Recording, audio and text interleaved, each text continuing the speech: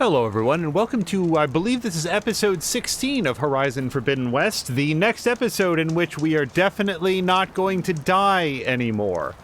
Really am setting that as a goal. And hello, a special early hello to Patikin, AJ, and Donk. I hope that you all have had a great weekend so far.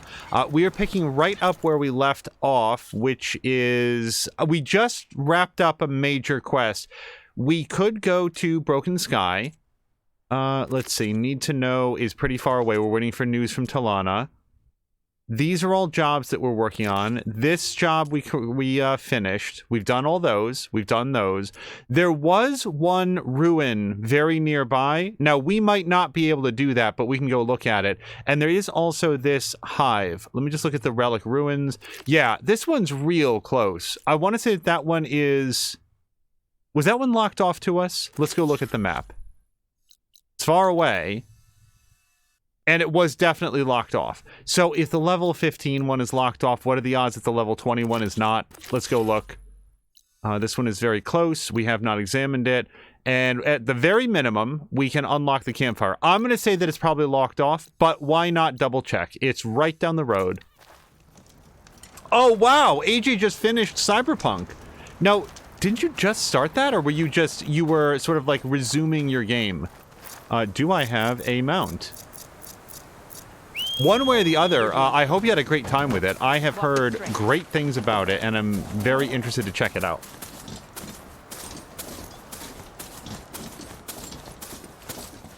Also, so just before the episode started, we were talking to Patikin about the fact that he and Mia, and I believe Chivalry as well, will be playing the... They have one heist that they have left undone in Payday 3. And then that will complete the main story. And then I think Patikin is not going to play the game anymore. That's really disappointing. I think that Payday 3 is a great game, and I would prefer it if Patikin didn't stop playing it forever, but it is his choice, and if we can't find some way to coerce him into playing more of it, well, that's just the way it's going to be. Oh, wait, I'm sorry. Patikin's planning to play it for several hundred more hours. My bad. I must have gotten that confused with something else. Also, Patikin did say that he's going to do New Game Plus in Jedi Survivor, which just, like, Patikin played it, then went on vacation, and the developers, you could hear them, like rubbing their palms together. Ha ha ha. This now will get him. And it was like right after Patikin finished the game that they released a major performance patch. So... An old world ruin. Might be worth taking a look inside. Yeah. See what I can find. Let's take a look. If we encounter a hard progression blocker, let's not be... What do we have in here? You've got to be kidding me, Aloy. Okay. Gonna say. A locked door. Looks like it needs a key module. Donk has heard nothing but good things about the new content and the 2.0 patch. I think we talked about it in a recent episode of this. The only real negative that I heard about the 2.0 patch is that... How do I get to it? If you were in the middle of a game, the way that it reworked the skill tree was... So I'm just taking note of that. I don't think that I can pull it down. Great. It does look like it's... That yeah. could help. If you were in the middle of a game, the way that it reworked the skill tree basically rendered your... it had the high likelihood of rendering a bunch of your progress invalid, and that you would have to start over again. So this is something that can be tumbled, but we have to do it from the other side. The metal clamp is on the other side of it. There's a metal clamp on the other side of this as well, but this one we should be able to get to.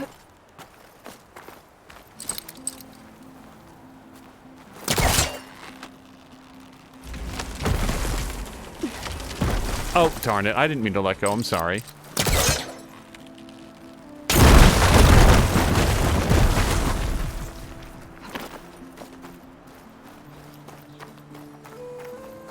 Okay.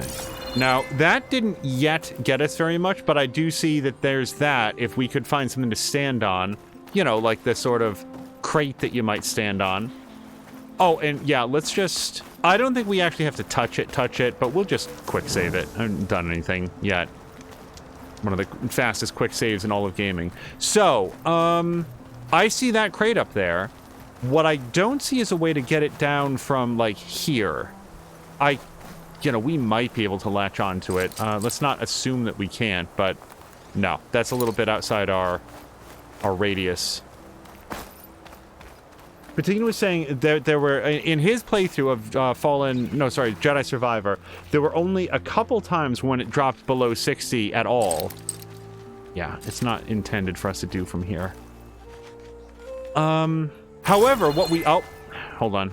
I was about to say, what we haven't hit is a hard progression blocker, by which I mean like a metal flower or an underwater passage that we have to swim under for a long time. And just as that happened, we found this box. I suspect we can pull over.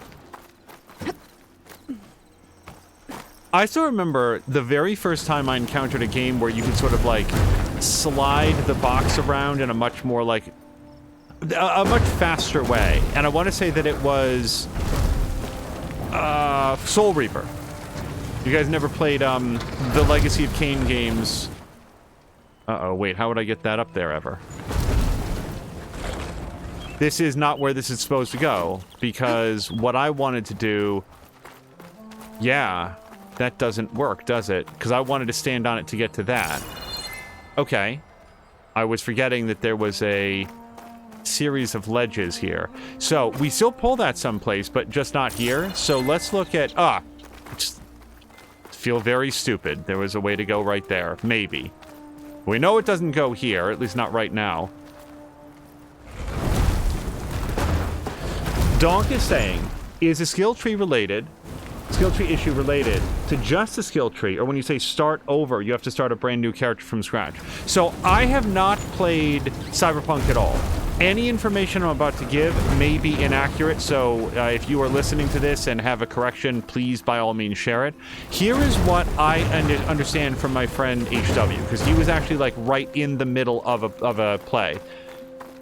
When the 2.0 patch came out, it reconfigured where certain things exist on the skill tree, and he lost access to some skills which now had prerequisites that they didn't have before, but it didn't refund the skill points. So he can keep playing. I guess technically he can keep playing, but he's going to have to invest more skill points in order to regain access to things that he had prior to the patch. So he's sort of playing from a disadvantage. That's my limited understanding of it. And I guess in the patch notes, according to him, right in the patch notes, it straight up says, depending on your circumstance, you might be better off just starting a new game. Now, that seems really weird to me, that like any developer would intentionally make that decision. So my best guess is that there's either some sort of technical limitation that makes it an issue for them to refund skill points. There's a relic in there, but how do I get it? Or there's just something else about it that I'm not understanding. There's a key module in there too. Yeah, no, I get it. So why do I want to... Oh, because of that. That's... Nope.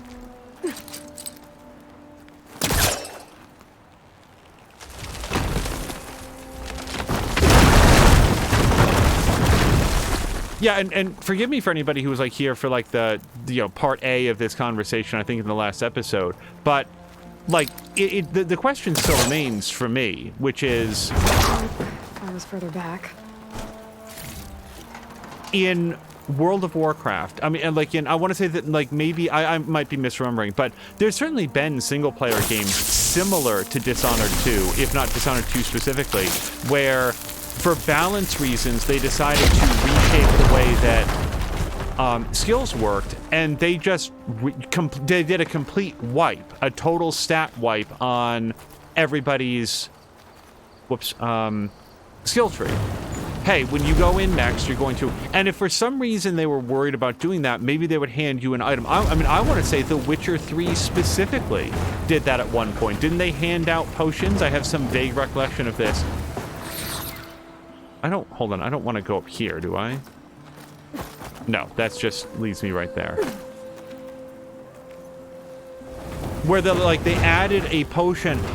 You know what? It might not have been in skill trees, but it was something about like they added like a new strength requirement or a new level requirement to certain armor, and what they did was they added a potion that would ameliorate the effects of like not having enough strength or levels or whatever for a short time. It was like, by a short time I mean like a couple hours, and that way you could take that time to craft or buy something better so that you weren't playing at a severe disadvantage. I have some vague recollection of this happening at one point with the patches for Witcher 3. I remember reading like the patch notes for that. The screenshot might trade for something good.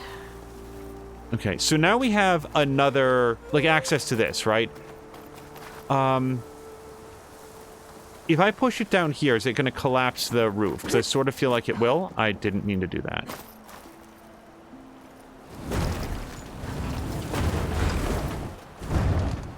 No, it just pushes down there. Is that good?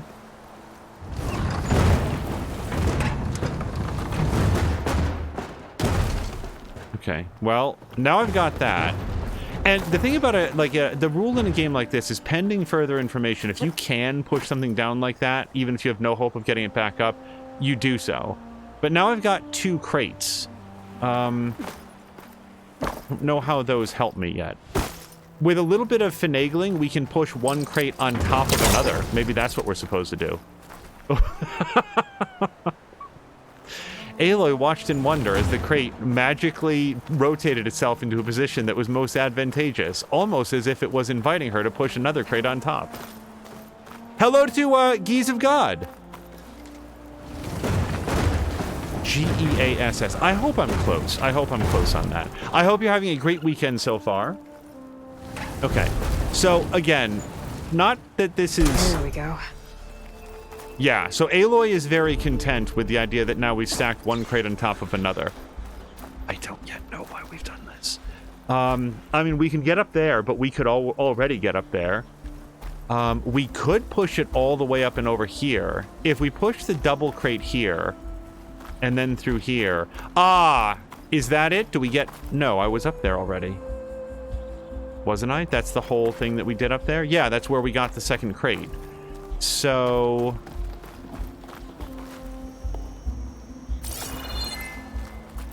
That's it. Maybe. Yeah, that gets us inside the tower. Okay, I would sort of like to pull this, turducken away. Yeah, we'll just get that out of the way so we don't have to worry about tripping over it.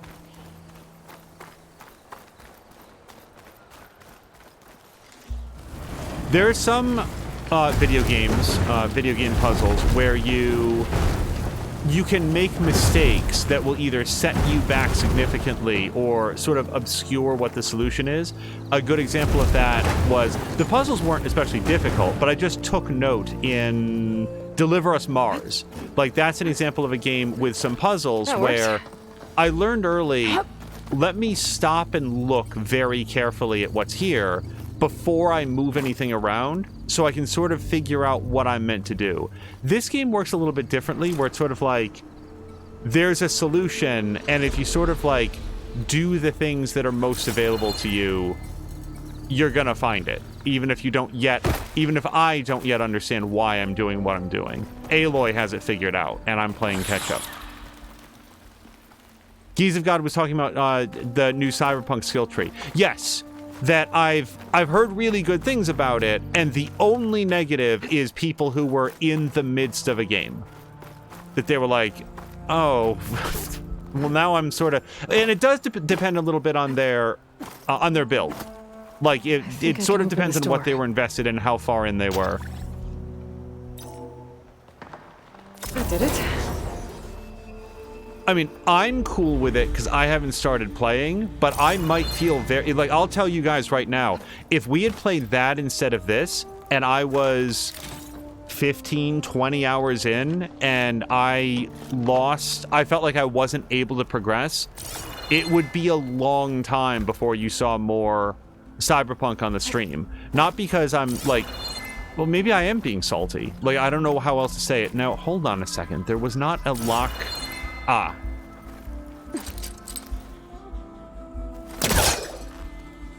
I was gonna say, we didn't go in there to get 11 metal shards and all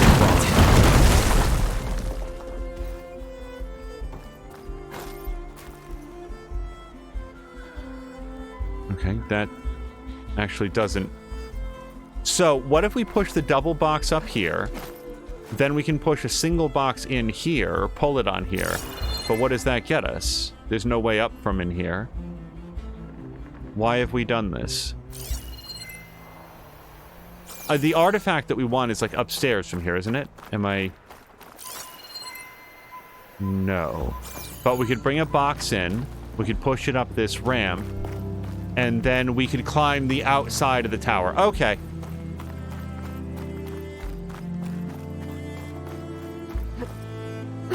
The combination of, like, this kind of, like, low-stakes puzzle and the music is, like, I'm really enjoying this as being the start of the episode. Look, guys, I haven't died in almost 19 minutes. It's working out great.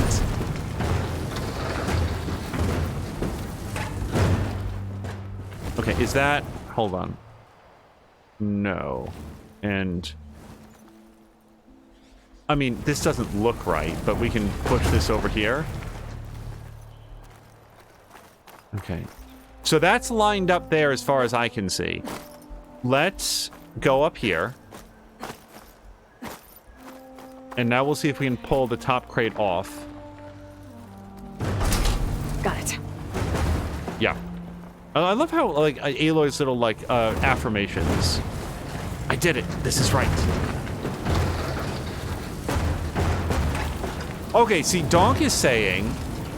The report that I just read said all the points are refunded in the 2.0 patch, which is what I would have expected. That's why I prefaced everything, Donk, by saying, like, I haven't played it, so I don't know. So, who was it? It was, pardon me, it was AJ, wasn't it? AJ, are you still here?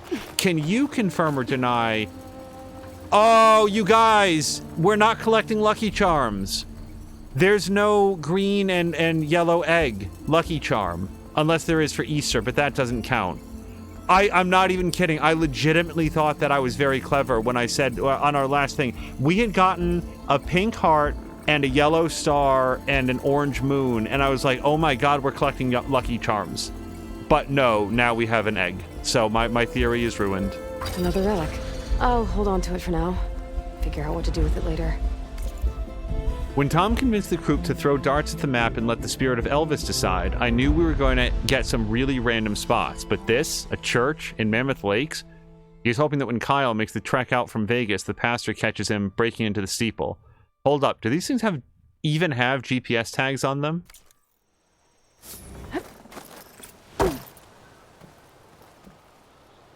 Hello to Takarosh! Now, the only other point, I just want to scan this really quickly. This is the first relic site where we have found, like, there was no story here. No codes, no logs, no newspaper articles. Some rabbit laughing at me. That was it. No, there wasn't anything. And whatever that reward is there that I apparently didn't get.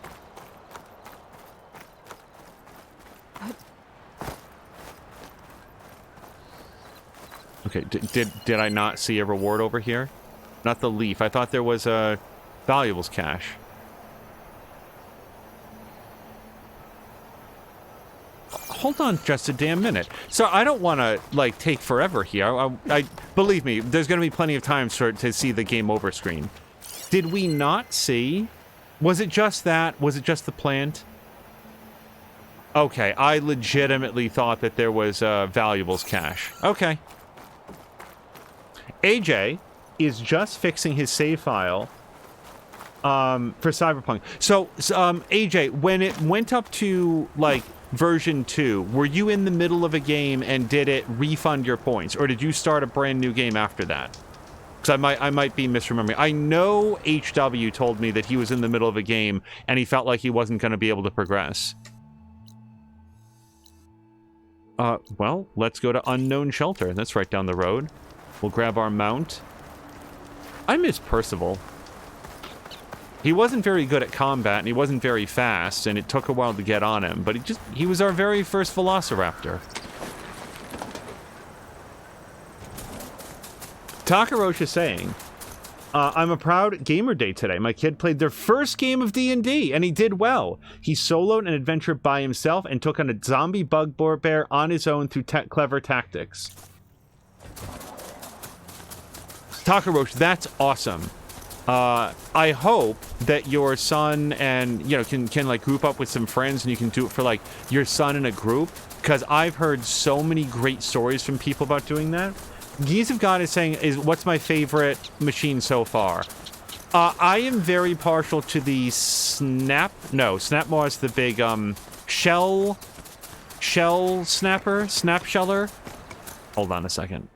I gotta learn these names someday. Machine catalog. The big turtle guy, because he's a cool turtle guy. I do like the shell walkers, but the shell snapper. Yeah, shell snapper.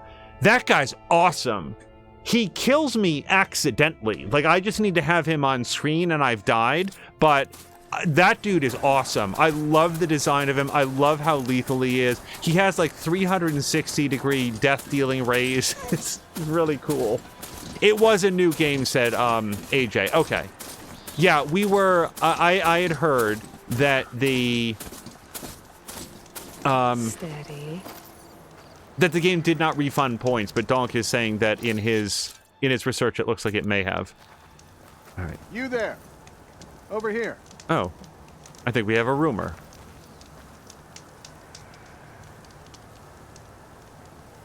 You're the champion come from out east. I've heard of your deeds in battle. My people owe you a debt. And so I'll share what I know of this land with you. There's much I see and hear that might help you in your travels.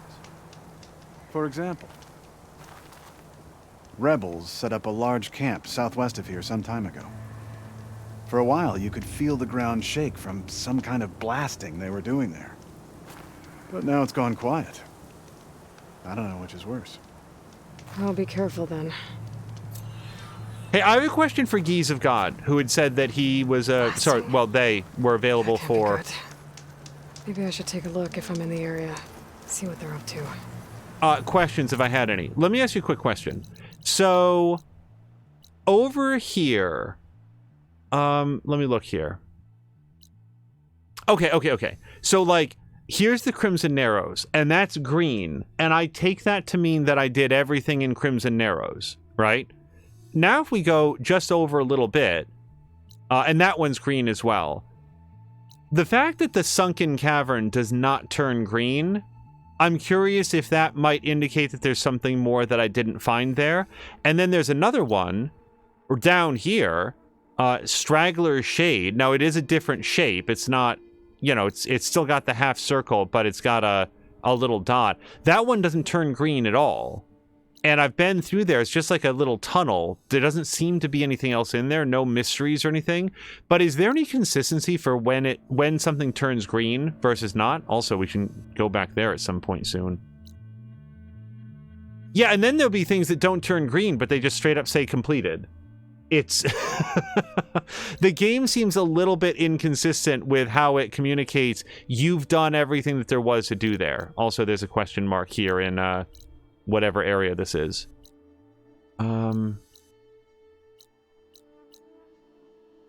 So we could go do that. I actually kind of want to go back and do that fire gleam. I am... One of the reasons that I want to, like, look around and, like, maybe go back and check some stuff out is I am feeling the way that my nephew felt when he attempted to, like, speed run the first game and not do any side content at all. Now, the weird thing is I've done a lot of side content and I still feel like I'm comparatively underpowered. Not in a way that I'm, like, unable to progress, but man, I die a lot. And that could just be me being bad. Did we not see Fire Gleam over here? Am I...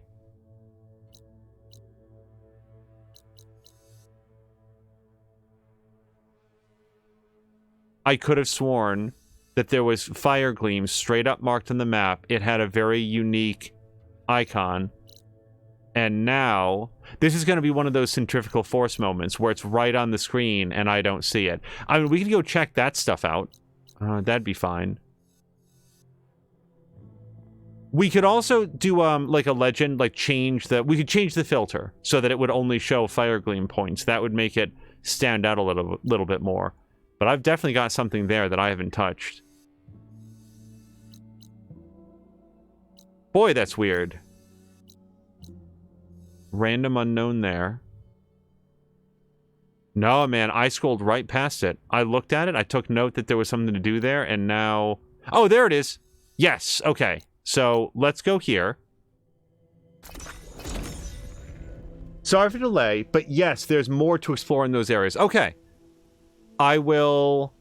What I'll probably do is wait until I have some more traversal gear, and then go back, because based on some of the sunken caverns, it's pretty clear to me that Aloy's gonna get... And please do not spoil this. Some sort of a rebreather, an oxygen tank. Maybe she'll, you know, be able to befriend some sort of a machine blowfish that goes around with her and refills her oxygen. Maybe she just mutates and gets gills. But there's something that's going to allow her to stay underwater somewhat longer, because some of the puzzles that we've been to have been like, oh, well, I mean, for that matter, maybe just let her swim faster. But there's something, because there's some sunken cavern stuff that we cannot do, and the game straight up said, hey, you can't do this yet. Okay, I'll definitely take the green shine. It is very valuable. Okay. AJ cannot wait for Assassin's Creed Mirage. I was very interested to discover that... it's right down the road, that Patikin is not going to play Mirage right when it comes out. He's going to wait on patches. My policy with Assassin's Creed games has been less about patches, although they do surely benefit from that. It's about the fact that, like, I obviously don't know with 100% confidence, but I'm just saying that most years, the Assassin's Creed game that launched for $50 or $60, or this year it'll be $70, was half price by Christmas. So I would need to really want to watch it to play the current version to not wait for at least the $20 or $30 off version. Oh, let's try to do the swan dive. I rarely ever get a chance to do that.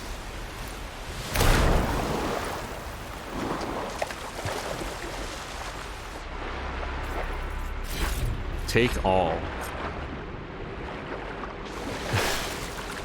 Will it count as a will it count as a Forbidden West stream where I don't die if I don't fight anything at any point and we just get collectibles? Fear not, that is not what this stream is going to be.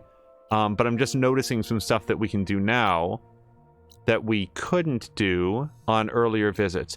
So let's check out what this is. Among other things, like, there could legitimately be some, like, armor or other gear that we pick up by revisiting some areas that would be very helpful. Like, the Tanakh Vindicator armor, that was a quest reward. That wasn't something that we traded for. That was gifted to Aloy, rewarded to Aloy for completing, like, a particular job. Patikin says, I waited to play the AC games most of the time. Ever since AC4 I waited. Valhalla I didn't wait, but I should have waited, really. And Patikin, I'll say this. You probably saw, and I mentioned this to Apnilla when he was playing that game. Talking about Assassin's Creed, I immediately wanted to run up that ramp in parkour. I mentioned this to Apnilla. Even after all of the patches, Patikin, Valhalla was... Hold on, what are you selling? Valhalla would work flawlessly for 5 episodes, 10 episodes, 12 episodes, and then on the 14th episode, it would just crash relentlessly like 5 times in a row. And then the next episode would be fine.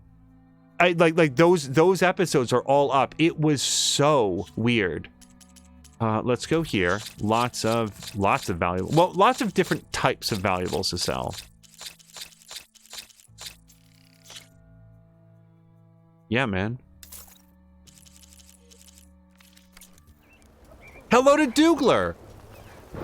Dougler, do you find it true that you never get used to Listerine? Because I have been using Listerine every day for like 2 years, and I swear to God, you never acclimate to it. Like, people say, well, like, if hell is just like boiling in lava for all eternity, wouldn't you eventually get used to it? Like, your body just sort of acclimates. And I would just say, you know, without weighing in on the existence or lack of existence of hell, Listerine, just the human body, my body never adjusts to it.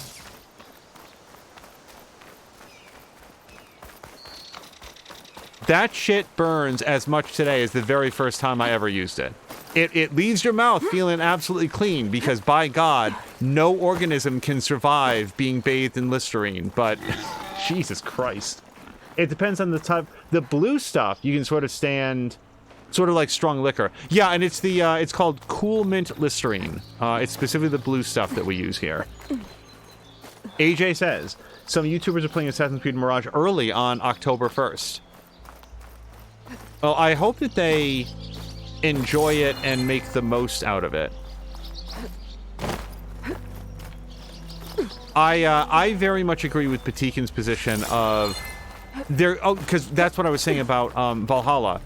I have things to say up and down about Valhalla. However, if the general stability that I encountered after it had been out for over a year was in any way indicative, like if that was an improvement of the general stability when it first released, wow. Because again, it would be fine for long periods of time, and then like you guys remember, I had a boss fight like bug out where the boss got all of it, like it checkpointed where the boss had like gotten all of his health back, but I'd gotten none of my health or resources back.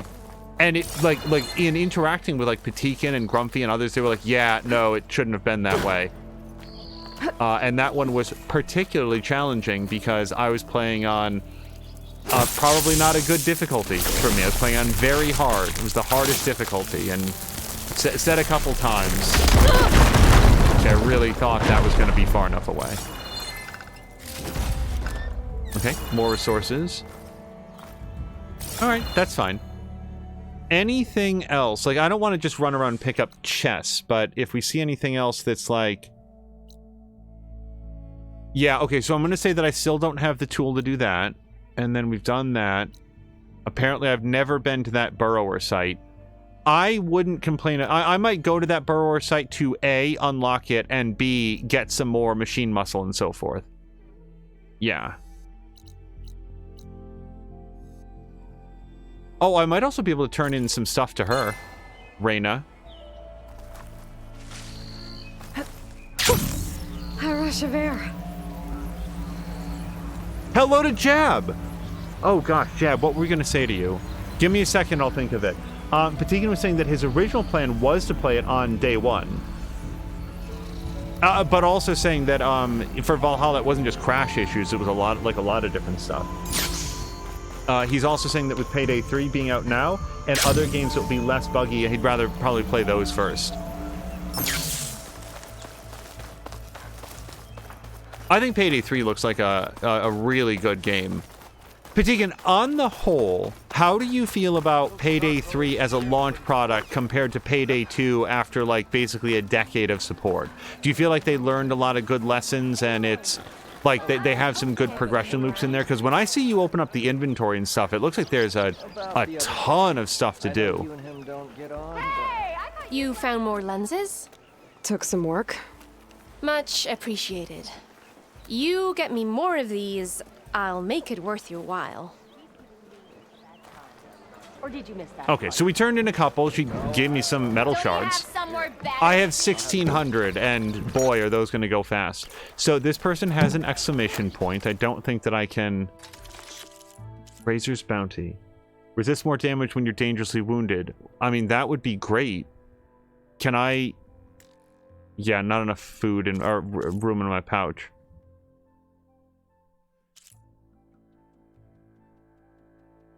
I really do feel like some of these stews are better than what I'm finding further out to the west, but that, your mileage may vary. Oh, I just remembered. Jab. boards.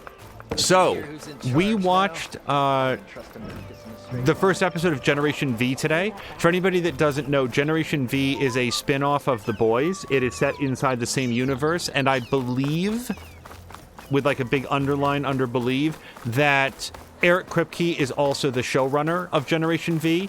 And I bring that up because they did a... Hold on. Oh. Hold on. Let me go back to the campfire. They did an animated boys spin-off show that I very much disliked and would not recommend it to people. I'm worried that people might watch that animated series and be like, oh, well, it's like an anthology series of like standalone stories, so maybe that will be a great way for me to... No, it's not. Don't do that. Also, there's some fire gleam right there. So let's set that as our goal, and I'm going to fast travel right here. Geese of God is saying, I think you can store food in the stash, but I could be wrong. I should have read that before I fast traveled. Jab has been pretty impressed by the Cyberpunk DLC. The point is, Generation V was great. We've only seen the first episode, but it was really good. I very much want to see more of it.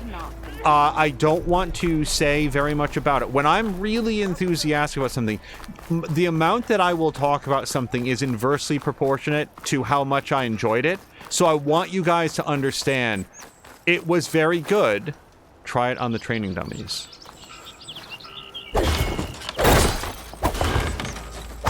Wow, I'm really glad I'm getting tutorialized on this now. Okay, I did it. Okay, fire gleam. But no, great action, great actors. CGI Flame. CGI Flame is to me what Digital Blood is to my producers. It always looks really bad. There have probably been 1,000 productions that I've seen that made use of CG generated fire that I didn't notice, but when I notice, it is extremely distracting. But then again, it's like superhero fire, so I'm willing to give that a pass. Great actors, great action, great production values. I'm really into the story already. Generation V, big thumbs up only from episode 1. We'll see how it matures. Let's read this. A tattered journal full of scrawled glyphs. The Karja came for their scrap. They paid us a handful of shards and took our hard-won haul back to the Sundom. Now our sweat and blood will make weapons for the same people who cut through the claim in the name of their Sun King. When Odgeld lost his hand to a burrower, he said it was because the cogs of the world machine had turned that way. That the revolutions of the great apparatus we live within needed his blood to oil its workings. He said it with a smile, and the fools here saw that as strength. Even our beliefs have been melted down into servitude, acceptance, compliance. Is there strength in watching your ability to fight be stolen from you? Is there strength hanging your head in submission? Derval was right. We are not cogs in a machine. The Oseram are the engine that drives it. We are the fire, the steam, and the crackle of the old one's captured lightning. We must heat the fires of the forge and reshape our people. Each servile Oseram must be sent to the crucible and recast. Through acts of retaliation, through words and deeds, we must stoke the embers of the claim until our compliant people can be hammered back into weapons. I know that I'm being watched, that my views are not understood, and so I toil in secret. I sell my goods to the Karja wearing a mask, pretending to be an inferior servant. Then I send my shards to those who will act. Their bravery shall power the bellows to forge our people anew. So, do we not know exactly who wrote this? Based on, we can rule out who didn't write it, like Derval. Sorry, who didn't write it. But I don't think we have an identity on who did write it yet. Jab watched some of that. I don't know how good it is, but 20 minutes in I realized that I was way too old to watch it. Yeah, I thought it was great, and I entered with some trepidation because that animated series was, there were... The animated series ranged from, passable, like, I guess this is better than having the television off, to embarrassing.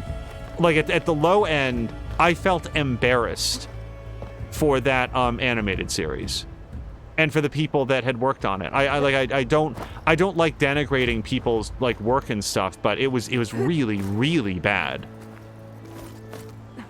It felt trying this. flippant and empty and lazy and jokey. I didn't like the animation style, and every episode had like a different animation style, so you would have thought that they would have hit on something that worked eventually. All I can say is that it was very much not for me. I actually don't even remember the name of it at this stage. But Generation V, that is, take everything that I just said and invert it.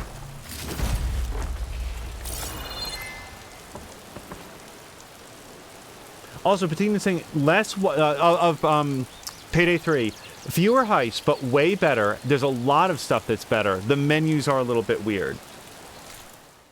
Okay, so we've done that. This is not going to be a collectible pickup stream. But I do want to hunt some burrowers because, to be honest, I'm very low on a variety of supplies. And it feels like... Here's what we'll do. Let's stop by the cook. Let's see if we can... store any food in the stash. Maybe we'll have to do that manually. This was a rebel camp, you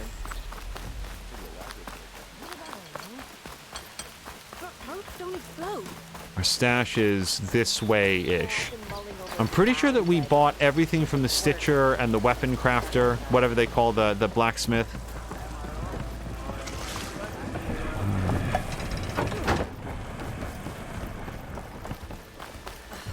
Did you hear who's in charge now?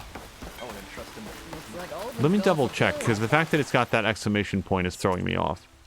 No, but what we can do is let's sell...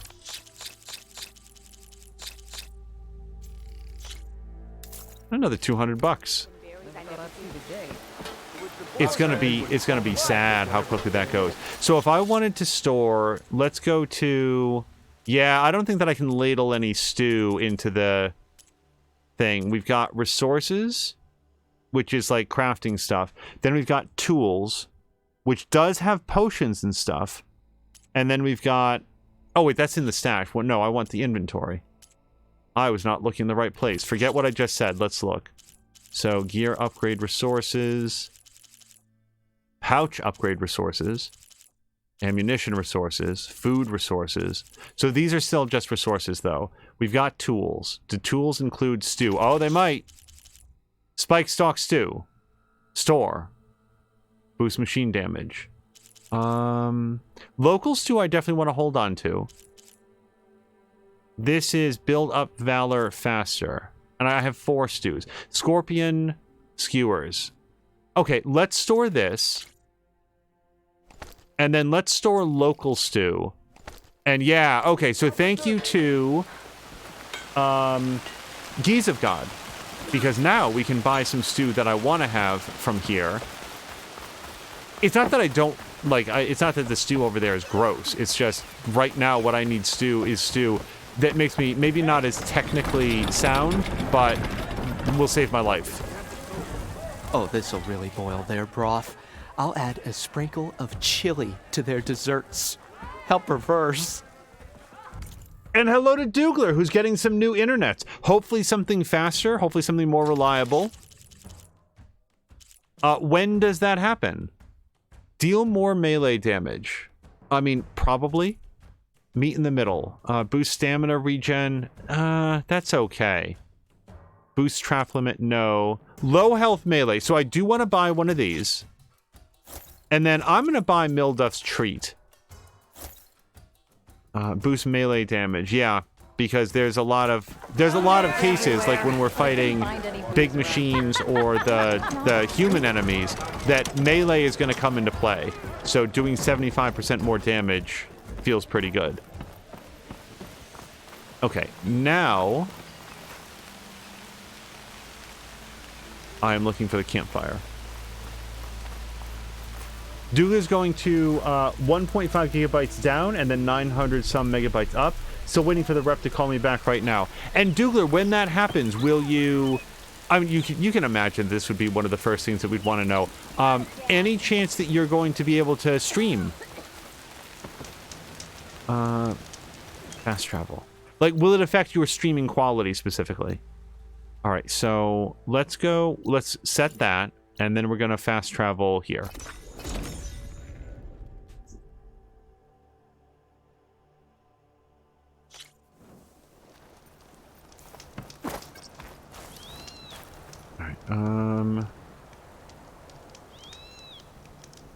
Did I not?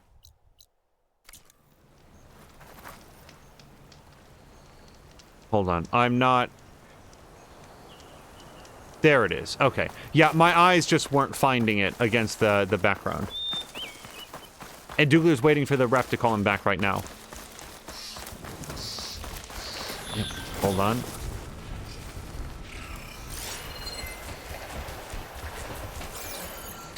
Well, if this guy's gonna wander in close... Uh-oh. Hold on. He might do his scan, is my concern.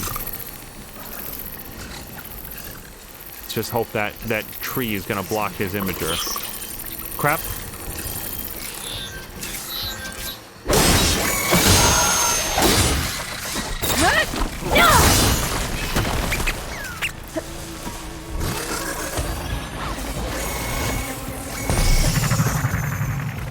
That might be the first time I've ever successfully missed that.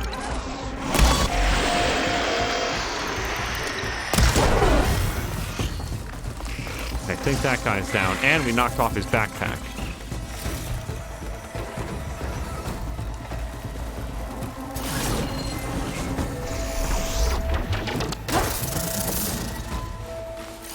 Hold on, I did just scan an Apex machine. So strong versus fire, weak versus nothing. So just don't bother to shoot him with fire. But acid, hey!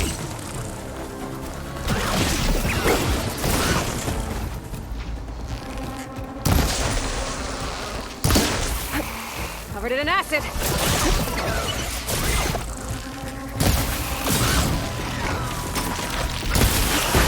Okay, let's go back to, whoops, regular arrows.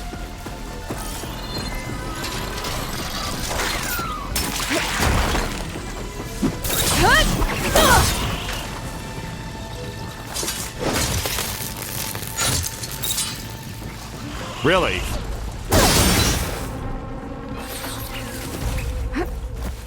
Okay, now hopefully this guy is still continuing to melt.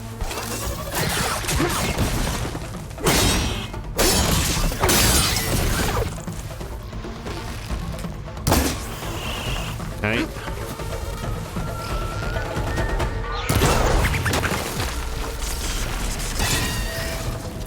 Blast paste. Wait, did he die of his acid? Because he went to burrow and then came back out and said, no, I'm dead now. It's because I did not do that. Geese forgot that I unlocked Apex machines now. So let me ask you a question, and like this, I don't think is a spoiler thing. So I read an article once, which was like, or maybe it was a video, things that we bet you didn't know about the original Horizon. And it was true that one of the things that I did not know about the original Horizon is that the machines would change in their behavior as you encountered them. But some of them were either so subtle or would happen so early that a lot of people just were never aware that it was occurring. Like, I want to say that one of the examples is that the Watchers, they would quote-unquote evolve like basically the third or fourth time that you ever fought them. So it was so early in the game that a lot of people wouldn't know. But the idea was that the machines would sort of like become more intelligently designed to Aloy's build and behavior to make them feel a little bit more dynamic. And maybe the idea just wasn't entirely fleshed out. I'm wondering if, like, the Apex machines are, like, this game's version of that, where, like, they wanted to revisit that same idea, and the way that they did it was by being more explicit. Hey, this is an advanced variant of what you fought before, and maybe it's adapted to the types of elemental damage that you've been using most commonly or something. Dougler currently has a 250 megabyte down and 30 megabyte up with a rather old metal router. So this is going to be a huge upgrade. Yeah, Dougler is saying that he already streams, but I think it'll be much better and won't have to worry about it as much when the roommate streams at the same time. Yeah, that's why I quickly amended it to, like, are you going to stream, to, like, will it make a difference in your streams? Because we've been in your streams and they're a lot of fun. But I certainly... We would not have been able to stream on the original internet connection from way back in the day, this more updated one. So I have another question for Geese of God. Is there any reason that this is marked? Because I've done that. Like, and if we go to quests, the melee pit, like, I got all the stuff. Like, we've got all the green check marks and stuff. I don't know what it's continuing to this day to put that diamond over it. Like, oh, go talk to the pitmaster. I know there's, like, additional training and, like, stuff, but, like, I've done the tutorials. I feel like I get them. There is a secret system to where the machines gain more armor the more you kill them. Apex machines are more aggressive, have more health, and different resistances. It's done, and it's annoying. Yeah, okay. I really wanted to make sure that I wasn't missing something that, like... And it, like, an acceptable answer would have been, oh, well, later on you'll learn what that is, so it's just keeping it marked for you or something. But if it's just, like, not necessarily bugged, but just, like, a little bit not quite right, at least I understand that. Okay, so we got a few more shards and a little bit of machine muscle and such. So now let's go do something. Hold on. Let's actually set our quest.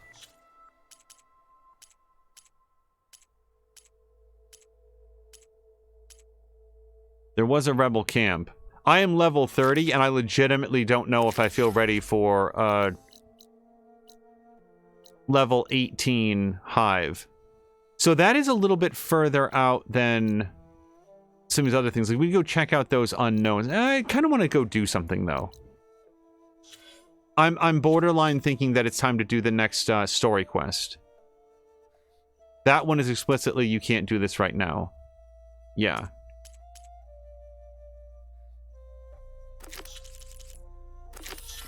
Where's this?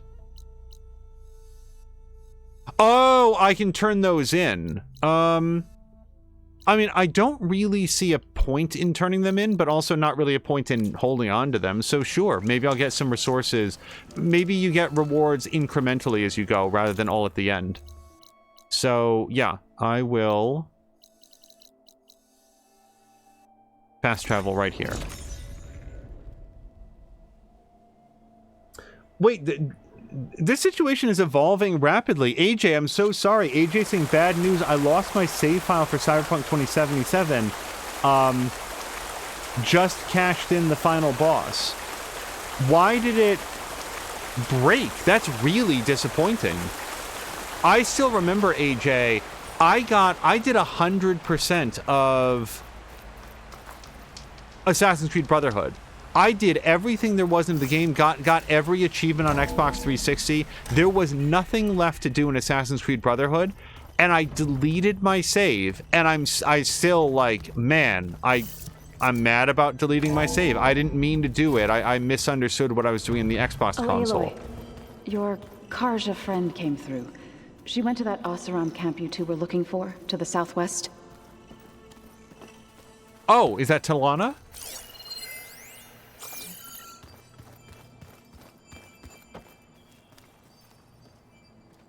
Aloy! Sorry, I didn't mean to startle you. You sure you're okay being alone in here? I have Gaia, and learning how to interpret the glyphs of the old ones, it keeps me occupied. Have you gone back to Plainsong at all? I thought about it, but I wouldn't know what to tell them. The chorus already thinks me a thorn in the thicket. If they knew what we did to Fa, even if they understood, there'd be little they could grasp about all this. No. For now, I must leave the tribe behind. These are a lot of exclamation points. So, how does a tribe like the Utaru manage to maintain the peace with warriors like the Tenakth? By holding them off. When our fields bloomed aplenty, the Tenakth looked upon our lands with envy. But Plainsong's dishes provided sanctuary and high ground to keep invaders at bay. In the end, even the Tenakth saw sense in a truce. The Utaru promised to provide the Tenakth with food from our crops every year. In exchange, the Tenakth would relinquish one of their own, a veteran, to train the Utaru in combat. This custom was abandoned a few years after the derangement. But some veterans still remain in the plains. I believe I've met them already. I've been meaning to ask, what's the deal with you and the chorus? You didn't seem to be on the best of terms. That's what happens when you're the one Utaru who insists on publicly defying them. Twice. When the Karja invaded the Utaru plains, they did more than just attack our villages. They burned our fields, took our people as slaves, and murdered those who were too weak to make the trip back to Meridian. To be sacrificed in the Sun Ring. I was helping the healers back then, as waves of refugees swarmed into Plainsong. The chorus was divided in how to face the invaders. Some saw sense in raising arms. Others believed the dishes would keep us safe, as they had many times before. And while they bickered, I buried the seeds of the fallen. It couldn't have been easy. Seeing your people suffer while the Karja invaded your lands. I come from a small village near Plainsong. My grandmother used to say there was no seed that wouldn't grow there. I moved to the dishes when I decided to apprentice as a healer. When the Red Raids began, I thought about going back. But the injured kept pouring into Plainsong, day after day. So I kept putting it off. One day, I woke up to hear a Karja raiding party had ransacked my village during the night. I rushed there with the healers to help the survivors, but there weren't any left. The smell of burning flesh haunts me to this day. I'm sorry, Zoe. I made it a point to appear before the chorus as soon as we returned, to demand that we take a stand against the invaders. I was denied. So I left to fight on my own. You said you set out to fight the Karja alone? I did. But it turned out I wasn't the only one. News of my disagreement with the chorus spread through the plains. Before I knew it, I had more than a dozen Utaru warriors ready to follow me into battle. We knew we couldn't take on the Karja armies head-on, but we also knew the lay of the land better than they did. We ambushed smaller raiding parties, sabotaged their supply lines, and hit their encampments at night. Sounds like you were a force to be reckoned with. Enough that the Tenakth took notice. When the clans began to push the Karja back east, they let us join their ranks. We chased the enemy all the way to Barren Light. Just a quick pause here to thank Mr. Haseo Ryu and everybody raiding over. Haseo, thank you so much for the raid. How was Dave the Diver today? You said you were at Barren Light when the Tenakth defeated the Karja? Tenakth marshals climbed the cliffs of the Daunt under cover of night, then attacked from the other side. Before we knew it, the gates were open, and the full force of the clans burst through. What happened next was not something I like to remember. When all the dust and blood settled, I smelled it again. The stench of burnt flesh. Our enemies defeated. What was left of my squad returned to the Utaru Plains. I went back to Plainsong. But even as the harvests passed, it didn't feel like I'd truly returned at all. Is that when you became a grave singer? I thought soothing the suffering of others would somehow appease my own. Then you came along and gave me a choice. I could either sing at people's graves or fight for a chance to keep them alive. I'm glad you chose the latter. This is a great conversation. I like Zoe a lot.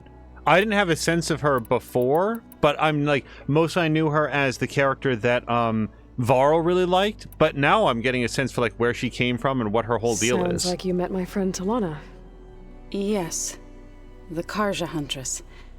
I haven't seen armor like hers since the Red Raids, but Varl tells me that she too suffered at the hands of the Mad Sun King. Yeah. She's one of the good ones. Trust me.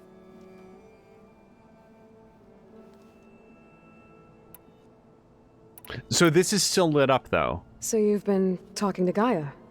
Yes, she was kind enough to take me through some of the history of the Old Ones, including their demise and the heroic actions of her creator, Elizabeth Sobek. I was surprised to see she was you. Past, but reborn? Not that I claim to understand how. Okay, now we've done all the companions talk. Quick pause here just for the folks that rated in with Hiseo. First playthrough of Horizon Forbidden West here on the PlayStation 5. So here we're having a conversation with one of the friends that Aloy has made along the way. I'd be very hesitant to risk spoiling anything, but it's been a while since we've caught up with her. Also, Geese of God is saying Zoe is dope, which I very much agree with. And hello to Fox McCloud. I'm very worried that I can never remember who I have and have not said hello to. Fox McCloud is talking about the stench of burnt flesh. You should have read the box instructions first. Dumbass, sorry, is what he says. I'm sitting here thinking, like, I was just talking about losing a save game and how I'll always remember it. And then we immediately get into a conversation with Zoe. It's like, yeah, I smelled all of my people burned alive. And that's what she always remembers. You mentioned you've been teaching yourself how to read? Yes. Gaia was kind enough to put together a list of glyphs used by the Old Ones. She helped me decipher some of the data you've collected and showed me how to use the focus to help the process. It's not easy, but it's been working so far. That's good to hear. Did Gaia tell you anything about the Zeniths? She did, though it wasn't exactly easy to believe. To think that there are places among the stars where life can bloom as it does here, it is humbling, to say the least, and heartbreaking that such life should be bent on destroying ours.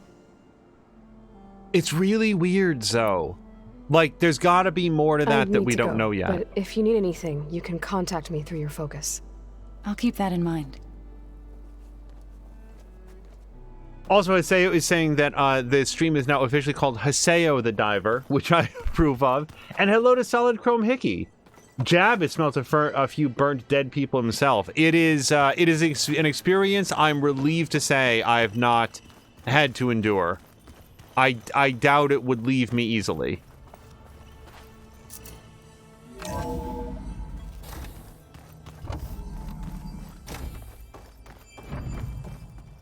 Welcome back. All right, so we can certainly do that. Do we think that Gaia has anything new to say? Hey, Gaia. I'm back. So I see what is on your mind.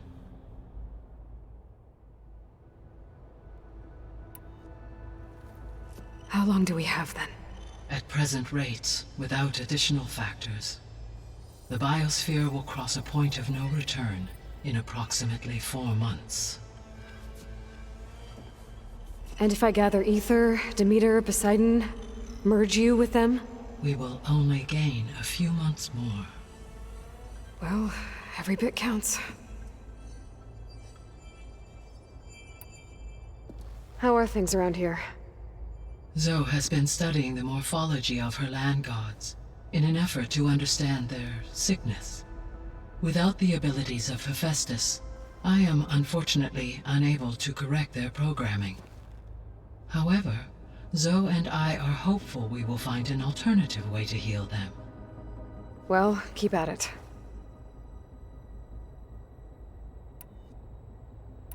I'll be on my way. I wish you safe travels. Dave the Diver is very much on my list of games that I would like to play at some point, but the schedule is just too packed right now. Drone's reconnected now. Oh, so I think that we've already seen that one, so we should be able to look at what this one was.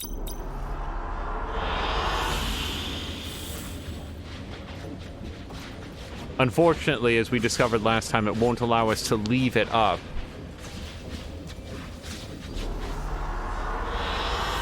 I like this one.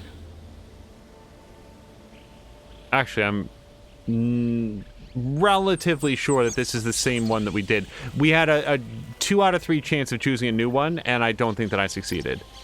Let's go for this one.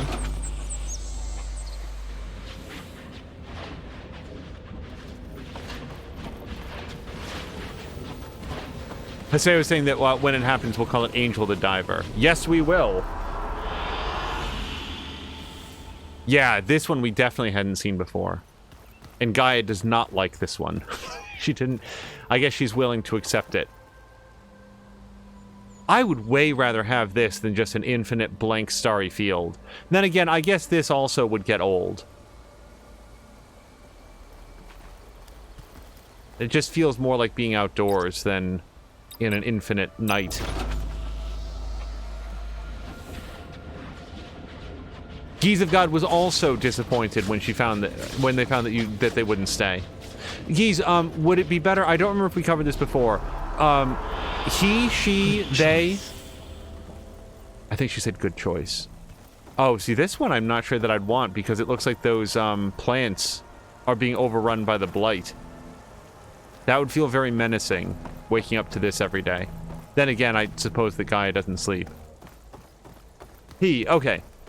Yeah, Geese of God was saying that he was also disappointed to find that they didn't stay. I wonder why not. Like, look what happens when we go downstairs. Just immediately blanks it out. It doesn't... There must be something about, like loading the room or, like, the geometry to it. Either that or they just didn't want to put a lot of attention onto what was basically a big screensaver.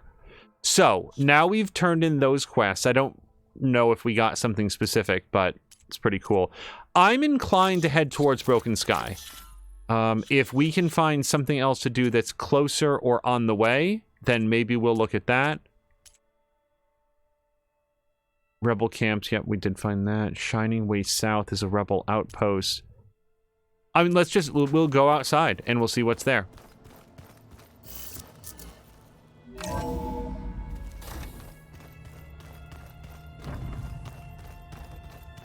You know, in the... Oh, wait.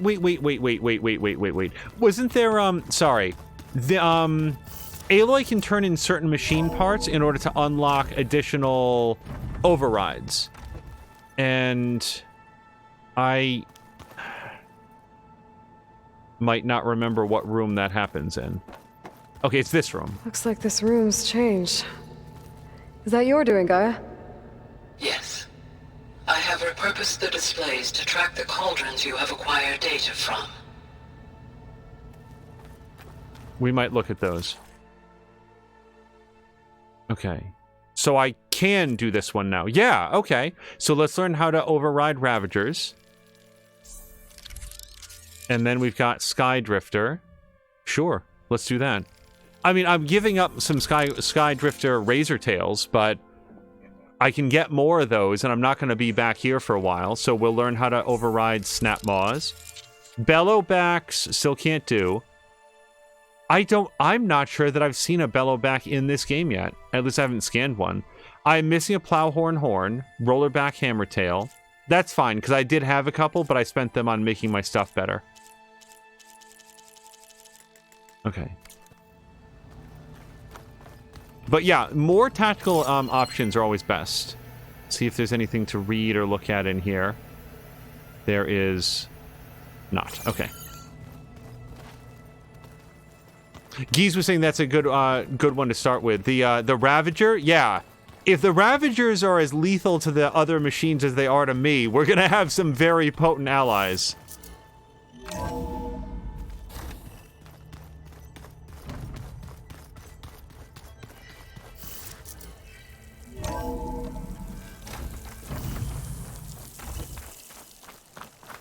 Okay,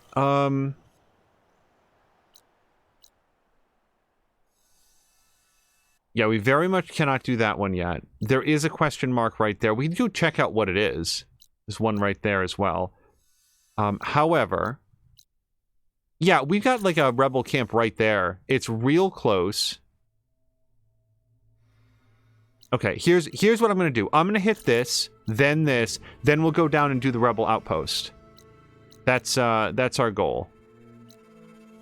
And the only thing that would make it better is if I can fast travel to it. Under my boots. I'm also very much enjoying the variety of different environments that we go through. Like right now we're up in snowy mountains, but in a very short amount of time we'll be in the lowlands, then we'll be in the, like out in the desert. And I like that a lot. Really, seriously, we didn't get those, huh? Okay, new plan. We're gonna get this, then work our way through the campfires. And you know what? Hey, if I get a plowhorn horn on the way through, so much the better.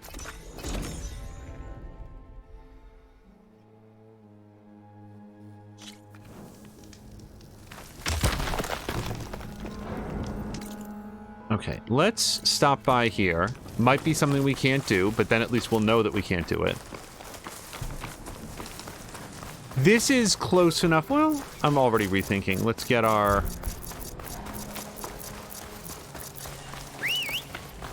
mount friend over here.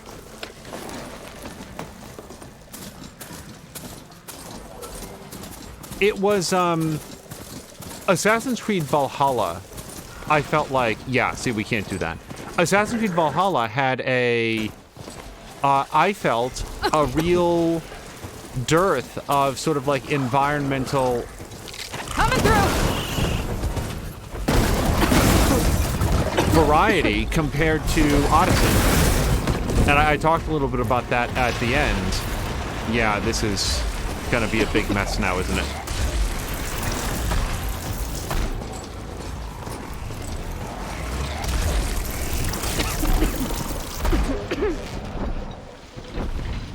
Wow.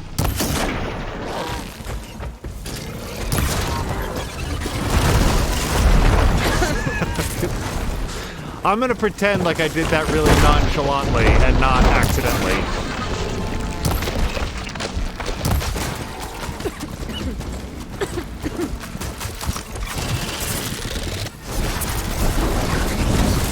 Okay, missed that kick. It's fine. I am aware, by the way, that this red stuff is very bad for my health.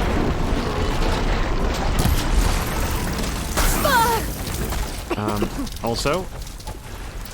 Oh, balls. No, we can't do that. So, I am gooed a little bit. Now I'm gooed a lot a bit. Come on.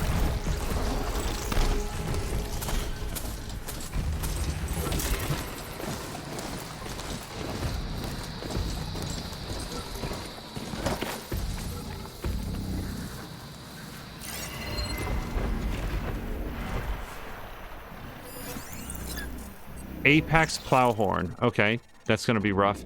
So I cannot override. Weak versus purge water damage, so I can knock out some of that stuff.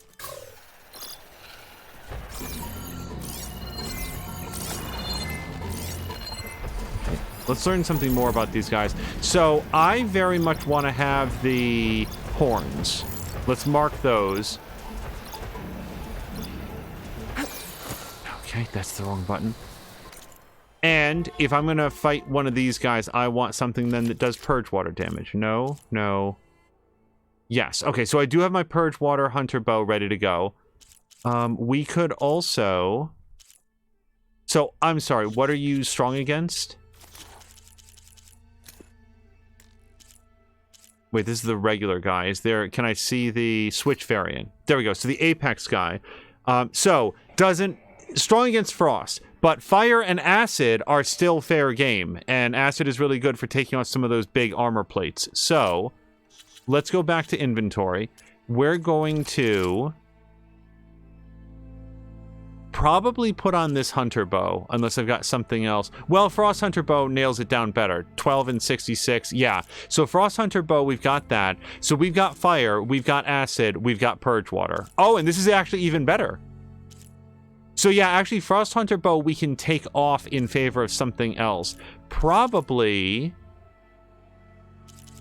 strong arm hunter bow, I would think, would be better than this. So let's remove frost hunter bow from right there. Okay, warrior bows we'll leave off. Sharp shot bow, I do kind of want to have. Q's sharp shot bow is currently equipped. Yeah, and it just... Q's sharp shot bow just hits a lot harder. It just does, with the extra critical hit chance. That's a frost blast sling. We're not going to do anything with that.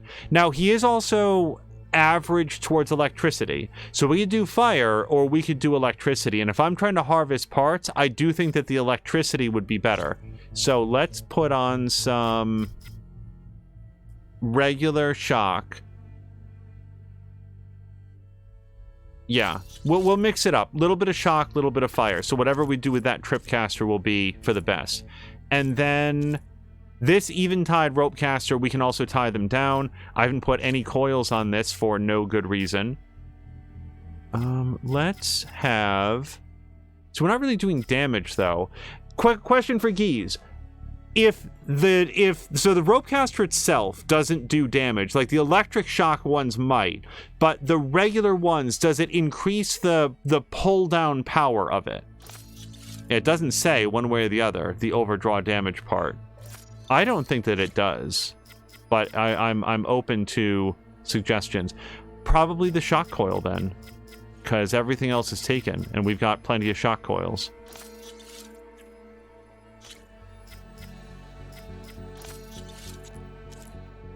Okay, we've got some spike throwers. Bolt blasters. I don't think those are going to come into play. And then the acid shredder gauntlet might be a good time. Yeah, is there something that I want to put it up over? Hunter bow, eventide, no. Yeah, I guess we'll leave that out for right now. For rope casters, the best coils are the draw speed ones. Okay, what is this? Now I already have this guy, right? Yeah, I'm sure that I do. Now, I'm going to lose health if I go into the red zones.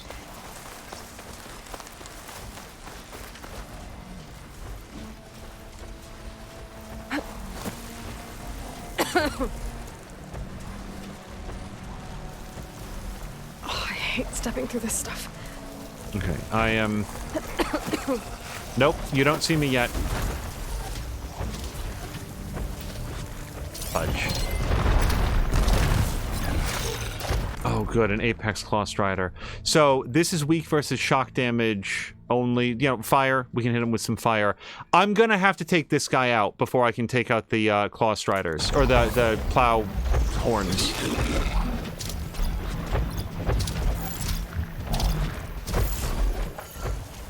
If we can lure this guy in a little bit closer, let's do maybe a rock.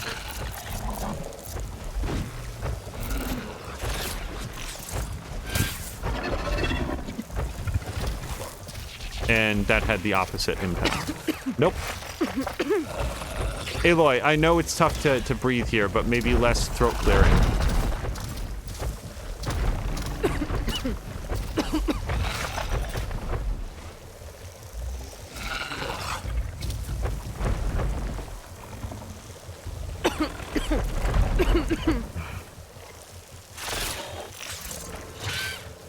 You don't see me.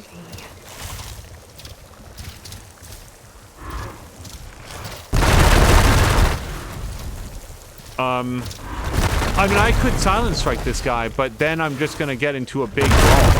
Ow.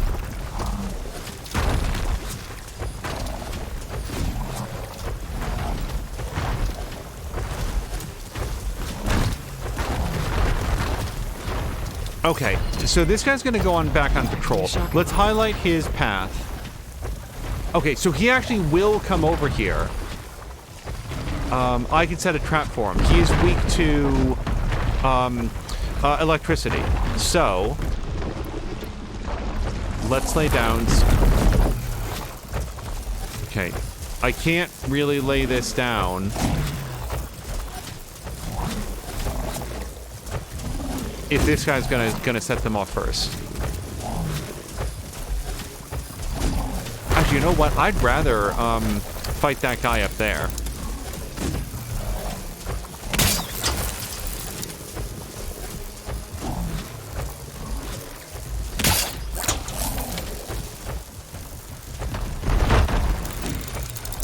I also don't know if I'm allowed to double up on this, but if I can possibly set these to double pop.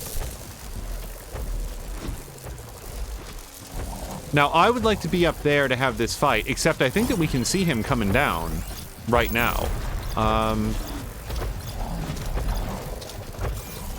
Yeah, I should probably stand ready to shoot him something.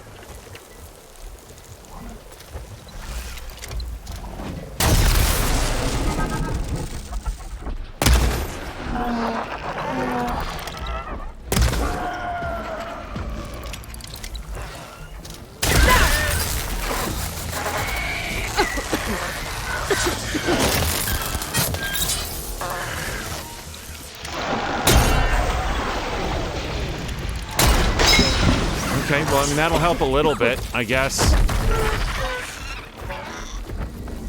No, if I can draw him up and away from the plow horns.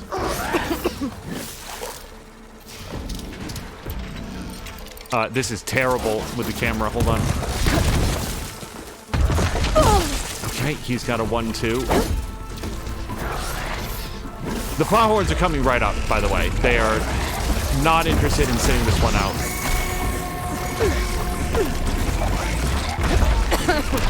Ow. Oh my god.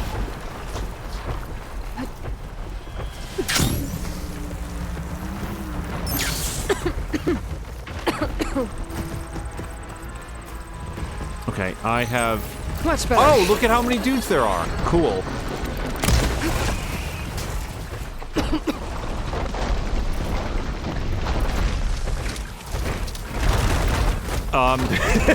This is basically exactly like What's-His-Face running alongside the Velociraptors in Jurassic World, except way more menacing.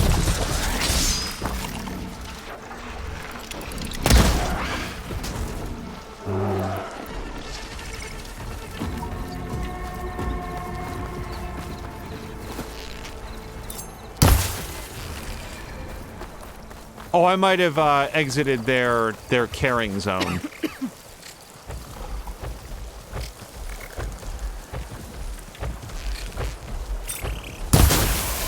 Acid's corroding its armor.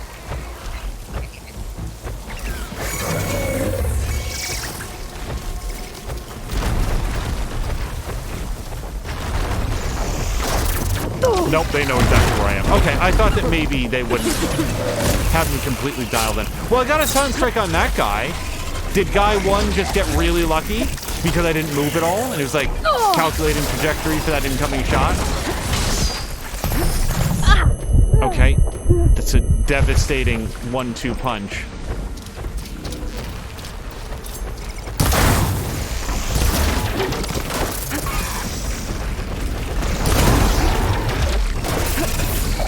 Kind of dive directly into that. It's fine.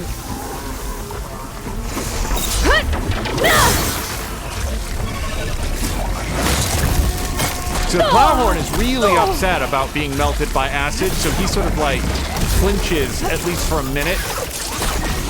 Not a minute, but gives us a chance to deal with friend.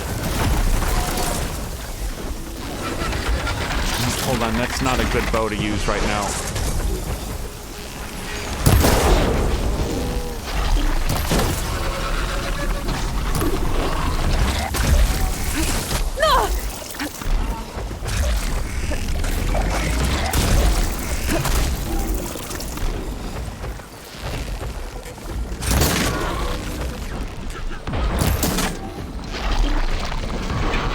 How did I hit the only part of that that wasn't...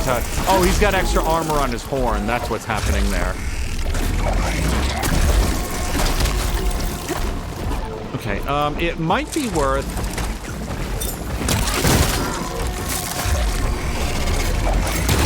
Down you! Okay, he's down for a second. So, let me heal. Let me refill my heal. Let me... No, I don't want Stealth Stalker. I want knock parts off of Guise Stalker. So we're gonna equip this. Also, why don't we put on, as long as I'm in here, let's adjust the Tripcaster. Let's edit the coils. Do we have one for the draw speed upgrade?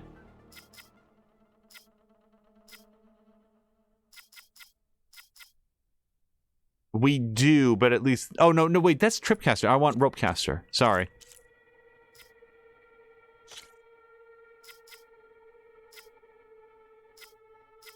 Draw speed plus 15%. I don't know where else this is. Puncturing Boltcaster. That's not a bad one. It's fixed. I'm just not using that right now, so let's slot that in.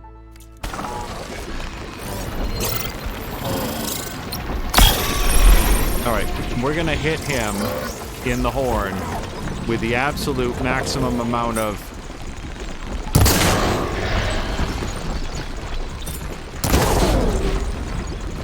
knock-offitude as we can. Boy, it's like these are attached real well or something.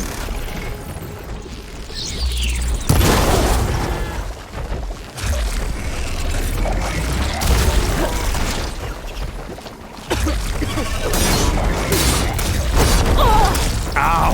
That didn't... What did I get hit by? I feel like it was another dude.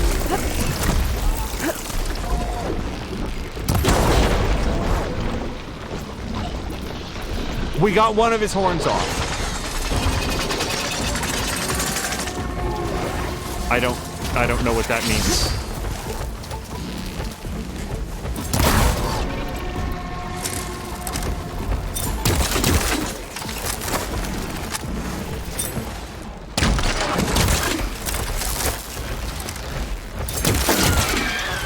Okay, that takes him all out of the fight for a minute.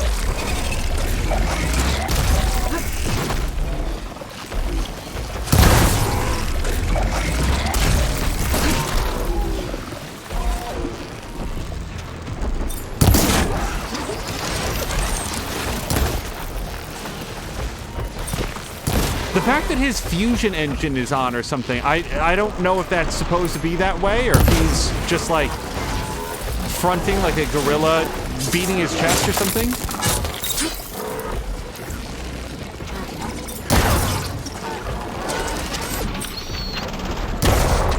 Come on. There we go. Well, maybe we did. Okay, one plow horn. And another plow horn. Now, I think that's all the plow horns that I needed. However, I could probably use this guy's tail. Don't have enough stamina yet. Okay. Well, then it's still our best bet.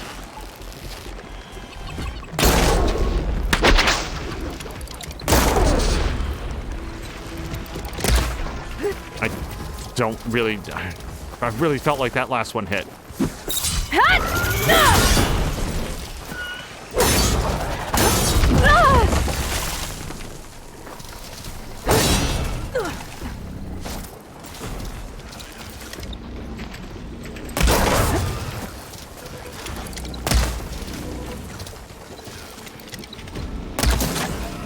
Okay, I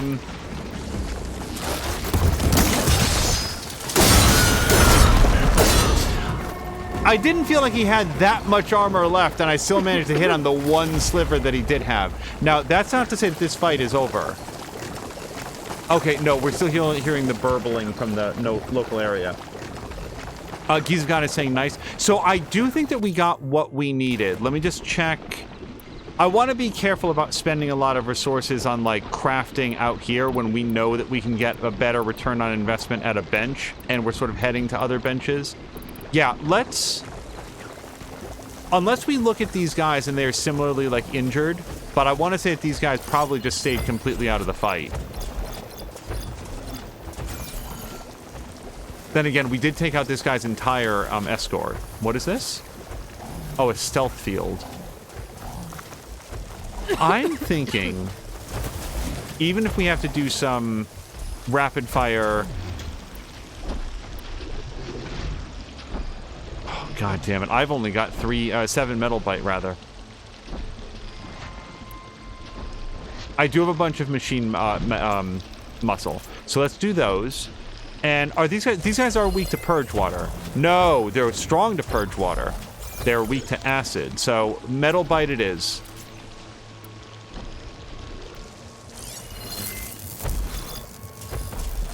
Okay, and they don't like, or they're ambivalent towards electricity.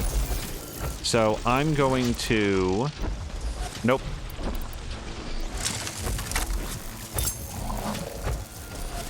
None of that is a valid location.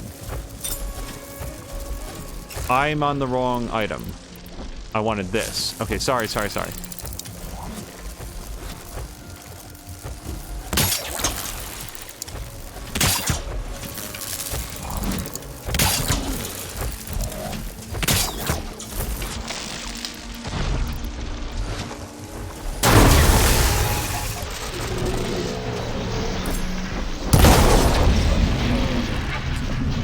Shit.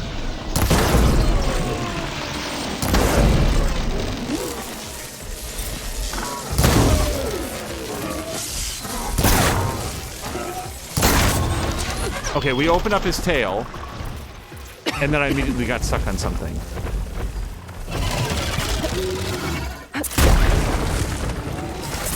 I think his tail is gonna, yeah, close back up here. Okay, it reset.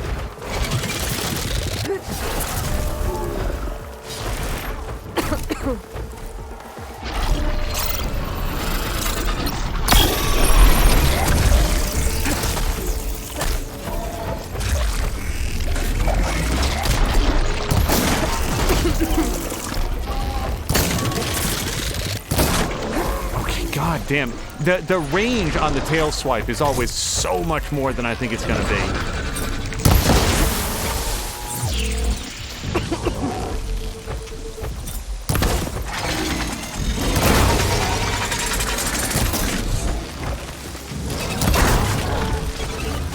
Yeah, his fusion engine. Wow, okay.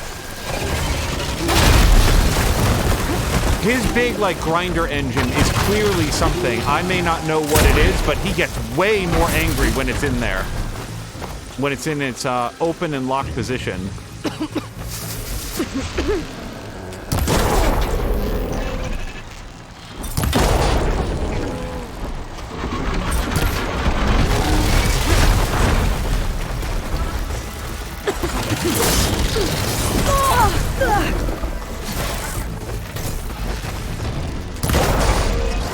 I will always take more horns.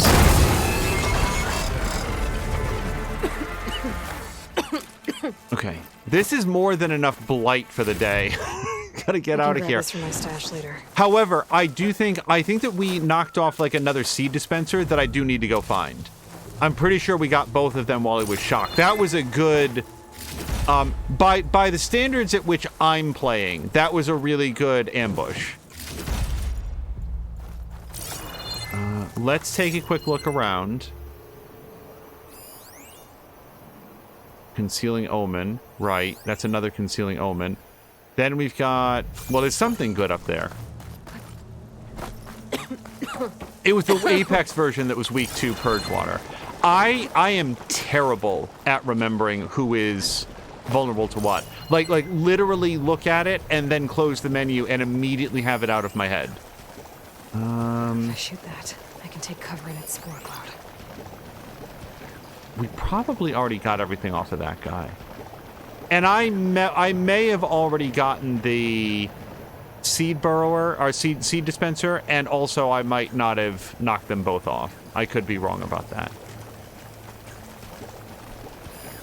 I guess let's go look to make sure that I got all the pieces off of this guy, and then we're going to get the hell out of Blighttown. Oh, and look at this. I didn't get everything off the burrower. That was some more machine muscle, and it's not like I'm flush on that. I need that for all of my ropes. Okay, I'm going to quick save. And now we're traveling south. Like, we're still on task. Let's get this campfire. I like having all of my fast travel points available. Also, tip that will save you a lot of time later. Save volatile sludge until late game. I very much... Ooh. Hold on. I honestly don't think that I can afford to repair him. I can... it's better for me right now to just get a different charger. And a lot more health plant, by the way. But I very much appreciate that. I remember in Baldur's Gate 2... I finally reached a point where it's like, you know something? I've been carrying around these topaz and lapis lulies and sapphires and emeralds and diamonds for the whole game. No, I don't even need the money, but I'm just going to sell them so I don't have to, like, carry them around. And the very next thing that I discovered was that there was an entire crafting or enchanting system that had been inserted in, like, the expansion for... I'm gonna let them do that. That required gems. And I was like, well, god damn it. So, yeah, knowing the, hey, don't sell this stuff yet. That's not a spoiler. That's just like, let's not have this person waste their time. Yeah, I could take on these plow horns, but I could also just go on about my business. Did we unlock this? I did. So now we're gonna continue to work our way south. I wanted to go here.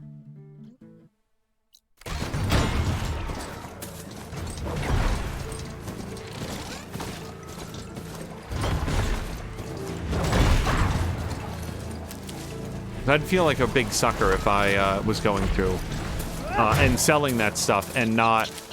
Then I realized, oh god. I wasn't planning to sell it, but now at least I know.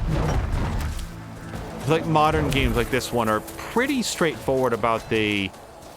hey, this is something that should be sold for stuff versus this is something that can be sold for stuff, but wouldn't you rather hold on to it because it's going to be an important upgrade feature? Alright. I think that we are full back on berries. I'm gonna go find out what this is. Oh, by the way, Haseo, when Mia... Hopefully Haseo's still here. When Mia raided over yesterday, it sounded like you guys were talking about possibly doing some... State of Decay 2 multiplayer. Oh, do we have Haseo? I actually have a specific question for Haseo. I can't believe I've never asked this question. Haseo, let me know if you're still around, and if we've missed you, if you watch this later, thank you again very, very much for the raid. But I just thought of a specific State of Decay 2 question. I might still ask it, but I feel like no one was better suited to answer than Haseo. I'll ask it just in case.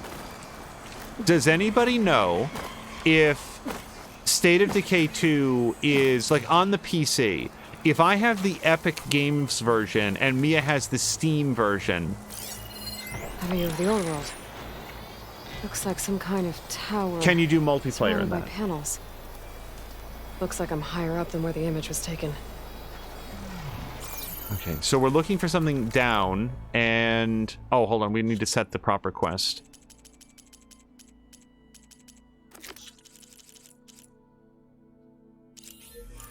Oh, actually, I did want to set it, though. I pressed the wrong button. Quests. Here. Activate quest. So, Aloy's straight up saying that I'm closer than it should be. And, like, we can see based on the shape, it's that, right? I mean, that's what it looks like to me. So, I'm thinking that viewpoint down there... Let's not go down too far. Let me check where we are on the map. We're still inside the zone. Yeah. I'm gonna say that it's this vista point. Oh, we have guys here.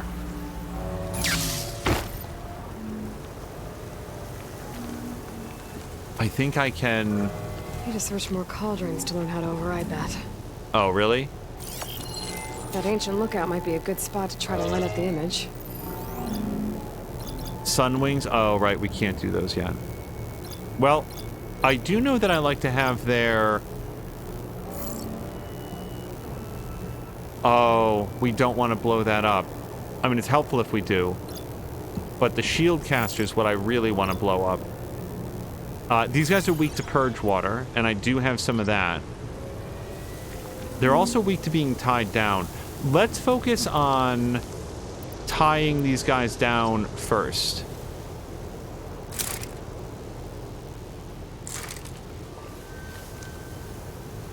It's gonna be a mess.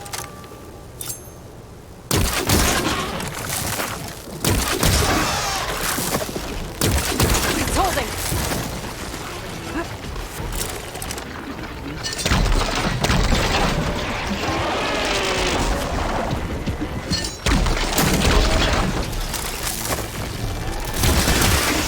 Okay, my very, very best punch against this shield caster.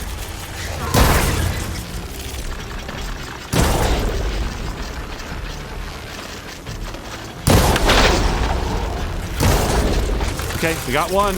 I'll take it.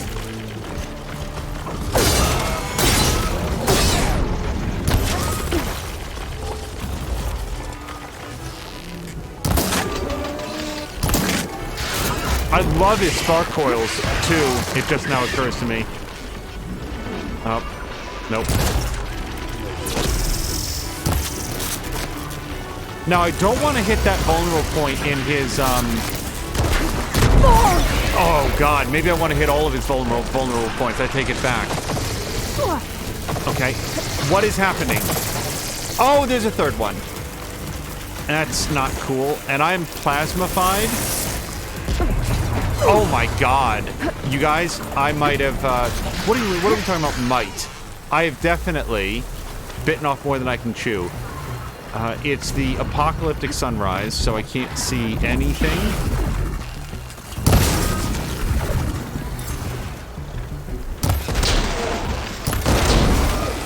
That's not going to feel good for him.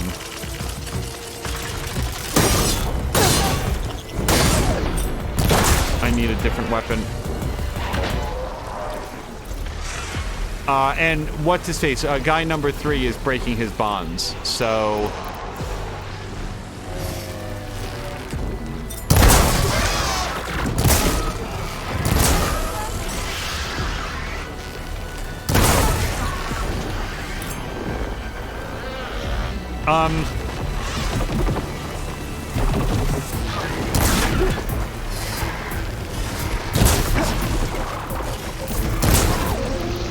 That'll dare bit of attacks.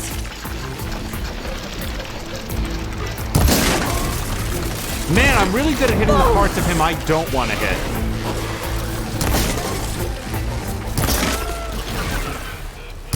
Although maybe I should take what I can get.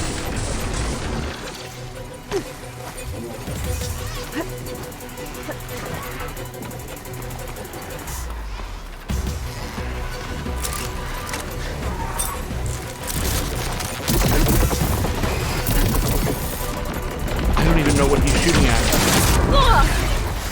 That's too much damage.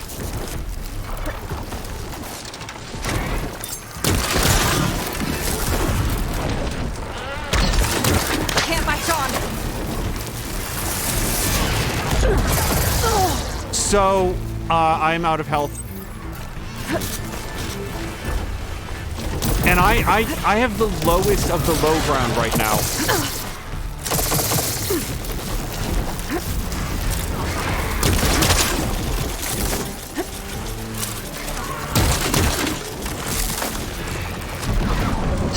Nope, nope.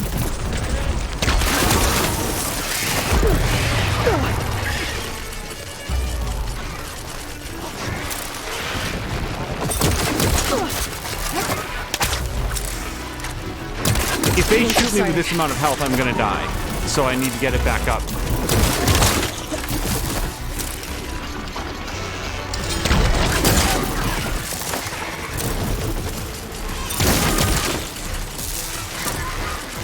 Nope, out of ammo. This is fine.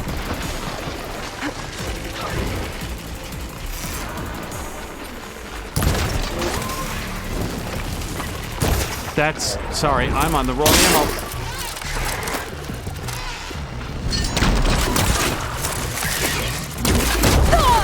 I cannot get a beat on him. Okay, so that only took 2/3 of this guy's lives.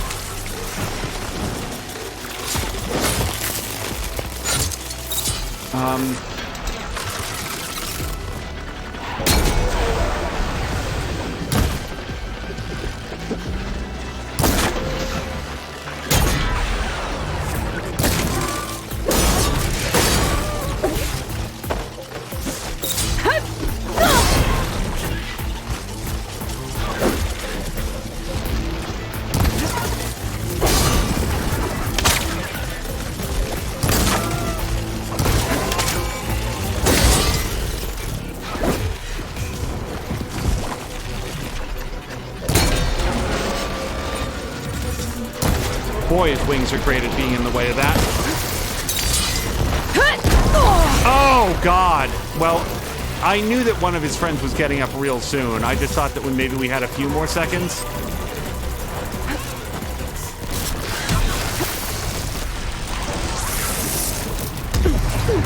Okay. It's too much. Get up.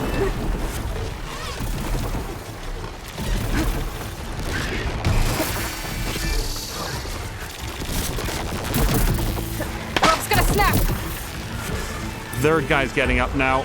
Thank you, Aloy, for letting me know.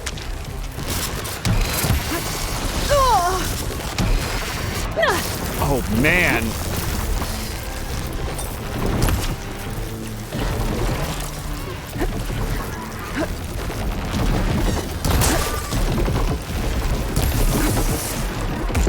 These guys are extremely good at sort of like changing elevations in a way that I find unpredictable.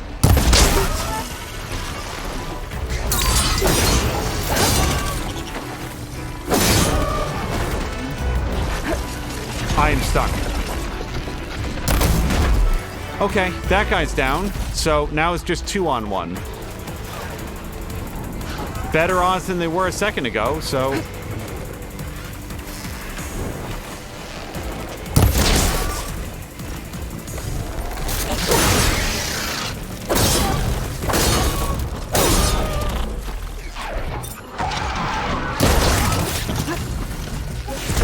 No, give me a second. We've almost got him on purge water. Okay.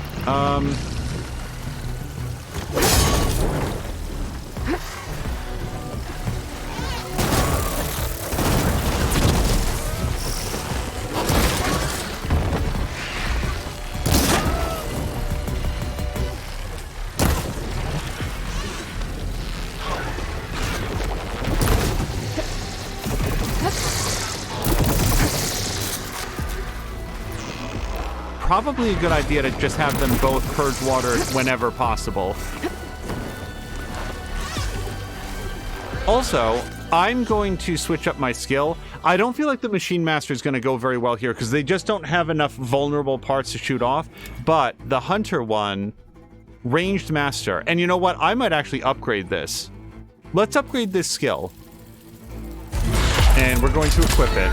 This is going to give me plus 60% ranged weapon damage, which, I mean, frankly, I kind of really need. Machines killed by a... Oh, no, that's next turn. This gets me 45% more damage. Sunwings hurt even in the late game. Douglas saying, Angel, question for you. When you played Spider-Man, did you save up your points and spend them all at once, or did you buy the skill up? Did you buy the skill upgrades all at once? I would usually, Douglas, want to spend them as I got them, and I mostly went wide. Like, I didn't go super down the list. I would sort of like build up all of the ones semi evenly, which is not that dissimilar from what I'm doing in this game. Actually, I don't think that I have enough. Okay, I do have it.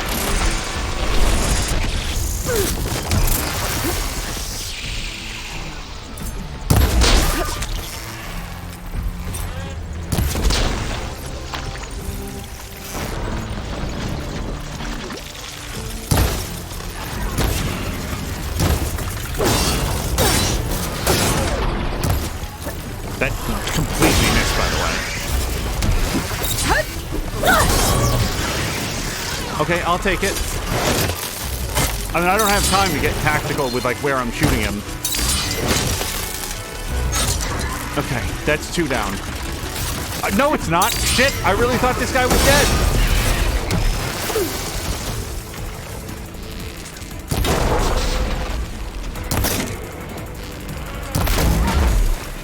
What does it take, sir?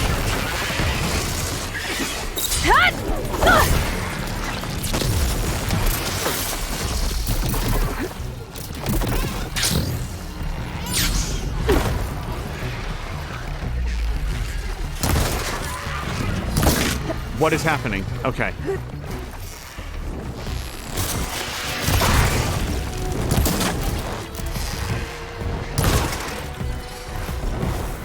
Okay, that's 1 more down.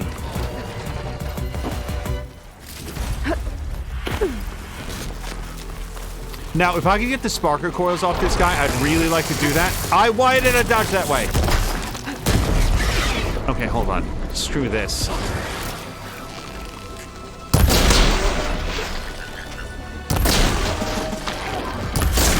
Okay.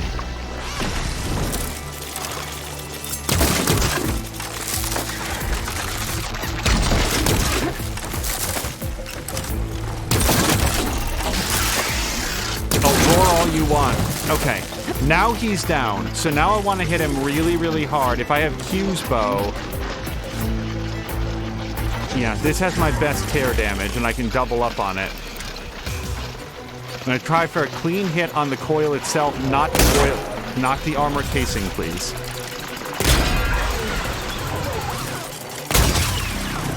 Come on, then.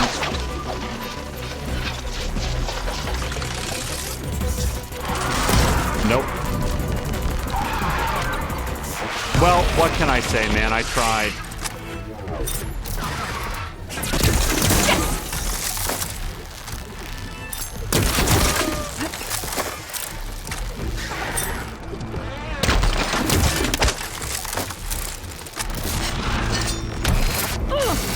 Jesus Christ!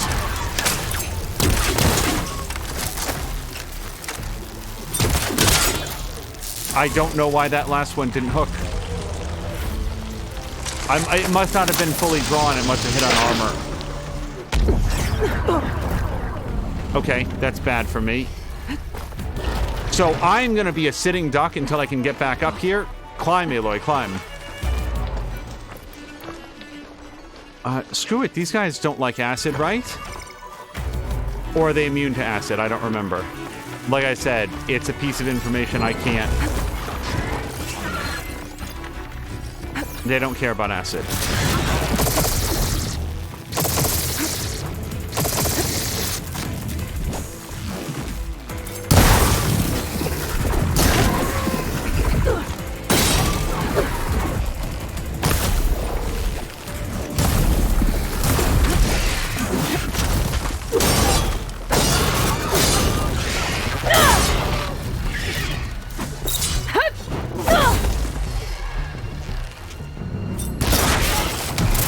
God damn it. Oh, man. We lost all our acid buildup. And I'm out of health again. This'll help.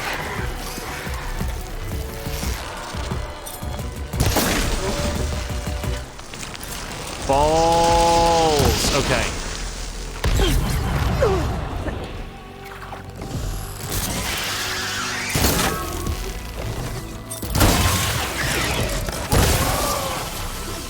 Okay, that's something.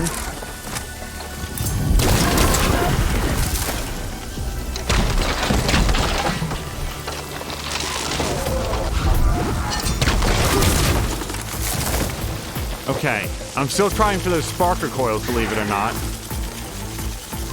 You know what? Maybe I should really...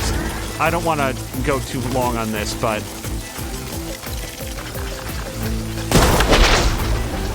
I can get sparker coils off other guys. I can only get Sunwing shield casters off of these guys.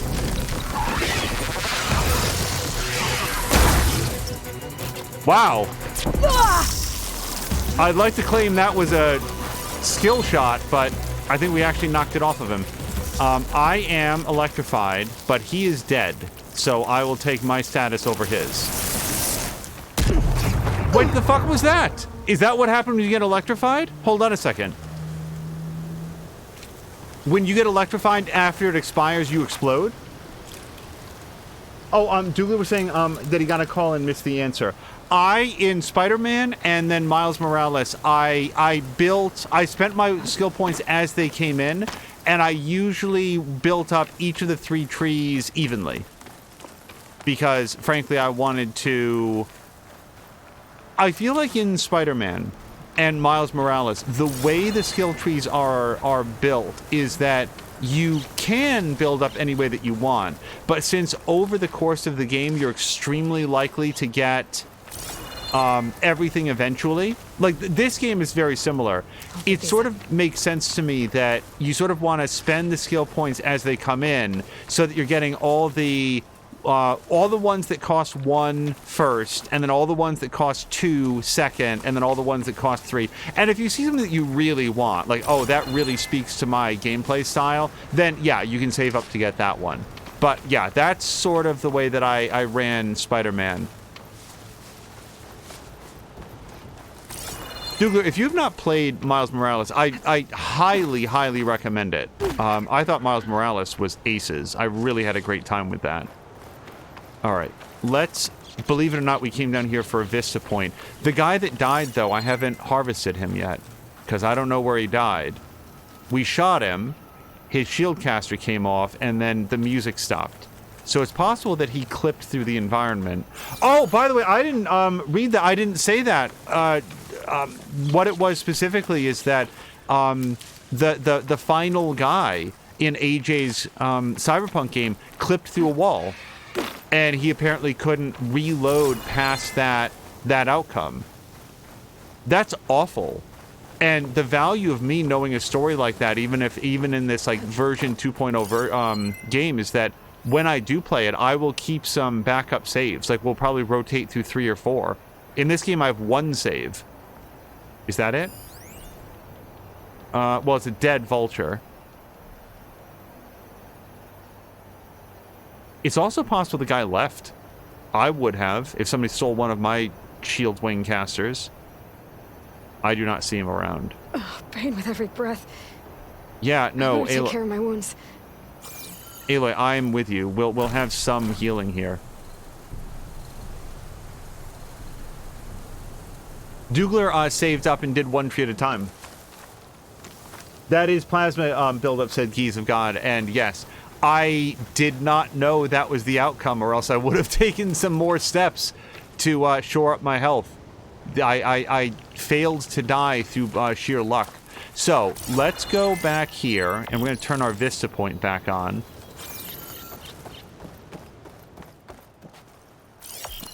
This doesn't look right. Better try another spot.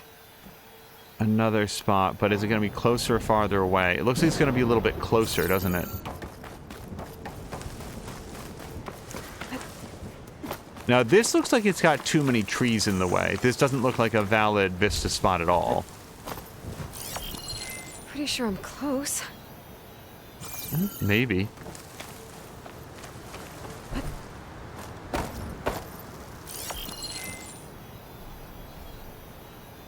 I'm still a little too far away, I think.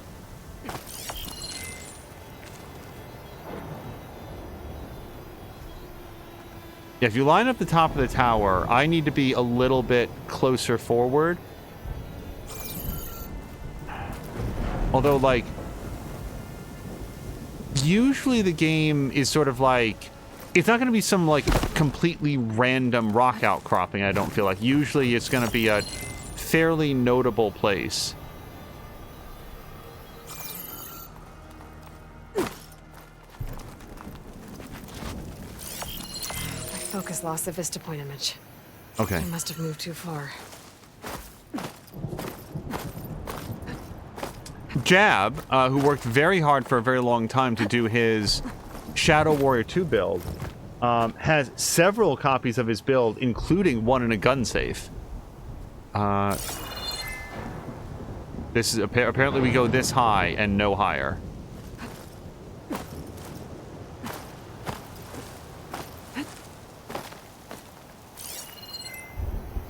Oh, wow. When you leave, you have to go... I'm actually not inside Thinking the back in zone. range of the vista point. I could try to find where the image was taken. Maybe it's up here. Look at this fairly prominent tree thing. I thought I needed to be lower. All right, now to try this again. There. It is. Yep. Like I said, it's not going to be some, like, completely random spot. It's going to be someplace that makes sense. So I guess just a solar farm. I don't mean like it's a beautiful solar farm, but that's what we're seeing. An image from the past when this was a functional solar farm and not a dust bowl. Did get a bunch of experience points for it. By the way, Geese have got it. I don't know if you've been here. In the first game, the Vista points had like a sense of 3D to them, like you were looking into a diorama, like there was another 3D space projected inside the window. I really miss that. It's the omission of that is not the worst thing, but it is like, oh, you know, I kind of liked it when they had that. I have backups.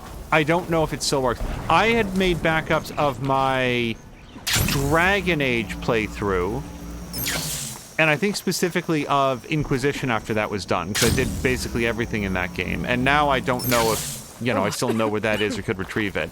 Same thing with Pillars of Eternity, because in Pillars of Eternity you can... We know how to upgrade these, or override these guys now. In Pillars of Eternity you can import your save game from Pillars 1 to Pillars 2.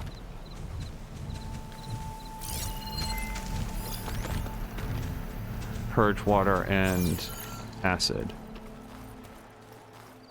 Yeah, why don't we see if we can intercept that guy and override him. I think it'll tell us if I can override him, right? Yeah, it is unlocked. So I'm going to wait right here, because there's other dudes. That's the thing. We saw, like, a watcher, or whatever they're called, burrowers, over there. Geese also misses that. Now, the only other thing is that don't I have a...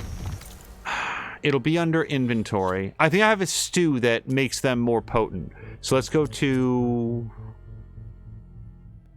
Is it resources? Gear. Pouch. Ammunition. Food resources, but that's not the same as consumables. Green shine, no. Tools, then. No, it might have been one of the ones that I put away.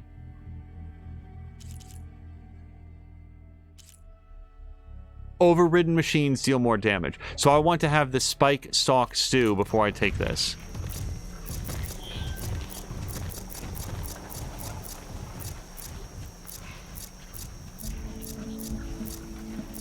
There we go. No point using fire against that.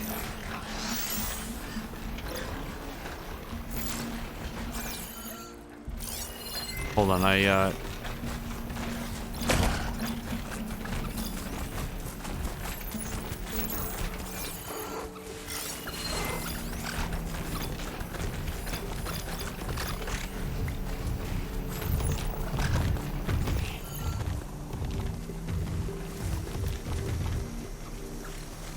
Okay. No, you didn't see anything.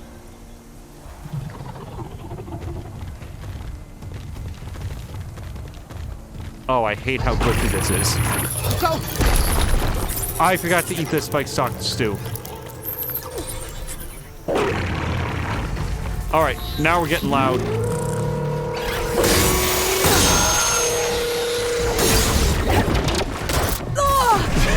Not even a moment!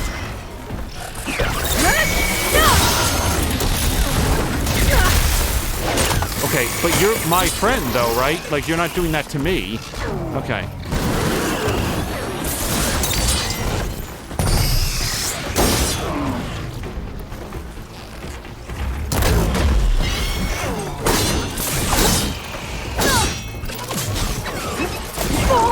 Jeez, I dodged so many times.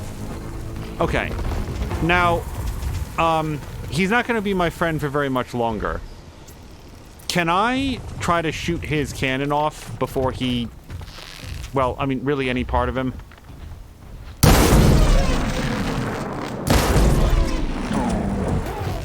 Actually, he seems to be... Yeah.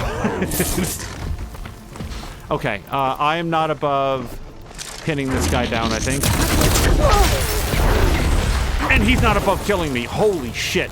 I have no berries.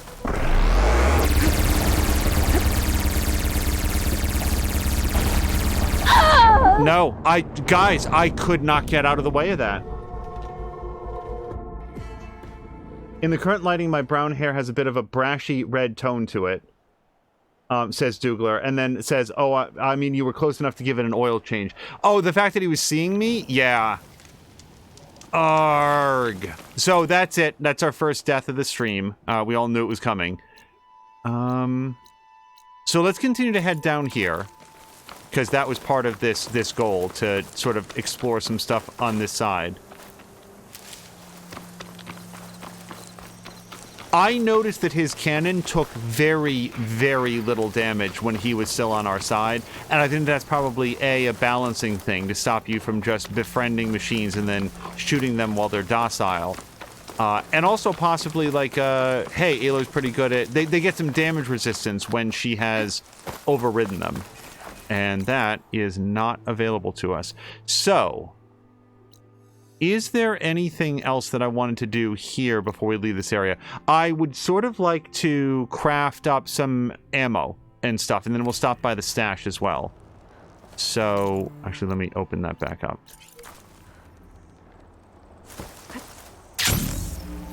It was a great plan to take out the burrowers. It's just phase 2, as we'll put it, didn't go so well.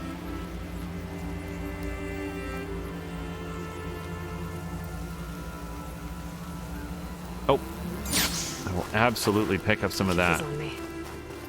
I'm not going to need any stew because I completely forgot to eat that, and also I think it probably would have been rolled back. Yeah, that barrage attack, I just couldn't get out of the way of it. I don't know how much you guys could see, but I was roll, and he had energy to spare. This is not a valid entrance. Now, one thing that I have learned is that the machines are very good at, like, leading you. Like, if you're heading in a direction, if you don't change direction, they sort of have telemetry on you, and they're gonna hit. But I really thought that I could sort of, like, get around to one side of his firing arc before he caught up with me. I'm going to restock all categories. Hey, stranger, are you looking to trade? Well, maybe. Let me sell some stuff that I have, and then you'll show me the stuff that you have.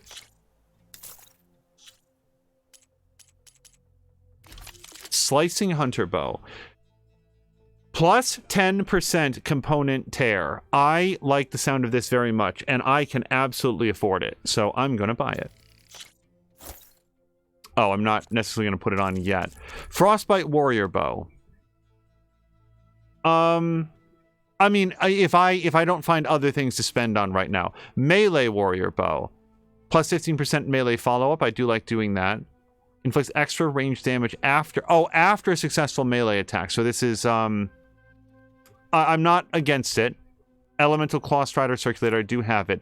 Siege Blastling. Now this I'm definitely going to buy, because I have one Blastling and it does frost damage, which is good once in a great while. This does explosive damage, and that seems like it's going to be good against a lot of different guys. So we're going to grab that, and I'm going to just buy it for now. Beam Wire Tripcaster. This does impact damage. This novel Osram invention. Well, I can't do this because I don't have a Slitherfang Circulator, and I'm never going to have one because those are the big snakes, and they're going to kill me. Uses stagger beams to inflict damage over time. It can be upgraded to knock down enemies with greater ease. I would love to have that, but we can't do that right now. And then we've got a really interesting rope caster. This one does knockdown damage, though not as much as my current one. Then we've also got the electrical damage, and it can do purge water canisters. That is a variety of abilities all in one. Plasma bolt. Hey! This would do plasma damage. I don't have anything else that can do that. Let's get that.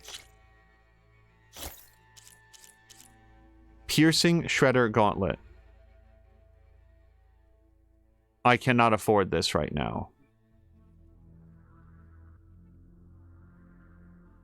I feel like I have one that is very similar to this already. Oh, I didn't even scroll down. Look at all this. Corrosive Blast Sling. I'd love to have that. Death Rattle Warrior Bow, and then Vanguard Warrior Bow. So we've got yet more things to get, but I'm glad that I didn't pick up the Warrior Bows just yet, because I feel like we got a better array of new abilities. I'm going to go look to see what we can upgrade, with the answer probably being relatively little. Oh, hold on. Can I read that still? An ammo that deals plasma damage is now available. Use your focus to scan enemies to see if they're weak to plasma. Hitting them with plasma will build up to the plasma blast state, which creates a timed detonation. Yeah, don't I know it? Continue to damage the target before the timer expires to build up a more powerful explosion. Shoot glow blast containers with plasma arrows to detonate them and trigger a large elemental explosion. So I can't do that second thing yet. But we can do some of the first one. So I want to... We have a job to do that. We do not have a job to upgrade this yet. Create job. Wait, unless I can do it. I can do it.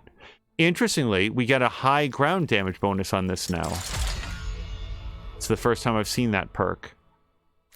I like attacking from high ground. No, we've got a job for that. Create a job for this. So what are we looking for here? Stalker Stealth Generator. Yeah, we'll see that when it comes up. Let's set a job for this. That's going to be a Snapmaw Sack Webbing, and we can find those. Also, I just want to say, Sunwing Shieldcasters. I've got 5, and I only need 1. I'm very glad that I picked those up. Let's do an upgrade on this. The Shock Bolt Caster. I feel like my opinion on this has gone up and down a little bit, where there's times where it's like amazingly good, and then other times where it just feels like it plinks off of their armor with no impact at all. Let's set this. Yes. Oh, this is just money. Look at that. We only need a little bit of money. I might sell something to get this up to level 2, because otherwise we're going to be back in 15 minutes with some more metal shards. Okay. Do we have anything else? Yes. Canister Rope Caster. Shell Walker Lightning Gun. I had one of those once. I think I probably spent it on something else. And then we've got jobs for everything else. Yeah, I didn't think that I was going to set a job for absolutely every upgrade, but I am. What can I say? Because otherwise, like, I just like knowing that I'm near an enemy that I need to kill. So, sorry, it's this one, right? Where all I need is some metal shards. So I need less than 50. Let's sell something that's worth less than 50. I'm going to sell. So I could sell some extra coils. That would get us there pretty quickly. Tools. We could look for some resources that I don't need as much, or are easy for us to get. Like a grazer circulator. I could sell at least one of those. That'd be worth not that much. Oh, apparently we do need those. Red Eye, Ravager, Scrapper, Shell Walker, Small Machine Core. Yeah, I've got 44 of these. All right, so let's sell, and we're gonna sell. Hold on, I don't want to sell all of them.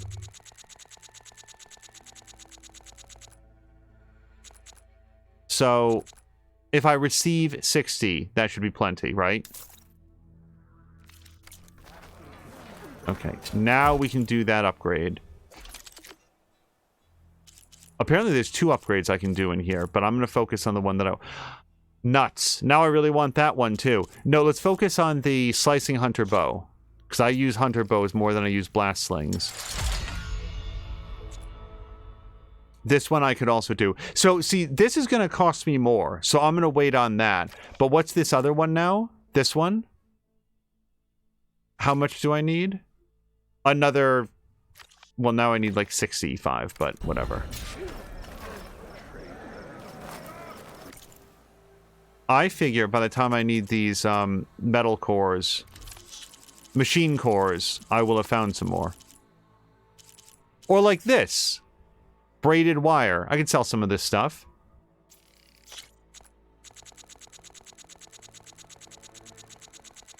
Let's take this down to about 60 or so.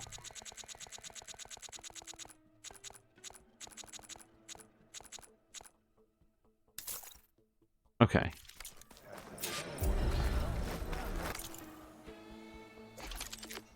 And now... There we go. So we'll get at least a little bit more punch to this. And it's not a small amount, actually. It's a little bit more than 10%. Hello to Grumpy. Grumpy, I hope that your day has gone better. Any word from Moo on how her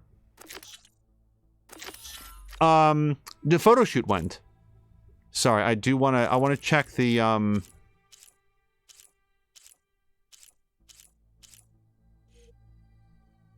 hold on.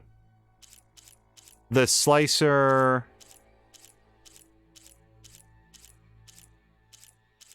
Slicing hunter bow. Yeah, I just want to make sure that I create a job for that. Alright, so now we'll know when I get some more metal shards that I can do that upgrade. Went well. She's sore from all the running around. The important thing is that it went well. That's really exciting. So, there we go. I had like 2,000 metal shards, and now they are all gone. I think it's time that we head... I think we're gonna go... I think we're gonna head towards Broken Sky. Now, that we're not gonna take the most direct route. You know, we might stop by that unknown campfire to get it unlocked. But otherwise, yeah, let's head west. Now that...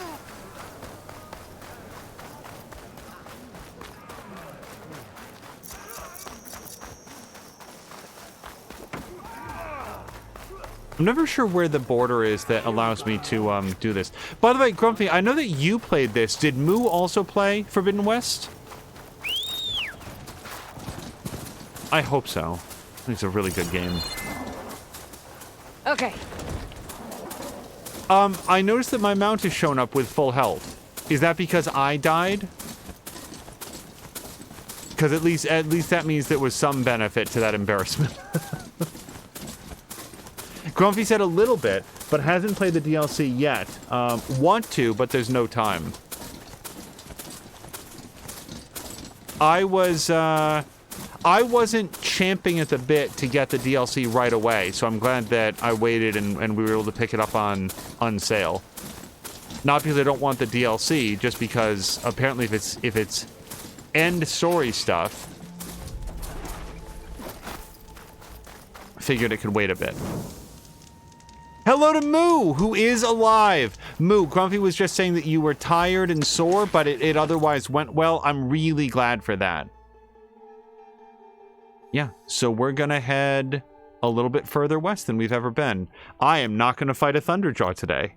Well, that's not true. I might get killed by a Thunderjaw. Or we could do this. We could also go do that. Let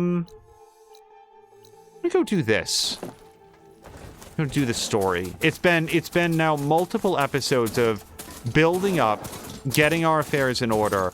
I feel like if we go to a quest, one thing that we're gonna see is a lot of ancient valuable chests and other things to scan, things that are gonna get us more story points and so forth. So I actually want to go this way, it looks like.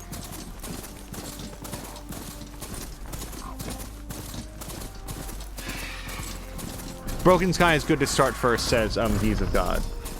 Moo is saying the person who usually this year she rode her bike. Oh, hold on, I missed part of it. Sorry, I do want to read this. Whoops. Derp. I learned my lesson from the past 2 years when I run around after the kids trying to get in front of them on the course to take photos. However, the person who usually splits the course with me is on maternity leave, so I biked 6 miles there and back, and then did the entire course 7 times. Wow. My body is sore. Not in great shape, so it serves me right. This is how you get in much better shape, Moo. So, fun random fact. Today, woke up, felt great, said, I'm going to be doing my normal workout today. When we went to the store immediately after the Anno stream, I went to like there was a car that was like waiting, so I went to like hurry across the way, and something in my left calf just like knotted into like a big cramp. It was so sudden. I don't know if I was just like dehydrated this morning, like that'll sometimes make you cramp up in weird ways, but yeah. It's not like a big damn deal, but I'm definitely going to take it easy because I've learned from experience not to screw around with that. So, I want to go past these fellows. I'm going to give them a wide berth because I don't want to spook them. Grumpy says that Moo's mother-in-law quipped, you should ride with your husband more often. I thought Moo was about to kill me. And or her. I feel personally like it would take a lot for me to look at a parent and say, you should do more things, more fun stuff in your leisure time to take better care of yourself. I feel like parents have a lot on their plate, especially if they're also working and building up a business.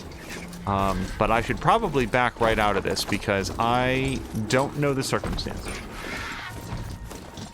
Moo is agreeing, though, that she says that she is about to kill her, but that's for different circumstances.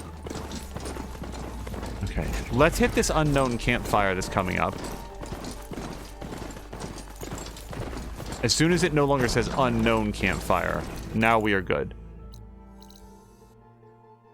I would be interested in fighting them.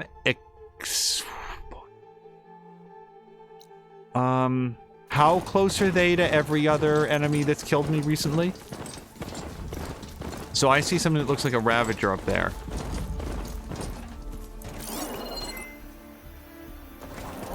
I need the metal shards.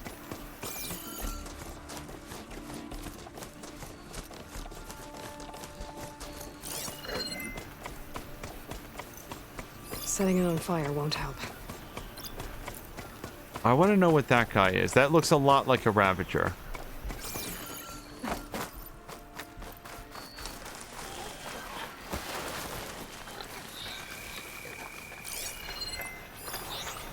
It is. So, option one to, what's it called? Grab that guy, make him my friend. That's a strong plan. It's not a weak plan, though, to have these guys come over and I silent strike them to death.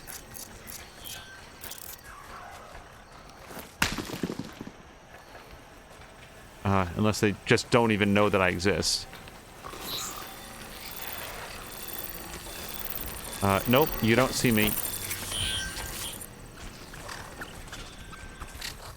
Probably choose something else into this. He's gonna scan, and I'm gonna be boned.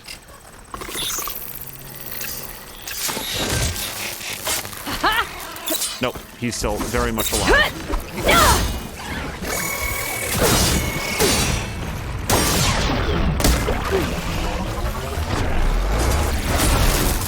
Cool. We took out one of the weakest guys and alerted everybody else in the zone. Oh my god, with the fire. I'm just a sitting duck. You guys, look at this.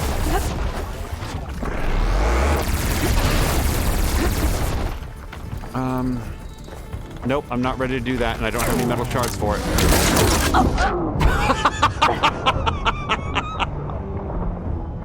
Fine, then I'll do it myself. And he just walks down here and swipes me to death.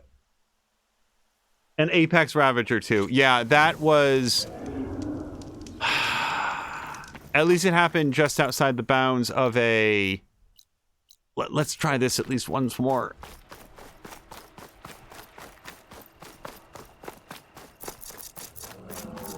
So my silent strike is not strong enough to kill them. I sort of knew that before, but now it's ever more clear. So let's focus instead on getting up there. We'll hack the Apex Ravager, which is what I should have done before.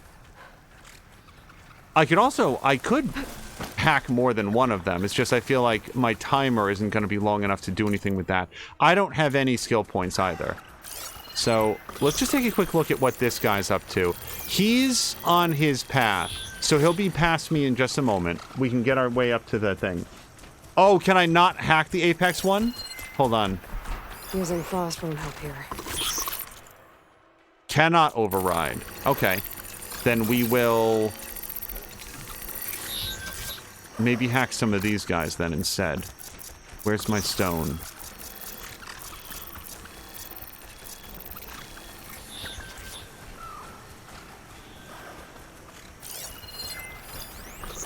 Now that guy has a much longer thing. This guy has a nice short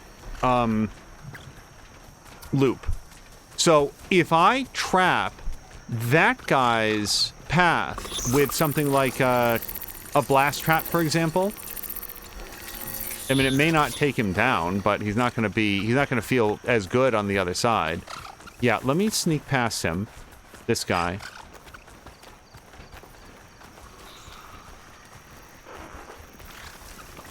And now...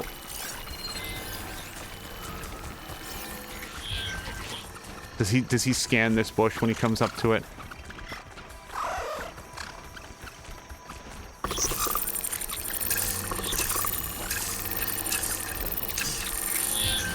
I'm just gonna wait.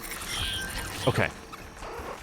Now, he does not like acid, or he's more vulnerable to acid than he is to other things. I'm gonna put an acid trap right there. This guy has a much leaner path. So what I want to do is, before that guy comes down again, I would like to hack this guy, if I can.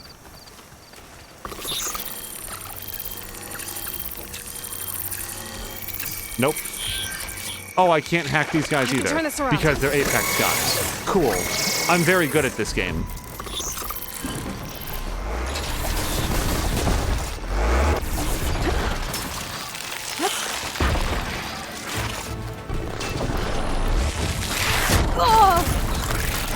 So, this is beyond me.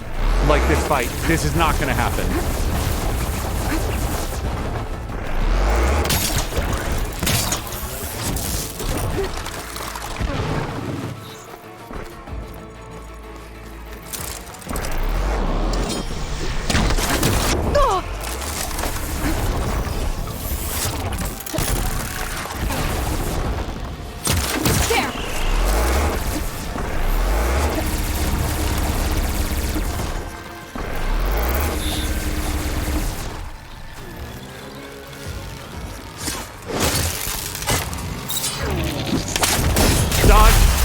Or he can take the brunt of that. That's good, too.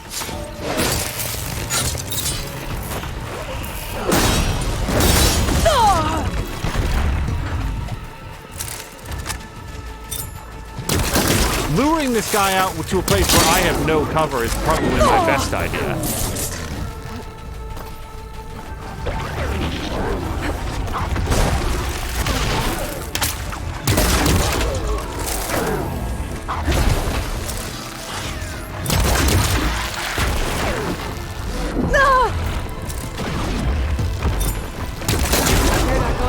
Okay, that slightly helps.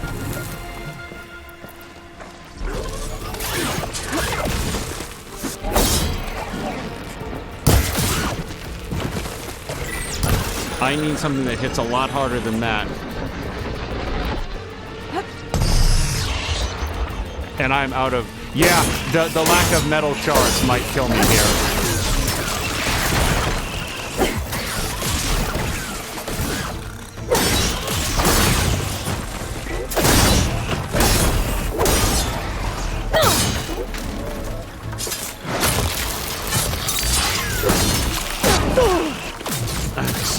Nope.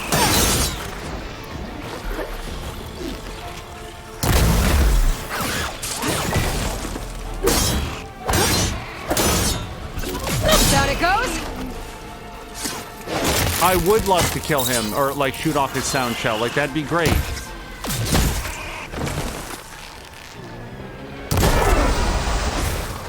Okay. Now I'm 1/8 done with this fight. Something... Nope, I don't have any metal bite. I don't remember how this guy feels about fire, but he probably doesn't like it very much, right?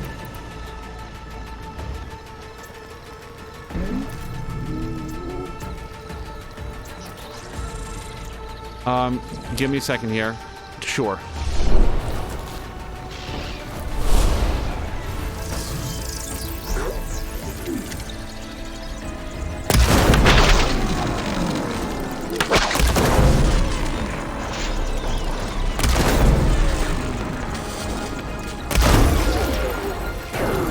How do you do 1,000 points of damage to that cannon and it's still... Well, he's an Apex guy. I mean, they don't call him that for nothing.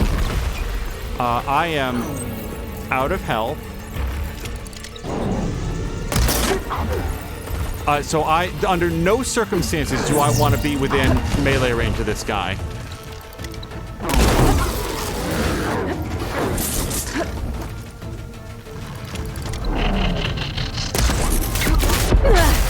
That was all of my health. Nope. Nope.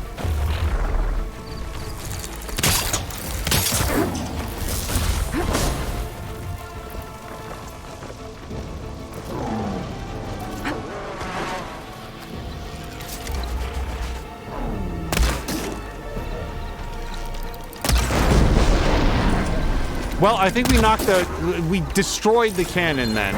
So that's a big step up. Now he's got to take a little bit longer to kill me. And the cannon is actually right there. Fuck!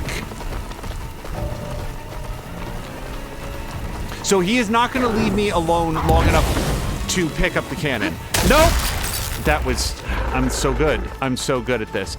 However, even if I can't tie him down entirely, if I can just tether him over here so that he can't get to me physically for a few moments. Okay, I'm gonna go try it. I'm hoping that will tie him down so that he can't...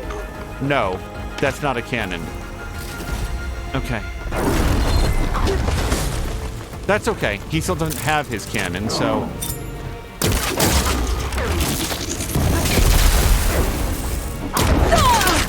Nope, no good.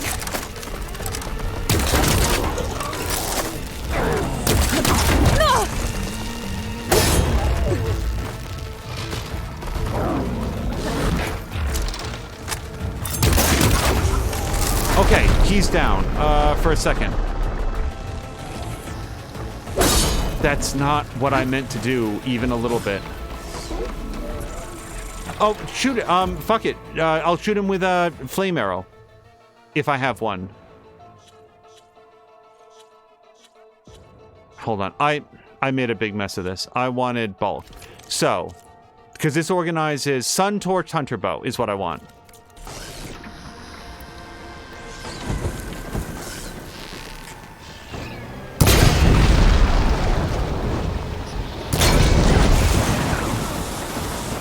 Gotta break free. Okay. There can't be much left to him after that. Well, this bow isn't going to help me very much anymore.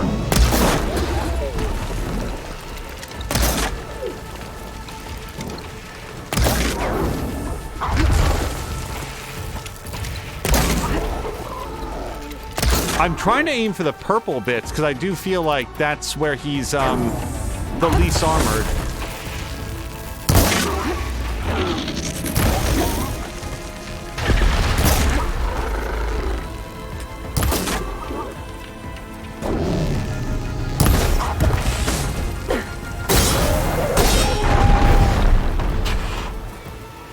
Hello to Samalander and everybody raiding over. You are coming in on me being super good at the game, and definitely don't rewind or pay attention to anything that happened prior to this moment. The extremely stylish kill that you saw is emblematic of all of my gameplay so far. Don't worry about it. It's all good. How was Dungeons & Dragons?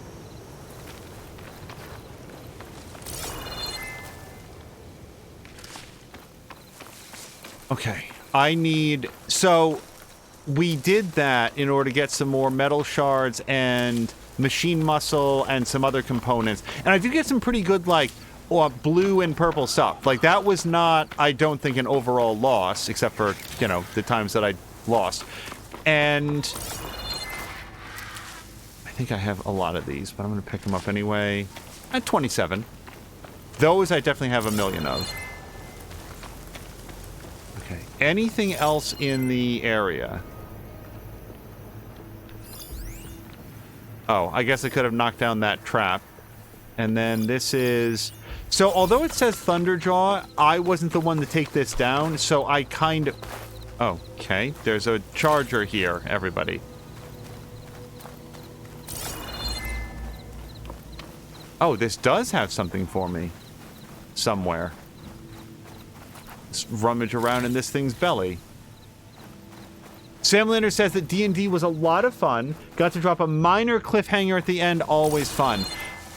Fun for you. The players must just be beside themselves. I know how I feel at the end of an episode of Kyber Shards. It must be very satisfying as the DM to, like, leave everybody in suspense over what's going to happen next. But as a player, like, ooh. I want to know. So while I'm going through here and refilling on the pouch, Mia has posted in her Discord the schedule for the Me-October festivities. Those will be starting in 1 week's time, next Saturday. And then Marquak had asked earlier in the week about the upcoming Extra Life Marathon. That is still on, and that is scheduled for, I believe it's November 9th. Sam Lander, do you remember if it's the 9th? But it will be the same day that the United States changes its clocks, moves our clocks back 1 hour.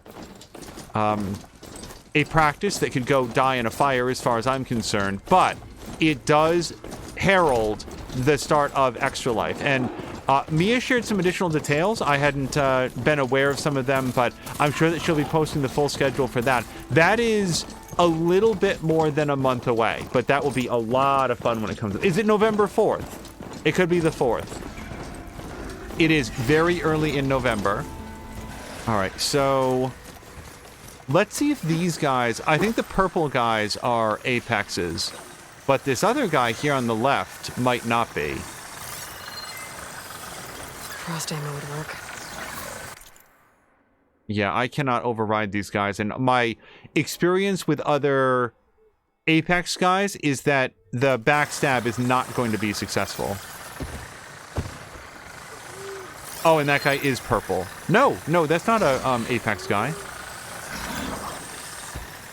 Can I... Mountable machine. Oh, I've never had a bristleback for a mount. Alright. I mean, if I can...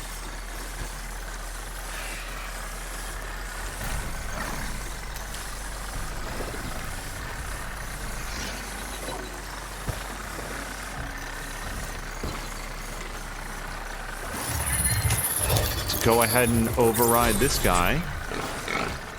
Make him a friend.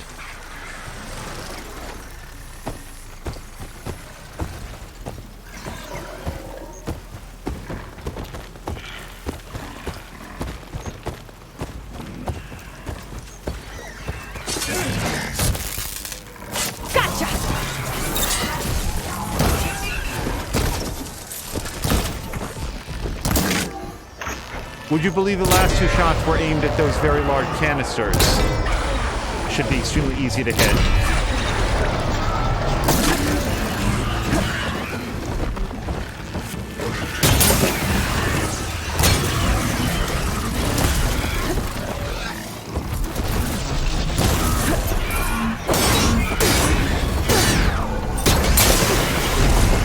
Okay, that went okay. Can I do that again, do you think? No! Oh, that was not the answer to the question, but,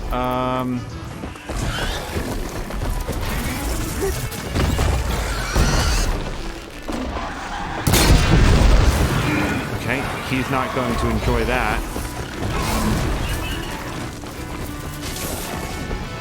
Wait, it's not any good for me.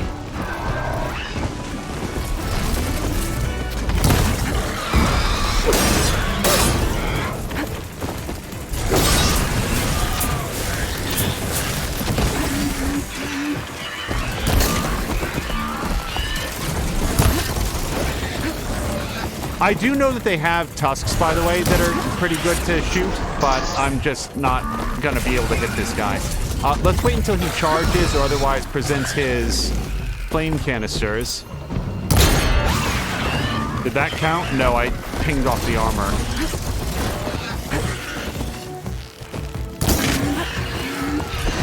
Also, I picked the wrong armor. Arrow.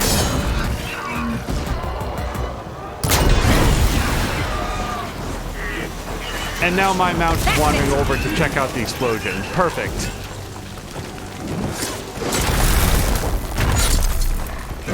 It'd be the 4th or the 11th, says Samalander. I think it might be the 4th then. Okay, we've never had one of these guys. Let's see what these guys are like. Okay, so we've got a big boar tusk and a multi-kick. Okay, well, I came out of that with some extra resources. If it's the day that daylight savings time ends, then it's the 4th. Then yes, so it would definitely be the 4th then.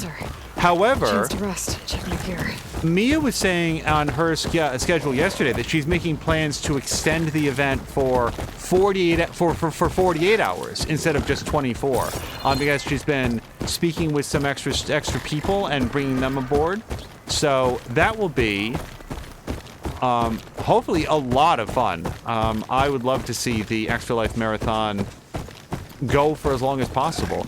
Again, new environment. We've never been next to trees like these. And yeah, we are working our way towards the thing.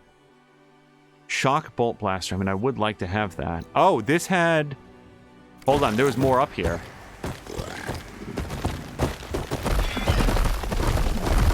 Oh, these guys are pretty fast. Faster than the Velociraptors.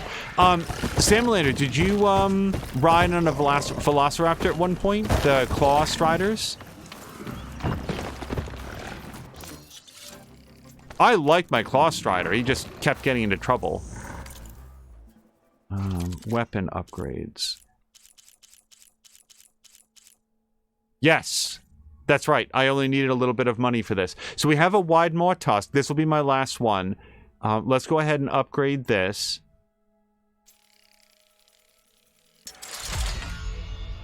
All right, we're going to have to start slotting this in soon. And look, all we need is some more metal shards. I will create a job for it. It just won't be our active quest. If the lowland Tenakth area, my personal favorite biome. Oh, sorry. I'm not done ammo crafting. Let's make some more purge water. Oof. Every time I look at, like I have 39 purge waters, and they are going to go fast. I can afford... Yep, we can do one more. But I don't want to do any more than that. That's 3, so I don't want to do that. I don't have any metal bite, so we're going to have to find some more of that. Let's create a job for that. I have plenty of blaze, fortunately, so we're going to go ahead and get some of that. Precision arrows. This is where a lot of my machine muscle is going these days. Shock tripwires. Yes. Oh, wait, I can't... You guys, I actually have 0 metal shards. That's it. I ran through all of them. However, I do also have some skill points that I just noticed. I want to look at Machine Master stuff.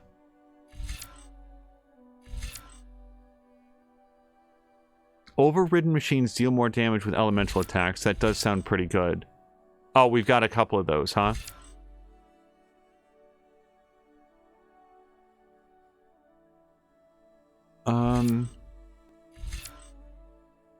And then what's this? Recover weapon stamina and earn additional valor when using Silent Strike. Is there a version that just does more damage? Because I sort of want to start with that. Silent Strike heal seems pretty good. I do think that maybe the silent movement might be the way that I go. Let's do silent movement. And then that will unlock access to Radial Blast, attach an overcharge module to your spear, and immediately trigger a powerful shockwave, damaging all enemies in the vicinity. Okay, well, I am now completely broke.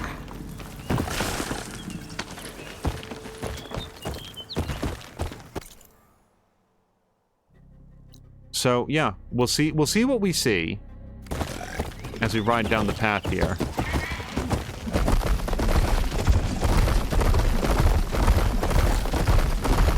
Getting close to Ether's location. I said it would be in some kind of physical processor.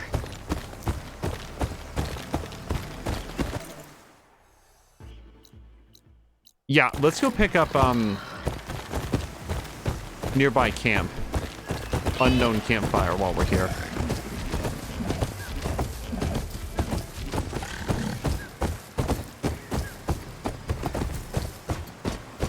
Okay, I was gonna try to avoid the main road because I saw some machines prowling around up here. Oh, but these guys are, the plowhorns. Not plowhorns, whatever they're called. The grazers. What are these guys called? This'll be over quick with frost ammo. I don't have a lot of frost ammo. Not arrows, anyway. Unknown settlement. What I do have is some frost blast sling.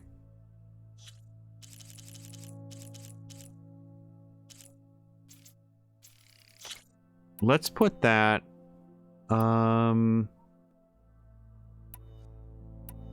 maybe right here for now.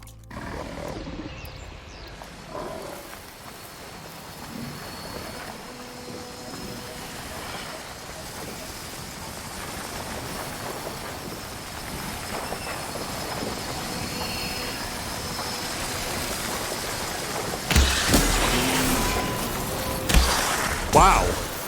When they bug out, they do it quick.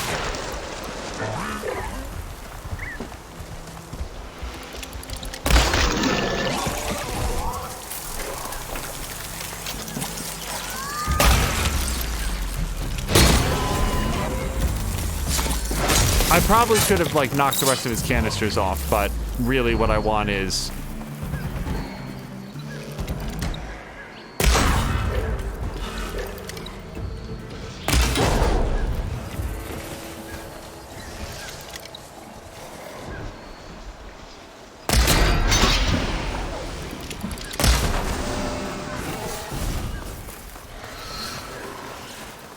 any metal charge. Sorry, I didn't finish that thought. I did, yeah, knock off a couple bits over here.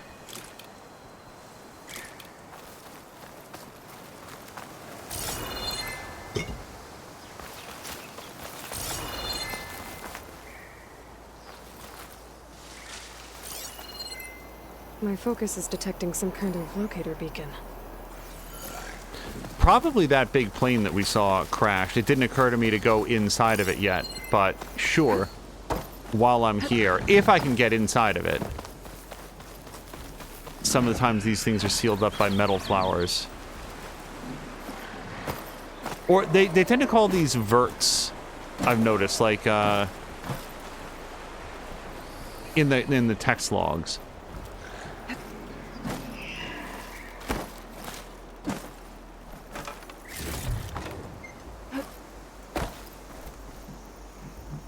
I don't want to fall off the edge. But if I do, let's stand ready to press X.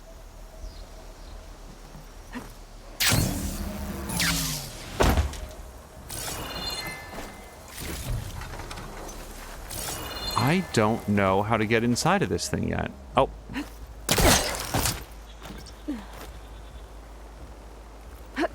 I'm surprised there's not a, like, turn on your focused flashlight button. Not that I've really needed it, it just seems like something that I'd want to be able to do in a darker area like this.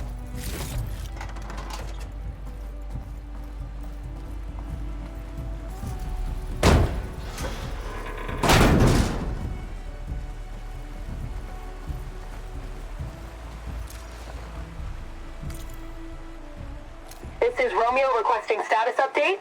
Flight 41, you need to adjust your course to avoid the swarm. Can you respond? Over. Flight 41, please acknowledge. My sensors are showing their cabins depressurized. I think the crew's gone in there on autopilot. Flight 41's a ghost flight. This is Romeo requesting status update. Oh. Flight 41, you need to adjust your course to avoid the swarm. Can you respond? Over. Whatever happened to the people on that plane? They weren't there to respond. Okay, we've been collecting There's these. another locator beacon on the same frequency. Black boxes, so I suspect that's everything that there is in here.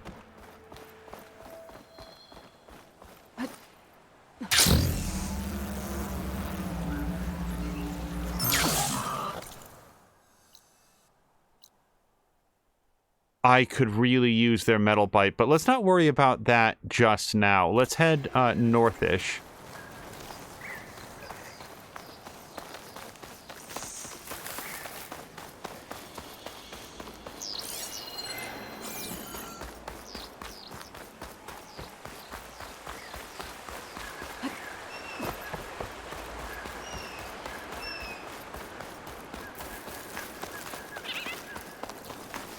An ancient ruin.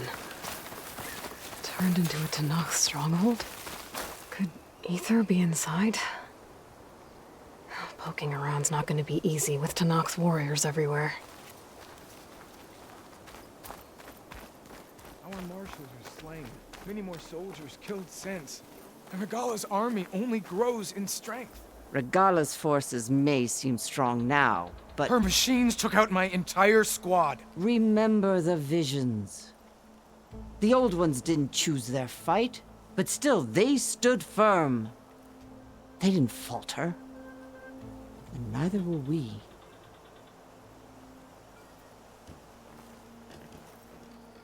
Blood of the Ten. You've come to us. You know who I am? Oh, the warrior with hair like wildfire who defeated Regala's champion at Barren Light. Yes, you are known to us. I am Dekka, chaplain of the Lowland clan. You've come to speak with Chief Hikaru. Not quite. There's something I need here. Anything you need, the chief will provide. Come. Is that one of the visions you were talking about? Yes. The records of the 10. I can show you them, if you like. On the way to the chief.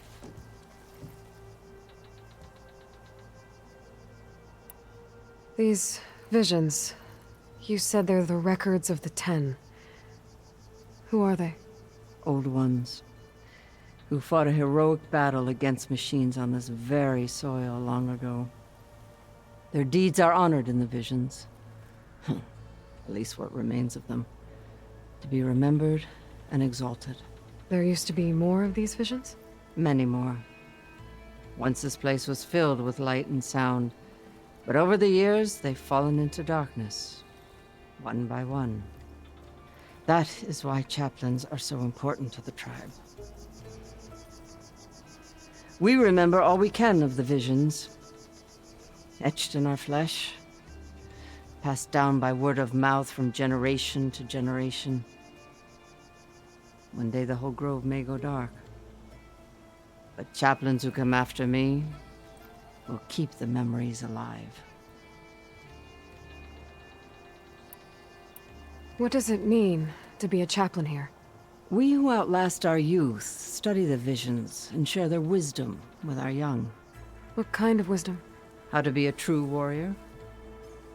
To fight with bravery and unflinching honor. And to know when to call for peace. You can see for yourself when we go inside. I'm extremely distracted by her hair. Her hair is amazing. I really love it. Why does Hikaru want to see me? We are at war with Regala. And you've already shown that you can stand against her. I'm not here to fight a war for you. Not for us. With us. But I won't try to persuade you. That is for the chief. He can be very convincing. All right, let's go see Chief Hikaru. He's in his throne room, at the far end of the grove. Come. Be welcome among the records of the Ten.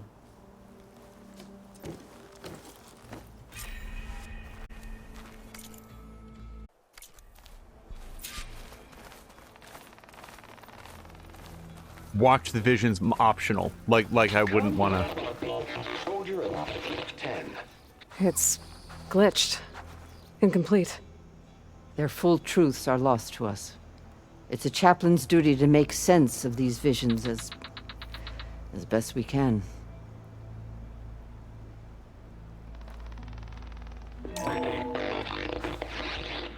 Joint Force 10 active. Led by weapons were battle.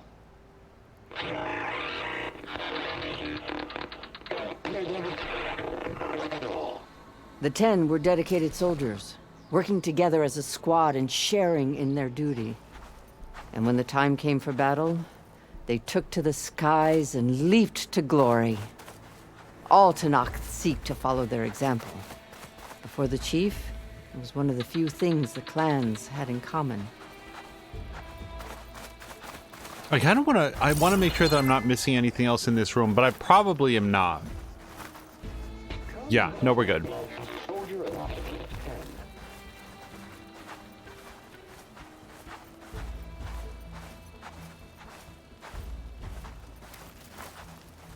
Wait, lady, I'm just letting you know, I want to go look at these.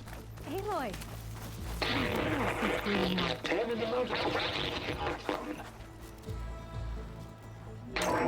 Blast. Any colony. 10 were defending mountain land. During their war, the Ten climbed sheer rock, braving blinding snow and wind. They stopped at nothing to protect their own. You make them sound invincible. Good to see you, Aloy. They weren't. But the visions tell us of their courage and strength. Something our soldiers aspire to. The Sky Clan admires this one above all the rest. They make their home in the mountains northwest of here. I really like the design of the holograms, how it's sort of like basically like cardboard stand-ups, but in light form. And if you look at them from the side, they're just like a blur. That's really cool. Well met, Aloy. I was hoping we'd run into each other again after the flood in Bleeding Mark. Natika. So you did it. You're part of the Chief's Guard now. It wasn't an easy choice, but yes. After you left, we laid Kentuck to rest, and I thought about what he said. He served his clan, his tribe, as best as he could. I have to do the same. I'm sure he'd be proud. And he'd reprimand me for allowing myself to be distracted. Can't have that. Thank you again, Aloy. Strike true as the 10.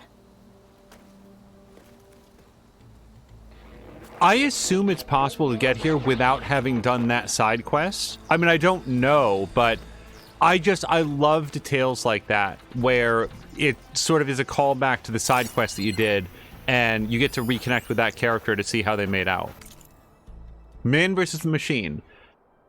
Exhibit shows holographic representations of all 7 G-Sin battle drone models deployed during the conflict.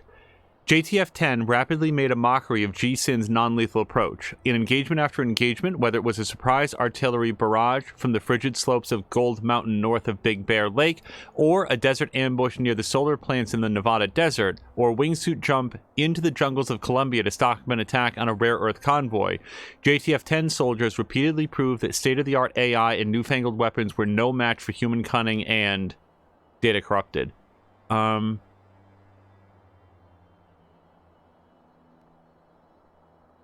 This sounds like a bunch of propaganda, because we know how that ended, unfortunately.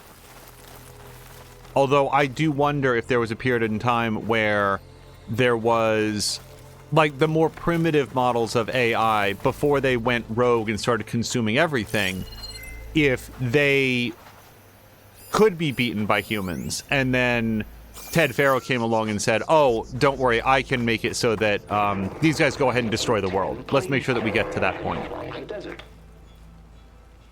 10 seized the desert. Others raging sands. Their soldiers enemy lines. What's this one about? The 10 waged war against their enemy in the desert heat, a land too harsh for any to survive. But against all odds, they prevailed. So the Desert Clan does the same. You must have passed through their territory on the way here. I did. They seem a little extreme. They take that as a compliment. And hello to Space Cadet and Ask Loit? I'm not sure how to say it, but hello to both of you. I hope that you're having a great day so far.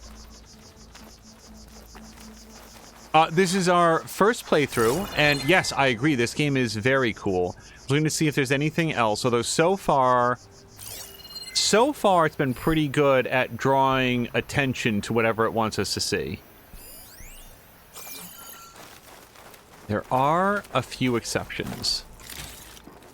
You don't mind if I steal all of your money, right? Your metal shards, because I really need them. Staff instructions. This is a text mail from Micah to Andy Wright. Hi, Andy. Could you please inform relevant staff in maintenance, hosting, and security of the following new opening and closing protocols? I've already briefed Dwight and Shania. I'm going to go with Shania at Muzak. Opening the gallery rooms. Holographic displays should all be live 15 minutes before opening time. Inspect showcases for smudges and wipe with dry cloth if necessary. Inspect outdoor areas for temperature and humidity. For closing, make sure the cleaning robots have finished their sanitation rounds. Sign off on cleaning, usually with Ned. Escort cleaners to staff entrance.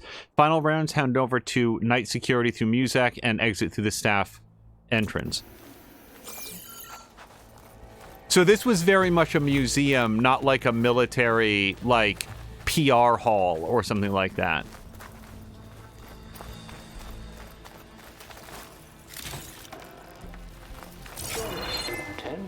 What would you call that? Not PR, but like a military communications, like CENTCOM or whatever it was called in Iraq. Remember, where all the press would hang out and like get military briefings.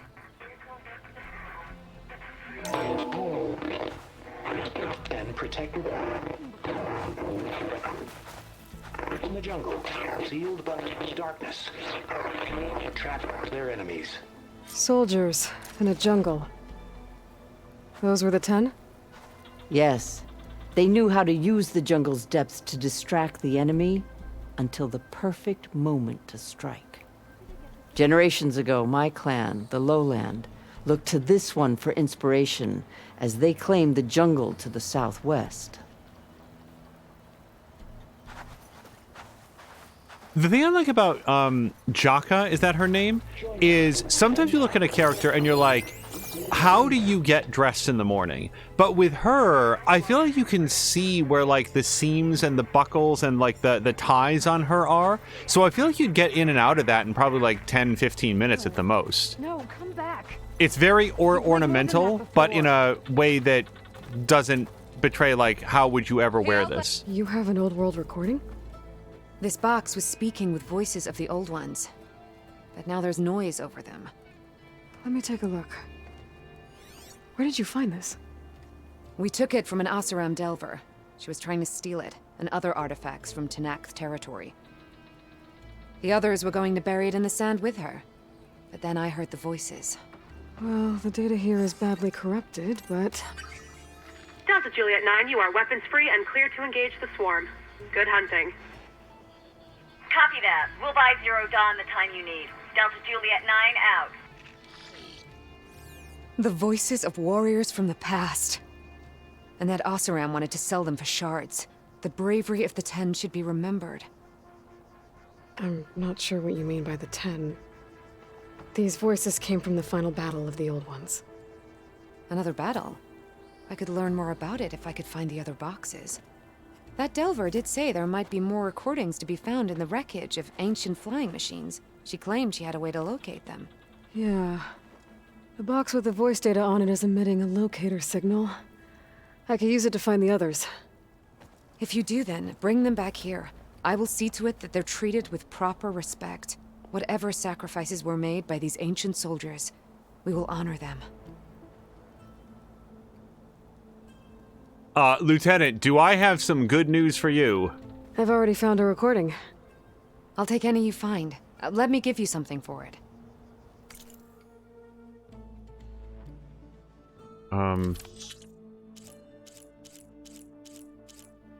Okay, so everything in here costs 1 black box.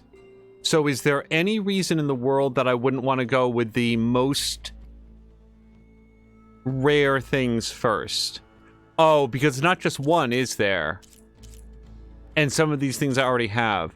So, I know that I needed something off of a Slitherfang, and Earth Grinder seems like a reasonable thing to want to get first.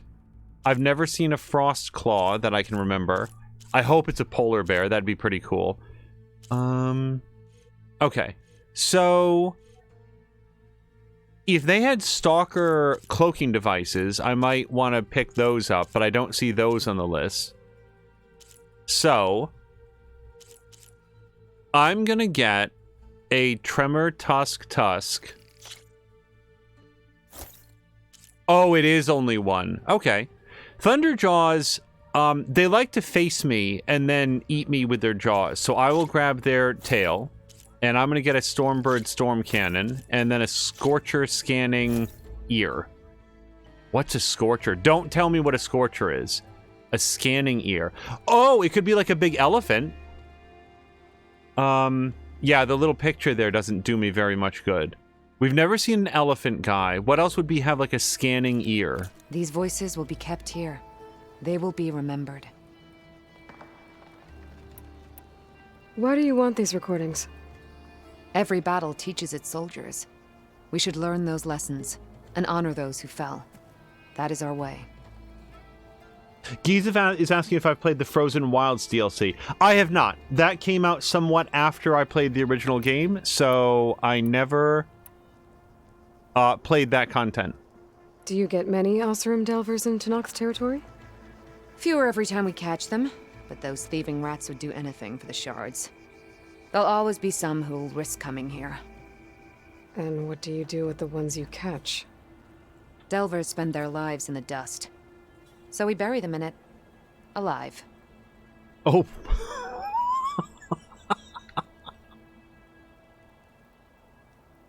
A very casual way to announce that. If I find more of those recordings, I'll bring them back to you.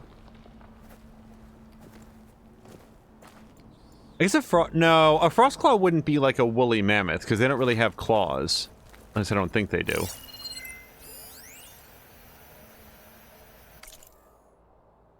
Data Corrupted exhibit allows us to hear their final moments. Using an interface donated by Sterling Malkeet, we can listen to any flight recorder that employs the industry standard AIR-FR encryption protocol, version 3.5.4 or later. Simply place a black box in the interface to listen to its contents. Please maintain a respectful silence as we hear the voices of the fallen. So, like... At what point were they building a museum to play black box recordings as the biosphere was being collapsed and AI robots were sort of sweeping the globe?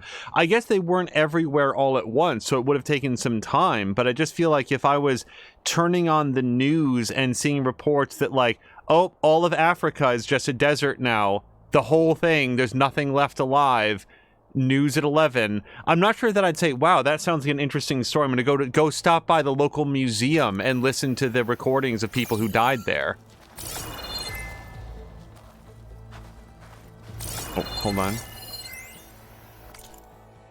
Carefully written Karja glyphs from Fashev's personal mark, evidently part of a diary or journal. From Dekka, the wise and patient chaplain of the Lowland clan, I finally learned the answer to a question that had long vexed me. Before my capture, the only Tenakth I ever had a conversation with, if one could call it that, was a prisoner at Sunstone Rock, who spoke of taking the blood and children of her enemies as her own. Her rant seemed to confirm the lurid stories about the Tenakth that I had read in my youth. Yet in all my time in the Forbidden West, I've never seen such barbaric practices. I wanted to know if there was truth to the prisoner's words. There was. There were the old ways, Daka clarified. Those were the old ways, Daka clarified, dating from the constant warfare between the clans of years past. Since the ascension of Chief Hekaro, such practices have been outlawed, though not completely abolished. A few stray recalcitrants and exiles still cling to them. Intriguingly, the acts themselves were never as malicious as the Karja portrayed them to be. Also, the Karja are not going to be a reliable source of information. I know that this is like a historian or travelogue guy who wants to, travelogue person who wants to like find out the truth, but the Karja were enslaving these people. That is always forefront of my mind. The Karja blood raids coming in to like grab people, abduct them, bring them back, and then sacrifice them. So yeah, the Karja had some pretty harsh words about their practices over here. Anyway, sorry, tasting the blood of a fallen foe was meant to honor their martial deeds, and orphan children were taken from conquered settlements to be raised as equal members of their new clan, which was considered to be a merciful outcome. Yeah, better than being left to go feral or whatever. I cannot help but see myself in this context, an orphan of sorts, taken in by a new tribe. It hasn't been easy, and there are still those in the clan lands who would reject me. Still, the more I learn about my new people, the more I see a nobility that the Karja have omitted from their records. So I'm never great with names, but this was written by Fashev. Is he the guy, is that the person that we met at the very beginning, who I think has now passed away, who was brought over and then ultimately became a marshal and then was going to like participate in the, what was it called? What did they call it? The embassy is what they were calling it. And then he wound up getting killed there. Is that the guy that I'm thinking of, or is Fashev somebody else? Hold on. See, now I don't know what I looked at and didn't. For anybody coming in, you are all welcome. There's been a lot of combat in this episode, and now it's story time. My focus can detect beacons from those recording devices. Should help me to find any others that are still out there.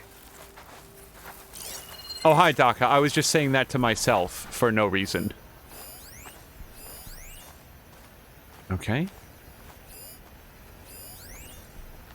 Hall of Heroes. Welcome to the Hall of Heroes. This room is dedicated to the memories of Roberto Medina, who financed and led the campaign against the federal government and its fleet of General Synthetics battle drones. Colonel Edward de la Hoya, commander of JTF-10, the brilliant strategist and veteran soldier who held off numerically superior federal forces. Colonel Ann Faraday, the legendary orator who oversaw early reconciliation efforts, and those who lost their lives during the campaign and at the Battle of the Mojave.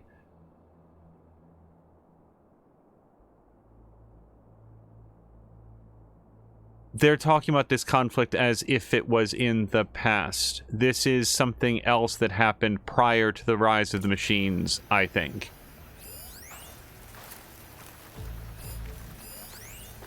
Well, hold on, where is that? Oh, it's right here. What's this? It was planted there by the chief. Ask him if you're curious. It's his tale to tell. Okay.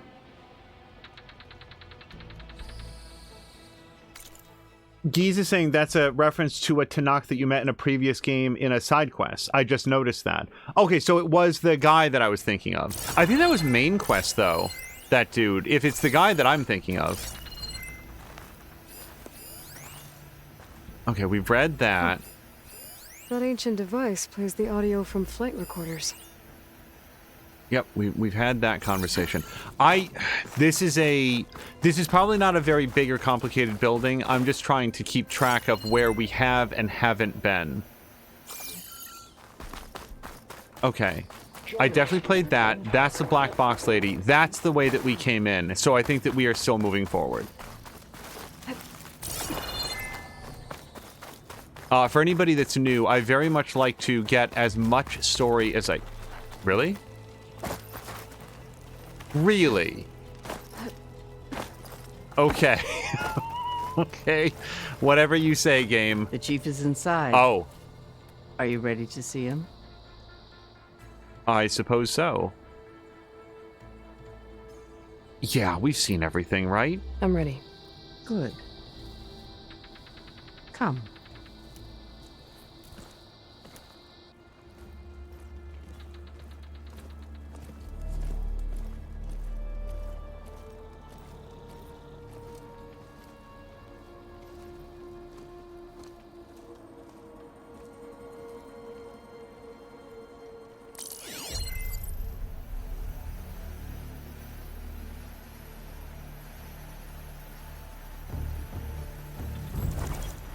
It's underneath the throne.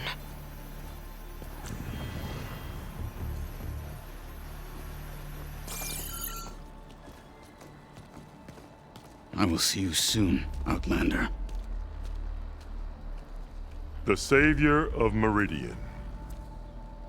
I am told you held back Regalla's forces outside Barren Light. And defeated her champion, Grutta, in single combat. Impressive. I met Fashav there, too. He said you were a great warrior. And a man of honor. His death is a painful loss among many.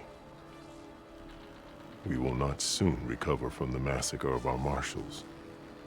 But if you are here to pledge your service, that could help considerably.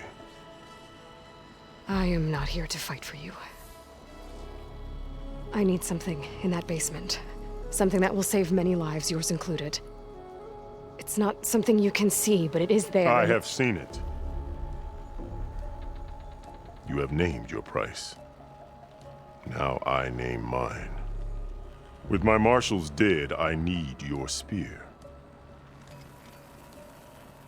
Help me defeat my enemies, and I will grant you access to the chamber below. I don't have a price. I am not a hired killer. I'm here to save lives, more than you can count. I count the corpses of marshals slain. I count hundreds more Tanakh, whose lives hang in the balance. I will fight for them. I will kill anyone who threatens the peace, and you will too, if you want me to open the door to the chamber below. Okay. So by that logic, what's stopping me from killing you right now? And taking what I need to save everyone? You could try. You might even succeed. Either way, you must fight. My way might hold off Regalla and the slaughter she craves. Fine. What do you need? I need more marshals to keep the tribe together. Such warriors can only be promoted at a trial by combat called the Cool Route. I've sent out a call for the competition, but since Regalla seeks to undermine me, she is certain to attack it. She'll want to kill me in front of the assembled clans. So what, you want me to be your bodyguard? No, to defend the Cool Route. But there is more. Knowing Regalla will attack, one of the clans have balked at sending their contestants. You must go north and force Tekote, the commander of the Sky Clan, to submit and send his best. Force him to submit? Do whatever is necessary. I can't hold a Cool Route with 2 of the 3 clans in attendance. Marshal Kathala will assist you. He was maimed at Barren Light, but he can still be of use. I sent him ahead to the northern village of Stone Crest. Meet him there, and he will guide you to the Sky Clan stronghold. If you have any questions about your mission, now is the time. Before we get into the questions, I just wanted to say I was literally thinking in my head, one of the advantages to playing on hard and getting worked so hard in so many of these combat encounters is sometimes you do get to a point in this and you're like, well, why don't I just kill you and take what I want? Because I know that I'm right. However, I know, like when Aloy straight up says that, I'm like, oh, Aloy, dear heart, do you... do you not remember all the challenges that you've had staying alive? But no, I actually really like his response. It turns out the battery's running low. I really like his response. Look, you can fight me and cause a bunch of bloodshed, but why don't you fight with me and we'll be avoiding bloodshed? Which I have to say is exactly the argument that Aloy made when she was settling the dispute there in the Desert Clan. So we're mostly talking about the Sky Clan right now. Why won't the Sky Clan send contestants to the Cool Route? Of the 3 clans, they have the most defensible base, protected by a mighty wall called the Bulwark. Their commander believes he can wait out the war between Regala's forces and my own, safe behind his barrier. Staying strong, while you and Regala weaken each other. You think like a seasoned marshal. Good. Why send me to deal with the Sky Clan? All Tanath respect strength, and you drove Regala back at Barren Light. That and most of your marshals are dead? Correct. What about Katalo? Can't he do it by himself? He is maimed, they will no longer respect him. That hardly seems fair. What is fair about losing an arm? Whether they respect him or not, Katalo still has worth. He knows the Sky Clan, he was raised in their base. He will guide you well.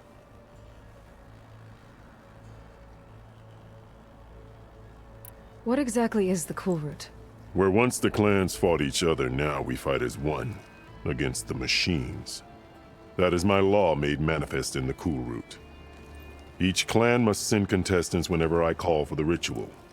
These contestants face trial by combat against machines in an arena just beyond these walls. Those who distinguish themselves become marshals who bind the tribe together as peacekeepers. You called them peacekeepers, but the marshals I met at the embassy were warriors. Warriors, yes, but more. They renounce the clan that birthed them and pledge themselves to order and peace. They enforce my law. They settle disputes and stand for Tanath in parley with other tribes. Without them, I cannot rule, which is why you must ensure the next Cool Route takes place. Fashav called Regala your greatest mistake. Why? That is not your concern. Really? I fought against her forces at Barren Light, and I don't even know what her problem is. She was the deadliest of my marshals, the point of my spear. So what happened? Above all, Regala despises the Karja who burned her younger brothers alive. After we turned back the red raids and tore down the battlements of Barren Light, she hoped to chase them all the way to Meridian. She could not see the cost of such a war, nor the benefits of peace after the Mad Sun King fell. When I accepted Avad's entreaties, she went mad, called me traitor, challenged me before the marshals. What did you do when Regala challenged you? If you were to knock, you would know that such a challenge cannot be refused. It was not easy to subdue her. I bear 7 scars from that fight. The other marshals wanted me to execute her on the spot, but I found I could not sever the bond between us. Her loyalty had been as boundless as her rage, so I spared her. Rather than mercy, she took it as a humiliation, one she will never be free from. So Regala wants you dead. She does. But that will not be enough.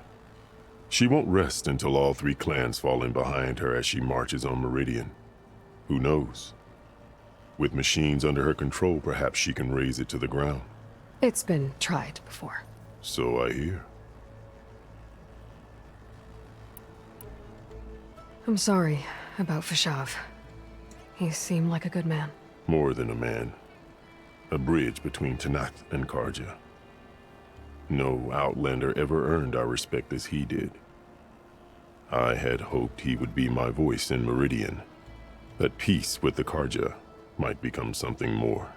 An alliance? In exchange. The Karja have much we lack. Our deeds are written in ink upon our bodies. Our memories die with our flesh. But the Karja never forget. Their deeds are written in book and scroll. You wanted to learn from them? As I learned from Fashav. He will be missed. You said you saw what's in the basement? I did. On the day of my greatest victory. What do you mean? For a dozen generations, the three clans battled for control of this hallowed ground. Only I achieved it. I fought for years, killed whoever stood in my way. When I had finally slain all rivals, I stood alone in the grove. Victory was mine to savor, or so I thought. Thunder roared from the east, and a bolt of blue struck this place. That chamber. Gaia dies, and Aether arrives. All around me, the visions of the grove grew louder and brighter, and suddenly a new one appeared before me. The old one spoke, and what they said changed everything.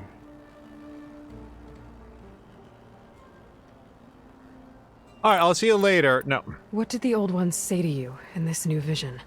The one called Faraday foretold the growing danger of the machines, and said we must unify to stop them. She called for marshals to enforce the peace. Then the vision faded, never to be seen again.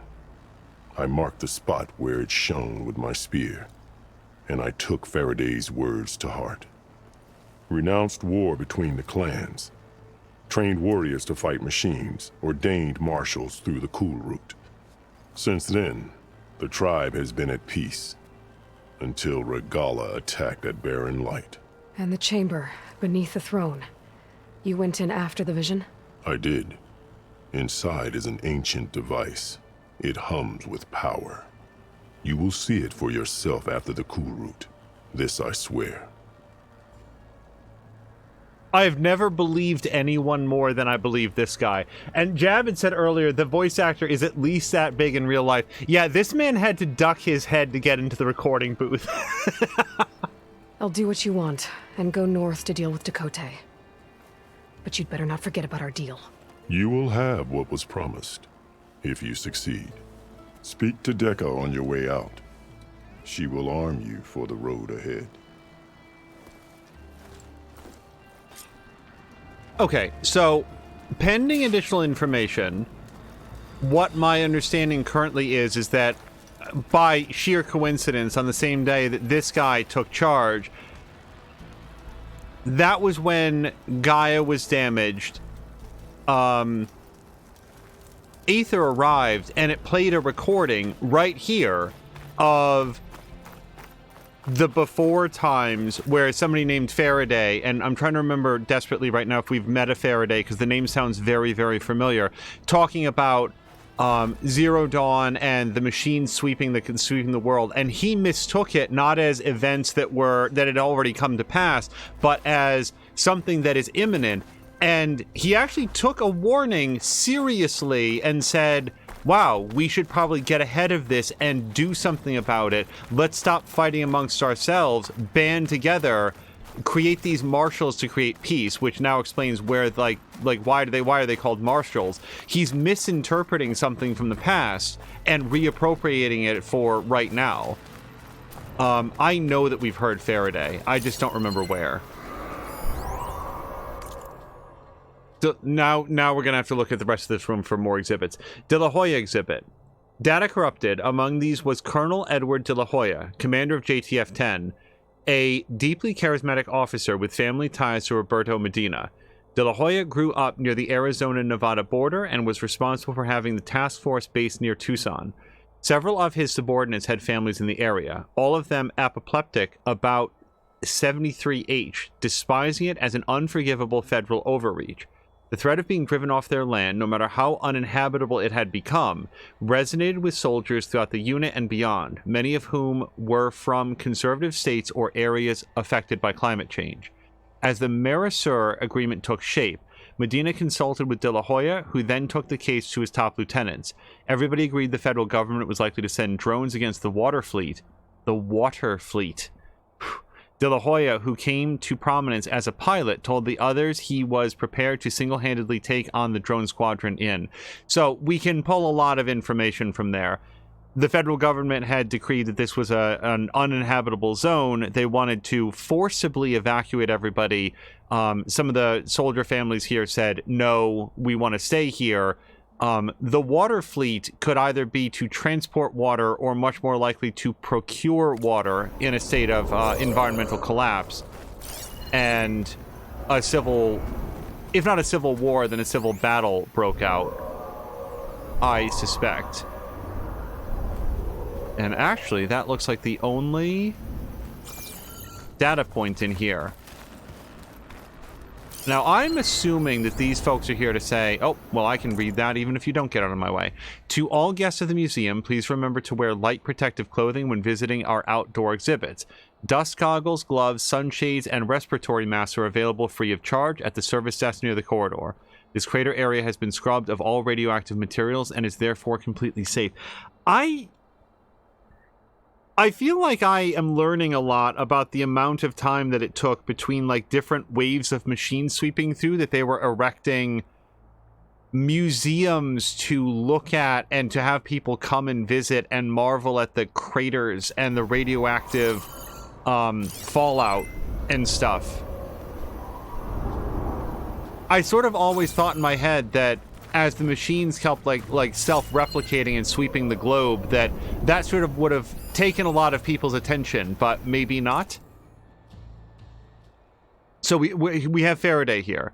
Data corrupted. The job went to Anne Faraday, born and raised in the hot zone, Needles, California, and a colonel in the Air Force. When De La Hoya instigated the takeover of bases in the region, she had been a dissenter and so didn't fight in the war, but was instrumental in peacefully evacuating other neutral personnel. During the conflict, she became one of the nation's leading voices for a non-violent solution, which, combined with her familiarity with the region and military background, made her credible to both sides. 3 months into her appointment, Faraday gave an address to Congress, ostensibly as a progress report, but actually a ringing statement of purpose. She transcended her usual plain-spoken military directness, passionately highlighting the need for community and unity in the face of an uncertain future, dominated by climate change and increased automation. So this was before the war altogether, then. It came to be regarded as one of the finest moments of oratory in Data Corrupted. So climate change was already having a very severe impact. The federal government declaring that this area was uninhabitable wasn't because of the machines eating the biosphere. This happened before that. Sorry, there might be some more stuff in here. I just read a log mentioning her. Also, I agree with Geese of God, who says that his voice reminds me of Michael Duncan Clark. I would, if we didn't know that he had passed away, I would be wondering if that was in fact him. So, oh wait, Medina exhibit. Data corrupted, defiance of the federal government, Medina declared that he would dedicate all the profits of his mines to habitation efforts, helping as many Southwesterners as possible stay on their land. This unselfish rallying cry echoed through the hot zone, causing other mining interests and businesses to follow suit. The federal government responded by following through on its threat to cut off water supplies, but this only galvanized the protest movement. Medina's alliance signed a multi-year agreement with the South American water cartel Mercosur, a joint effort by Data Corrupted. So now we have a definition of Mercosur, because we did encounter that name or acronym before. Hold on, what's this? Hall of Heroes. We definitely read that one already. I'm worried that I'm not going to find them all. And they're not that hidden. Like, they're sort of big, bright purple blurs that you would think would be easy to stand out, but... Best move out. Marshal Catalo is waiting for you. Okay, we read De La Hoya exhibit. Okay, maybe there's nothing else up here.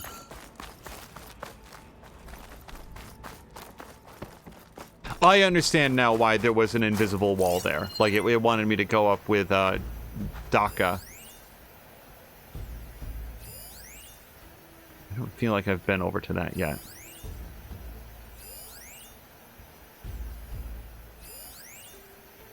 Okay, well, I didn't get that. We'll go pick up this small... Hey, maybe I can interact with this now. No. It's interesting that Aloy doesn't even comment on it. Like, it caught my eye walking into the room, and that was even without the focus, but Aloy just couldn't be less interested in it.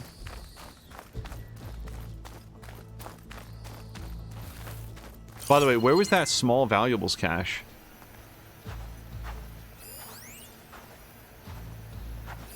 I think it was somewhere in this area.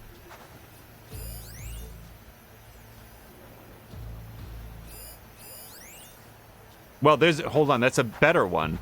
Man, I keep overlooking these. This is, oh, new data point. 73H exhibit. Data corrupted was the origin of Executive Order 2036-373H, which used congressionally granted emergency powers to mandate the evacuations of most counties in the region outside Los Angeles, Las Vegas, and Phoenix. Displaced families and individuals would be moved to temporary camps before places could be found for them in habitable areas.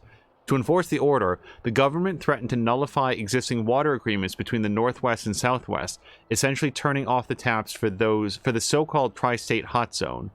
To its supporters, 73H, why was it 73H? Oh, that was for the last 3 digits. Was a humanitarian effort designed to preserve resources and help climate-stricken Southwestern families start new lives. To its opponents, the order was a clear bait and switch. The federal government had broken its deal with Medina in a greedy land grab that employed eminent domain to seize mining claims. At the same time, it would place Southwestern refugees in fenced-in camps, which were quickly disparaged as 73 Hell, a provision that incited immediate data corrupted.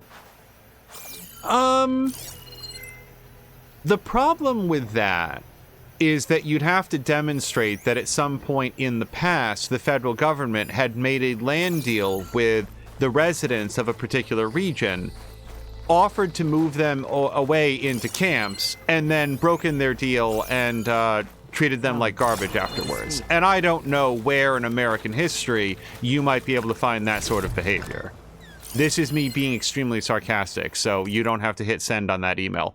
Hello and welcome to the Holo Tour of the Mojave Battlefield Memorial Museum. This tour will guide you through all of the museum's exhibitions, giving you a broad insight into the Hot Zone crisis and the tragic battle that took place on these very grounds. If you wish to start indoors, press 1. If you wish to proceed directly to the crater exhibit, press 2. But before stepping outside, make sure you are properly protected from dust and heat and help any children in your party. I can't speak to the mining rights that they are talking about here. What I can say is that if you are in a situation where resources are scarce and you have staff instructions we've definitely already read, and this is flight recorder interface. Yeah, I feel like we've gotten all of that. So, pending additional information, I feel like we got everything that I can find in here. What's this? Small valuables cache. If there's a shortage of potable water, and you have a sizable population of people that are living in the middle of a desert, I mean, look at the July that just happened in that exact part of the United States. An entire month of temperatures over 100 degrees. Now imagine that magnified to a longer period of time over the course of several years. I can understand why, as a policy decision, you might say the federal government can no longer afford to subsidize the, living here. However, there's another aspect here about mining rights that I don't know anything about, so we will wait to learn more about this. Hikaru said you have something for me? A weapon to aid your mission. You'll need it for the long road to Stonecrest. Many machines prowl along the way, and our scouts have sighted Regala's rebels in the area. Machines and rebels. Nothing I haven't faced before. Indeed. Head north towards the foothills. Ascend its slopes until your legs burn and the chill air catches in your chest. Then you'll know you're in the Sky Clan's domain. Strike true as the 10, Aloy. Oh, she gave me a new bow. Tear precision arrows are now available for one of your sharp shot bows. These powerful arrows deal high tear damage with a compressed air blast. Use them to remove armor plates from tough opponents or detach useful components. I will absolutely do that. I will say, I haven't been sitting here like... Get ether. Guess I'll have to play along with Akaro. I better meet up with Marshal Catallo at Stonecrest. It'll be faster if I ride a machine. Yeah, no, we will probably do that. I have not been sitting here being like, oh man, when do I get tear arrows? Tear arrows, I want tear arrows. And the reason that I haven't been like beating my chest about it is once you get tear arrows when fighting machines, it feels like they are just incredibly useful. Like almost not a lot of reasons to use it. At least that's how it was in the first game. I feel like near the midpoint of the first game, I would shoot a couple tear arrows at like a Thunderjaw and like blow off half its side. Like they were just so good. Now maybe they've been rebalanced in this, and I'm not gonna lie, I'm glad to have access to some... Okay, sure, that's almost like a medicine bundle. There we go. And I actually have 200 of those, so we're not gonna worry too much more about it. But at the same time, I do recognize that at least in the previous game, Tear Blast arrows felt a little bit much. A little bit unbalanced.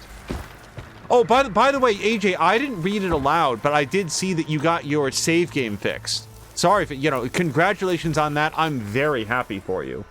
Samler says, this bow, this is the reason I never had any machine muscle. Okay, maybe they're very expensive to fire then. Also, AJ saying I got an update about the new Horizon game. It will release in 2025. That does not sound like a full Horizon game then, because that is, frankly, not enough time. That would mean this is 2023. That would give it a future development time of 2 years. Well, maybe I'm wrong. If they find a way to reuse a lot of the tech from this... No, that still feels too short. I mean, the WGA, not WGA, the SAG-AFTRA... Should try using something other than shock ammo. Union is talking about going on strike right now. That sounds like it might be like a PSVR 2 game or something. I don't want to be too pessimistic. That sounds like a very, very short turnaround. Sorry, I wanted that. How did I get off? Hold on. I want to go this way. No, you leave me alone. I mean, we will fight those guys for sure, but... Ah, that's what I wanted. Actually, the whole reason I came up here. Yeah, there's so many yellow lights up there. Let's go back to our map. Duck feathers. Yes, I will go down there and get some duck feathers because I want more ropes in my pouch. AJ is saying it could be fake news. I would love there to be more Horizon in our lives. I feel like right now, typical game development for a game of this size and scope is not less than 5 years. Now, this game has been out for a couple years, but that's like 5 years of like full development. They will have a higher mastery of the hardware now. They've had a lot more time to work with it. That seems a little ambitious. No way up. No, she won't go higher than this. That's fine. That's fine, Aloy. Let's just drop. I'm pressing so much square. There we go.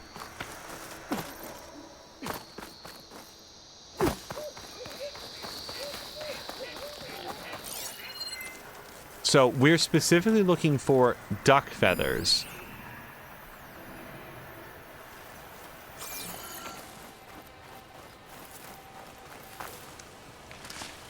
No ring on me.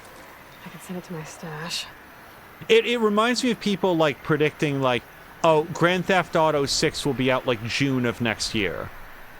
I'm just letting you guys know. Until Rockstar announces when Grand Theft Auto 6 is going to be out, anyone who says anything about it is making it up. They don't know anything, they don't have any information, and whatever they're saying, if they are correct, it will be by blind happenstance. I see so much conversation about this because of those like early leaks and stuff like that. That game, I would be amazed if that game comes out within 3 years because of the amount of time and attention that goes into them. And if I'm wrong and it comes out sooner, that's great. Don't listen to me because until Rockstar says it, it's not true. That looks like a duck. If it flies like a duck and quacks like a duck and effortlessly avoids my arrow like a duck, it's a duck.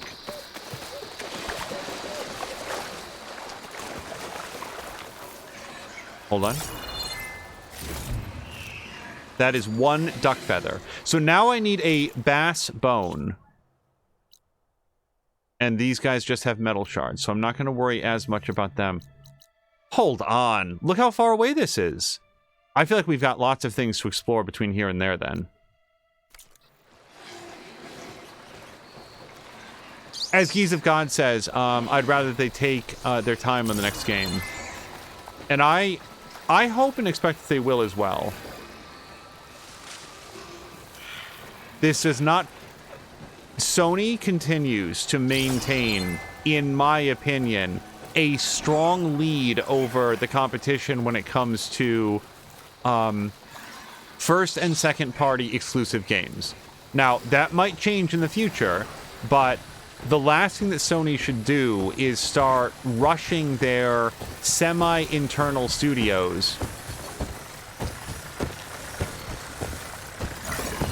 to get things out the door more quickly than necessary. Okay, that wasn't much, but we'll take it. So, I can override these. I've already got one, but we could also take one on as a friend for this upcoming battle.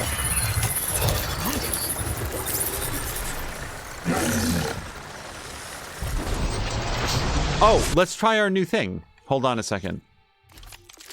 It was a sharp shot bow, wasn't it? Ammo. Here it is. Cleaving sharp shot bow.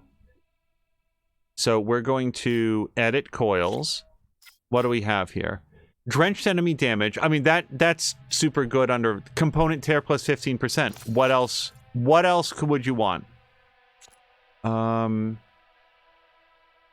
265 points of tear damage. Yes, please. We're going to equip that.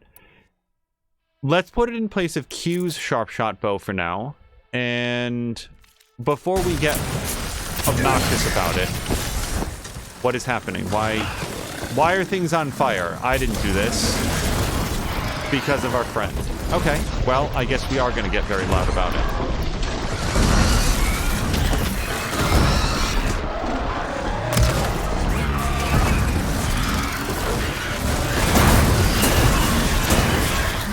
I should really just let this play.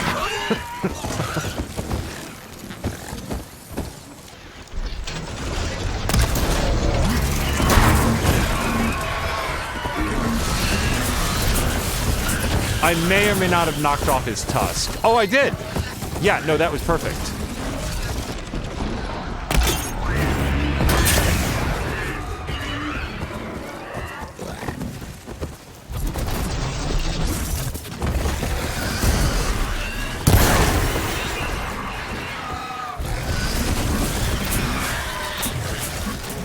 I gotta say, our friend over there still looks awfully healthy. He's gotten knocked down a couple times, but...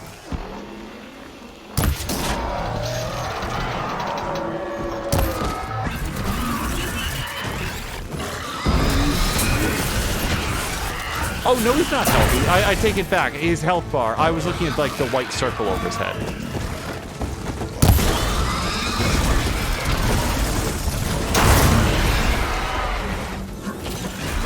Okay. Yeah, so that seemed to go really well for me. I mean, I'm just sitting out there and we got a grinder disc. I don't think that I've ever picked one of those up. Let's grab all this stuff. This is great.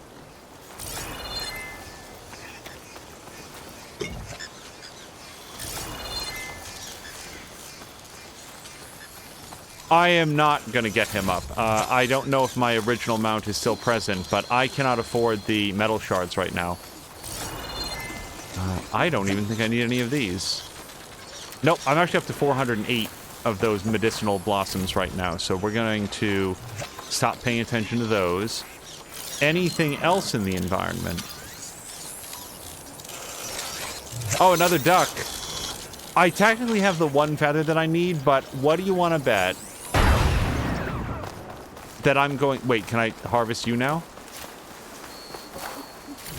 Yeah, that guy acquitted himself really well. He went 2 to 1, and with a little bit of help from my terror arrows,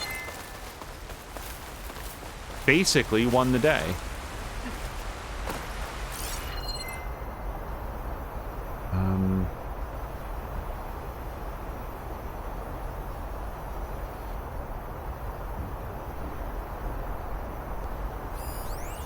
Is that it? Okay.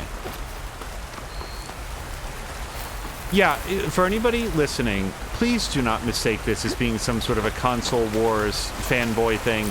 I go to where the good games are. And recently, Microsoft, you know, for the last couple years, I'd submit, has struggled a little bit with the quality of their first-party releases. People really liked Halo Infinite when it came out, and then relatively quickly feel like it fell behind the curve and there wasn't a good steady supply of new maps and new content and new play modes, so it sort of fell out of favor much more quickly than I think the fans of it had liked or had expected. And then Redfall came out, and Redfall was a huge debacle, and people felt really bad when it came out that the developer Arcane Studios really didn't have very much interest in doing the game at all. And I'm trying to remember, I want to say there was at least one sort of like, one other high-profile failure. Now, Microsoft can turn that right around if they choose to focus on a higher emphasis on quality, not forcing studios to work outside the projects that they're interested in doing, like doing a 4-player co-op looter-shooter vampire game. Those are not... What is happening here? Somebody just ejected that, and I don't know who did it. Did that fall all the way down here? It did! Okay, so we've got a couple wide moas up there. Is no good here. Yeah, no. I'm more interested in the ducks, honestly.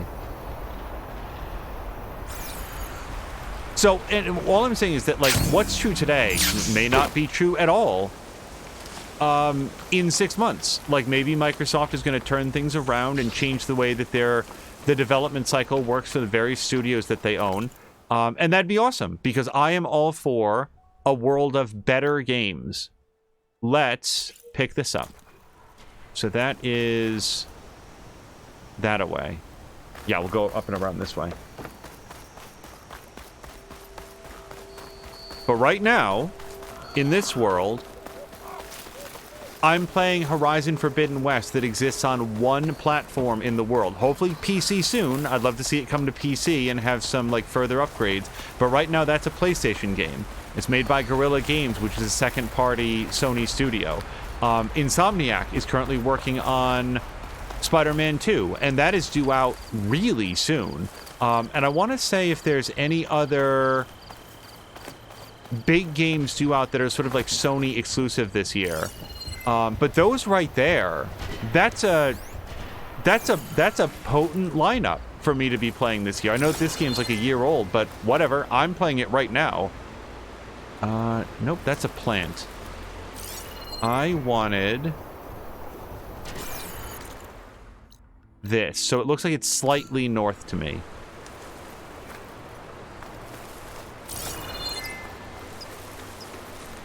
And it might very well be like underneath or inside something. Yeah.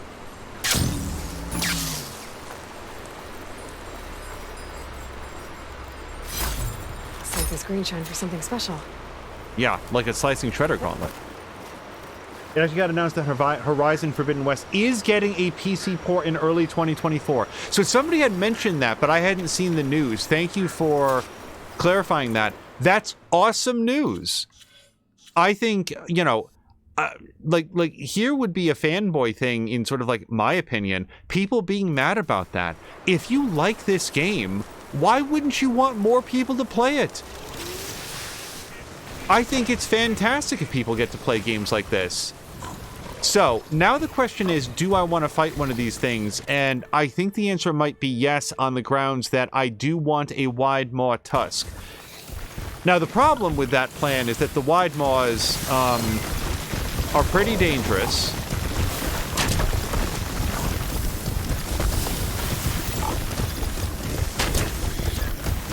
And this is an apex wide maw. That's going to be a problem for me. We are still going to monitor the tusks. Okay, so we've got 2 apex wide maws, and then we've got a regular one, right? And I can override it. So if we're going to take on the 2 apex guys, I think that trying to grab the regular guy to be our friend, we just saw that that's a pretty good plan. That's apex. So that's the one that I want. So I'm going to mark that guy. And hi. It's super. Just great. Really nailed it. I think that we might smoke bomb it. Is he aware of me? I think he is. Yes. Yeah, he's barfing rocks at me. See, his lights, I feel like his lights are yellow. That they're still searching.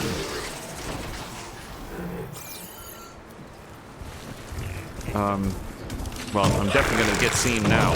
Okay, so let's... I am so stuck on this log.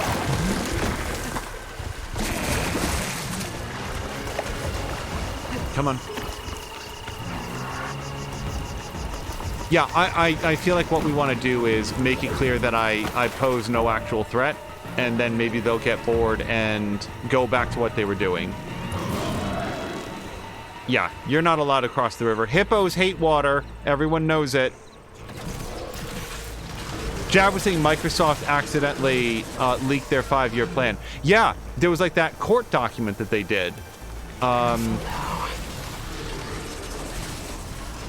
Boy, I am choosing not to shoot them in the jaws. Should I make a different choice about shooting them in the jaws?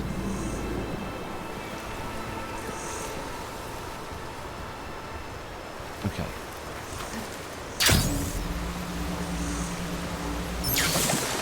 Yeah, in the, what was it, the FTC court case, Microsoft uploaded a bunch of their stuff to a non-secure part of the site or failed to properly secure it after uploading it. That's my understanding. And revealed all sorts of stuff that wasn't meant for public consumption. Oh, balls. Hold on, it unselected them. That's an apex wide maw. That's an apex wide maw. Yeah, the white guy is the one that we want. So we're going to tag him. And I still want to tag his tusks if we can. Okay, we got that. So now the question is, how do I get over to the guy that I want to... it's that fellow, right?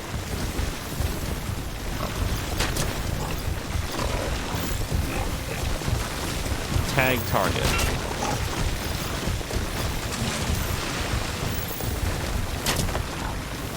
Also, hold on, let's highlight his track. So look at that track.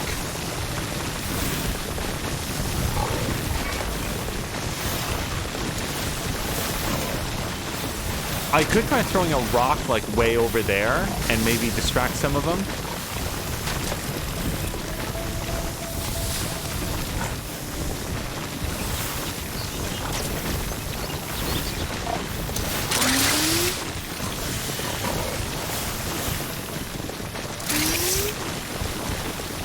I feel like I've Yeah, see, I can't make it across here without getting seen.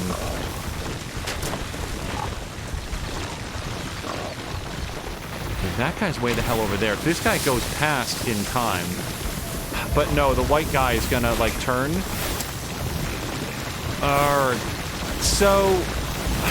we could try throwing a rock.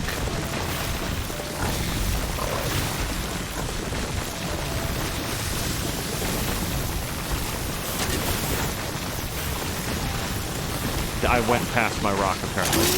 Okay, hold on.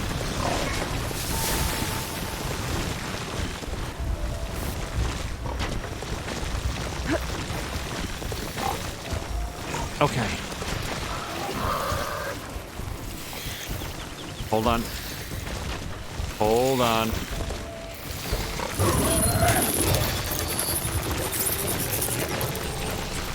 Okay. It's Welshie. You are absolutely correct. It is a big chonker of a boy. So now let's get machine mastery, I think, what we want to do. Let's make this our dominant ability. I actually have, hold on, I have a point to spend. Do we have anything in like the 1 point range anymore? I don't think so. Oh, hold on, we've got this. Resonator damage. Let's do it. Okay.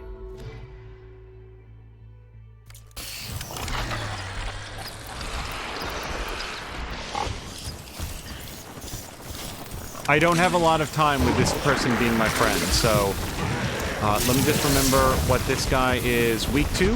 Purge water.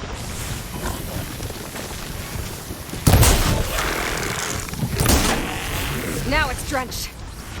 Okay.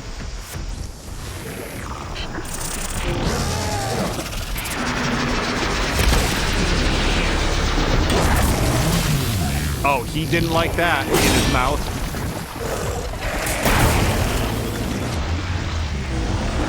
Hold on, I really want... No! I was about to say I really want to shoot this inside his mouth, but I didn't want to be inside of his mouth when I did it.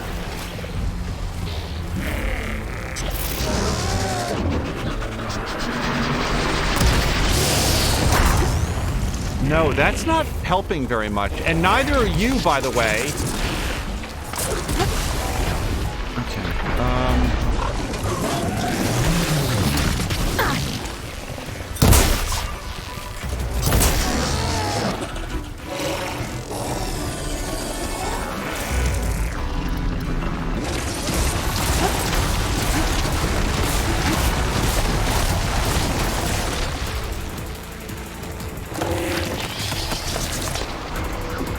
oh, I'm not going to get a good shot at him with this big rock in his mouth.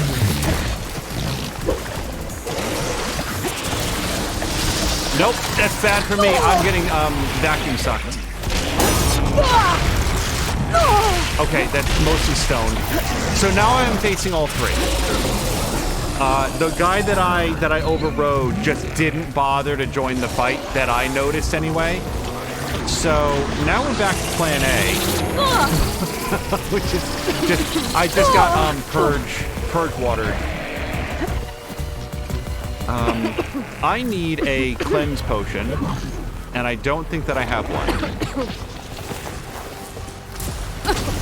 This fight may very, very well be outside my current ability set. Hold on.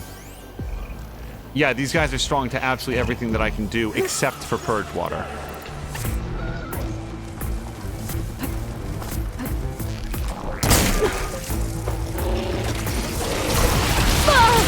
Nope, I'm just getting eaten. The entire screen is just particle effects. And I just got re-purge watered.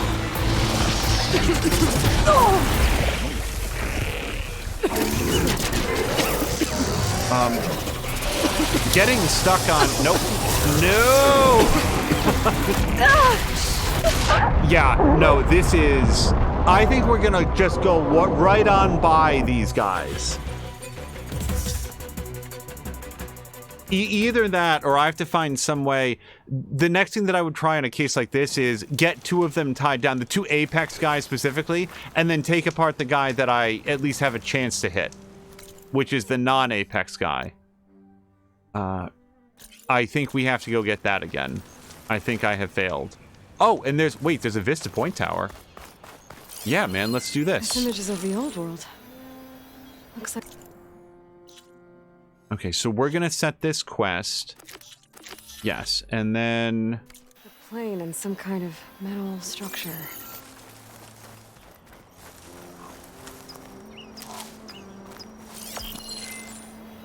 Boy, that was a lot of trying to get to the Wide Maw and override it, only to discover that... well, apparently that guy was like the pacifist of the group. The conscientious objector to the kill his fellow Wide Maw's friends. So, I don't know what I'm looking at, but the mountain peak does seem notable. Let's go a little bit further to the northeast. I'm heading in exactly the wrong direction.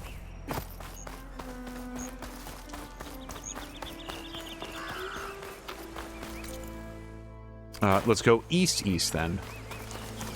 But yeah, Jab was saying that Microsoft accidentally leaked like their release schedule for the next 5 years. Yeah, at least their release projections. And there was some heartening stuff in there. Like, I personally am really glad for the idea of Dishonored 3. I thought that franchise was done. It didn't sell. It's, like, so good, the Dishonored games, but it didn't sell in the way that Microsoft or like any major publisher would have probably wanted. So maybe I'm too low to light up the image? I mean, maybe, but I'm not even sure what we're looking at yet. So Aloy is giving us a hint. We want to get up higher. Going to the top of that, like, plane wing is an option, but that would rely on the plane wing having been here when the Vista Point was originally taken. And it seems a little bit weird that somebody would have done that. But this is the highest point. We'll give it a look. Sorry. Went a little bit too far. Hello to Hey Isn't That Kay, who's playing through Dishonored 2 right now. It and the original are so good. Yeah, see, that's the thing. Kay, just in case you don't know my stance on it, Dishonored 1 is such a good game. And then Dishonored 2 just came out and was like, oh, we'll just be better. So that is not the solution then, because that is not a surface that Aloy can stand on.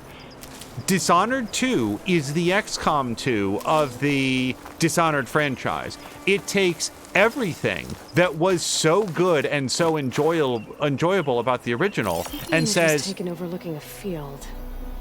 Maybe I could try to line it up somewhere in the nearby hills. Yeah, no, Aloy, that's the whole thing.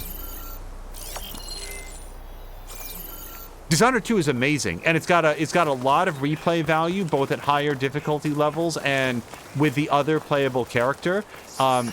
The missions are more interesting and more, like, thoughtfully laid out. The power sets, like, there's a ton of replay just in, like, using different powers.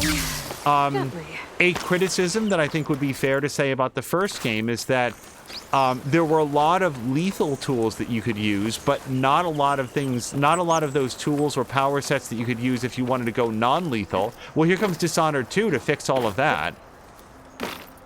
By giving you a variety of abilities that are good for both lethal and non-lethal playthroughs.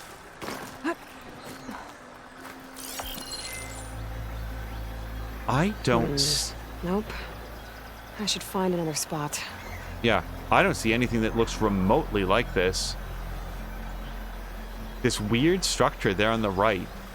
Like, we're not going to be able to line it up with a specific mountain range, or at least I'm not going to, until we find the big-ass thing there on the right. And I have no idea. Let's head to the south, I guess. Hello to Jody K and Brian. Jab is saying the new Doom game, instead of id going to Quake, was very interesting as well. This is probably, like, just entirely a me thing, but I feel like Doom is so much more, like, relevant than Quake. I know that people love Quake and whatever. It's a little bit surprising to me. Quake is fine, but, I mean, Doom defined a genre. I lived through an era where everybody said, oh, that's a Doom clone. That's a Doom clone. I can understand that if id feels like they have any new, like, gameplay mechanics or storyline. Isn't it called like Doom Zero or something? Doom Origins? I feel like it's implied in the name that it's like a prequel to like Doom. Like the beginning of the Doom franchise. I still have no idea what this is.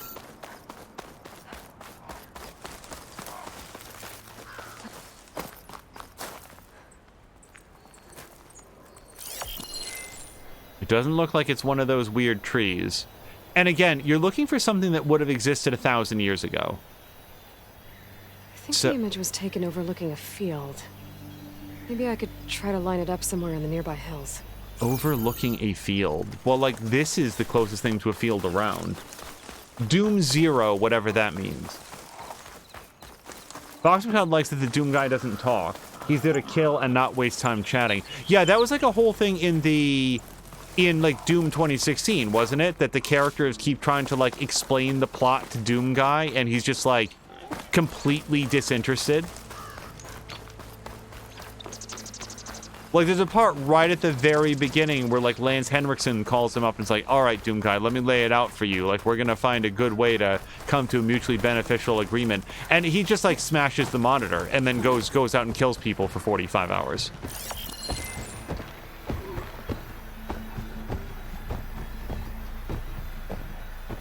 The idea of taking that character and doing any sort of like an origin story feels like it's a complete betrayal of what the character is meant to be. I don't see anything like this. Like, we can walk away from this, but I don't really want to.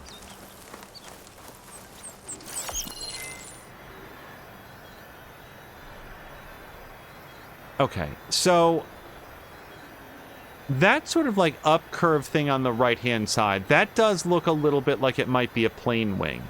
But that vertical structure there on the left, on the right, I have absolutely no idea. That it's such a distinctive shape, and we do have some. No, that's way, way, way outside the bounds. I was gonna say those windmills, maybe. You're playing a Horizon game and not gathering everything you see. Jody K, if I gathered all of the Ridgewood and healing and everything else around me, I'd never have time to play the game. But I do hope that you're having a wonderful weekend. Yeah, there is no angle at which this plane wing or tail or whatever this is going to look like that. So I feel like I've looked a little bit down to the south.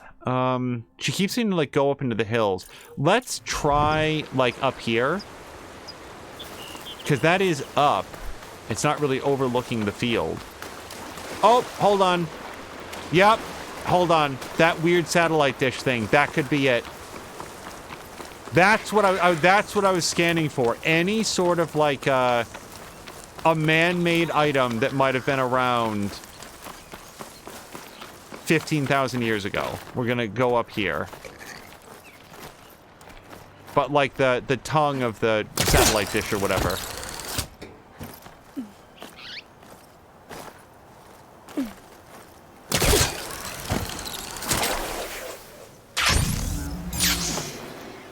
Okay, now we're on to something. That metal structure looks like the one in the image. I think I might be close to where it was taken. There we go. There it is. Oh wow, this area was very different. Yeah, see, I keep wanting to like walk back and forth and see beyond the edges of the image, but you just can't. Still, that is pretty cool. Jody K. Quake was a pretty important game as well, though. So, like, here's the thing. Doom took elements of first-person shooters that had existed before it, like Wolfenstein 3D, and there was something that I think slightly predated Wolfenstein, but was similar, and I might be wrong, and it kicked it up a notch and had much more elaborate levels, sort of like a cool design aesthetic. Wolfenstein was shooting Nazis, and we all like to do that. But it was still just like dudes, and then eventually got to be a little bit more than that, like near the end. It felt like it near the end anyway. Whereas Doom was like, you know, zombie guys, and then the pink demons, and then the imp demons, and then the floating like cacodemon guys. Like, it just felt like it had a lot more. And I think that that's why it is so well regarded. Quake, in my memory, was brown. And what it did was it sort of added like a polygonal third dimension to all of that. And don't get me wrong, that was important. Having grenades that would actually like arc in real space and like calculate where they ended. And that you would have to have a, what's it called? Like a Pentium processor, I remember that, because of the math co-processing to do some of that stuff. Like, yeah, that was pretty cool stuff. But Quake was always sort of like, oh man, this is what third-person shooters can be like with an actual valid third dimension.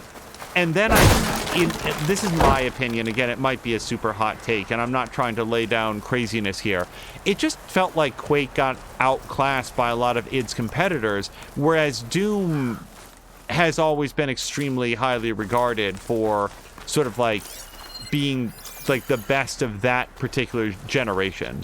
And there were a lot after it. Like, they had games like Postal and Blood and Hexen, and this is apparently not... There's no usable parts on this guy for me. AJ is enjoying the Assassin's Creed Mirage soundtrack. I am very close. There it is. I think I found the green shine, you guys. Okay. We are almost ready. By the way, is Geese of God here? I was going to ask... The Shredder gauntlets. I think they're very, very cool in theory. I have not necessarily been able to make excellent use of them in practice. Like, there's times when you can get like the third bounce back and then you throw it and it just like absolutely decimates some guy's health bar, and that's awesome. But getting to that point has been a bit challenging because the... What's it called? Well, the machines are very, very good at like closing distance. Let's see what we're dealing with here. A regular rollerback, not an Apex guy, huh? Pretty much use out of shock ammo.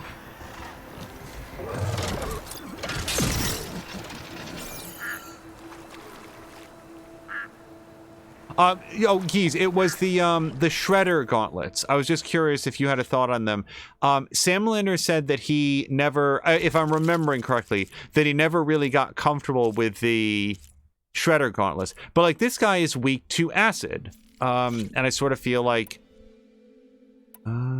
yeah, let's put that in there.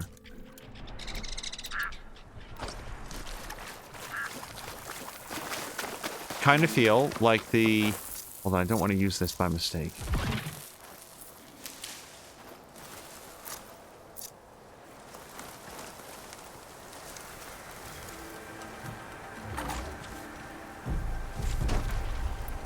Let's give it a shot.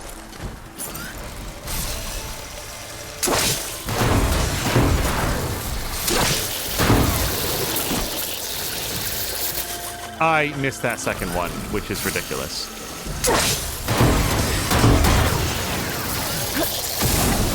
I think I missed that one as well. That sucks.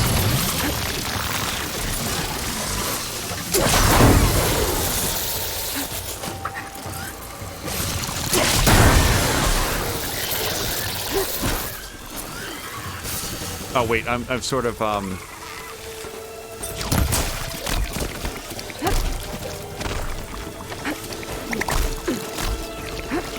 Have I seen these guys shoot goo before? Art's flying!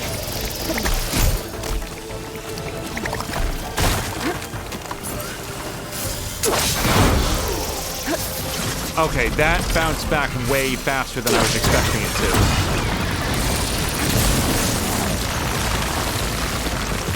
I'm gonna wait down here. Gravity doesn't work on him, right? Oh, dude, I'm not fighting you yet.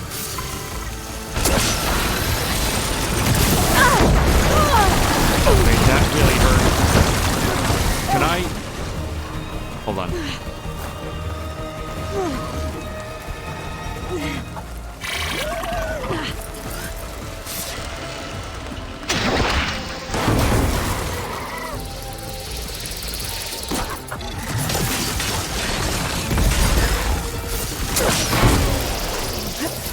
Yeah, sometimes it bounces back way faster than I'm expecting.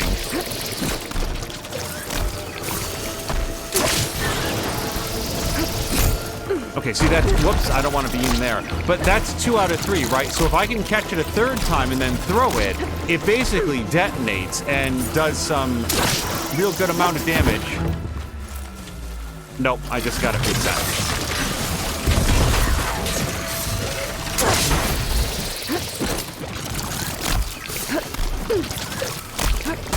I keep trying to release it before he shoots his goo. Well, I mean, we've knocked off a lot of his armor, so whatever it wasn't doing in terms of damage,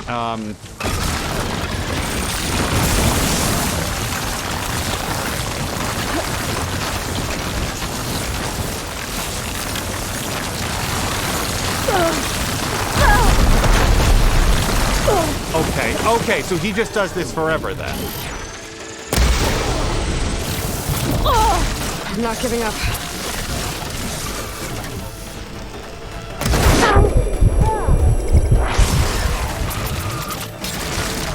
I do not want to be stuck on this machine monster.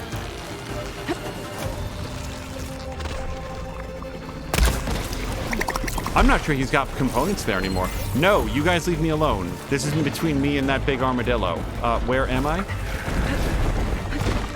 There's a certain trick you have to employ to reliably catch them. Once you get them down, they're very resource efficient since you can use one shot 3 times.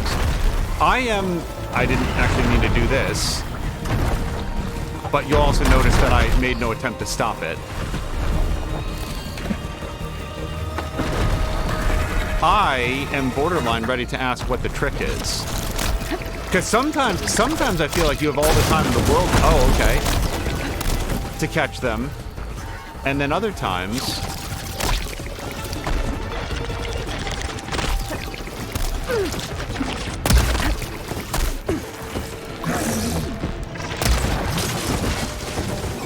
they come back so fast. And like on such an acute angle that it's much more difficult to catch them. Okay, can I make some more of those?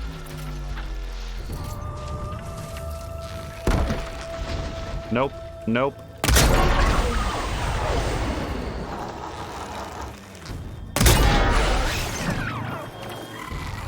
I guess he's decided to end his life just looking at the sunset, and that's perfectly fine with me.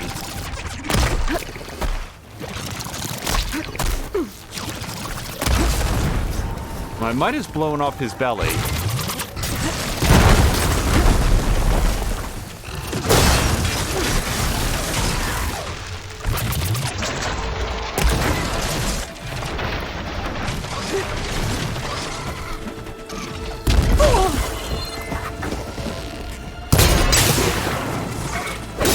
Dead? No, he just dizzy. Okay, we took down 1. We did it. Maybe I can take cover behind his corpse. I definitely need those. Like, all those resource containers, I wasn't shooting them off for fun. We got a cooling block. I was hoping that there were sparker coils, actually.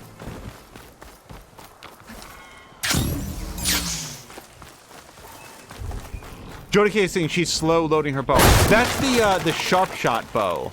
She's very, like, I think that's a balancing thing because it hits super hard. So I still want to do this. Hold on a second. We're going to make another shredder pack. This would be 6, so no, I'm going to hold on to this. Let's I really want to try to learn to do this.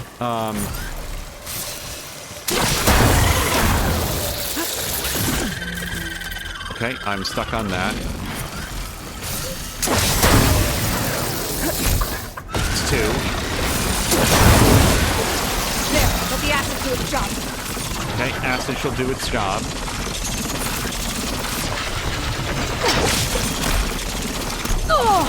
I think I hit the corpse, not the monster.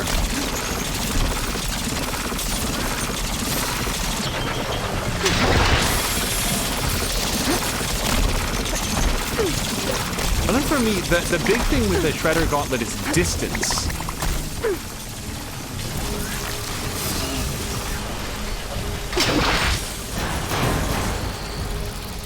Because it will arc back towards Aloy, make it relatively easy to catch. As long as it has the distance to do it.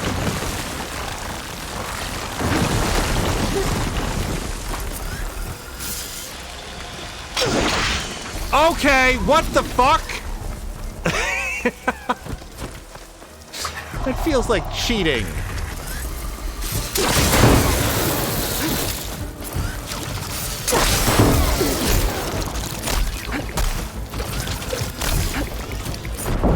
Okay, that's... No, get up, Aloy.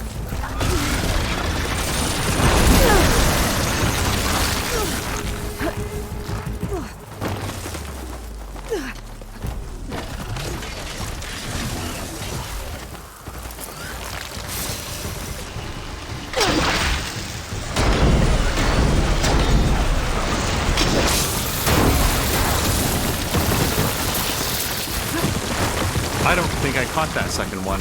Maybe you can only catch one that's in the air. Yeah, I did catch the first one because we did get a pip.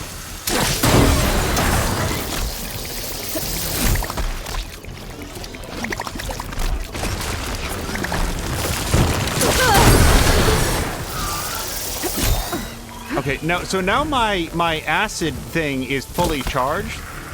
But I feel like there's not really a point in throwing it if he's already on acid. But you do get that big explosion on the fourth hit. You catch it 3 times, then you can get that last hit, and it's like awesome.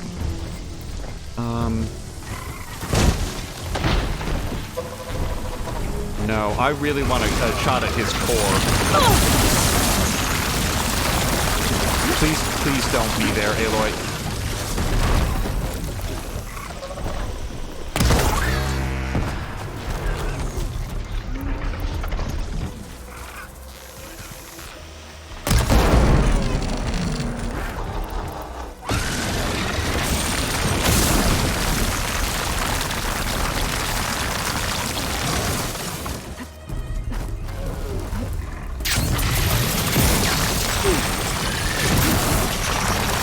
Why did I come in this close?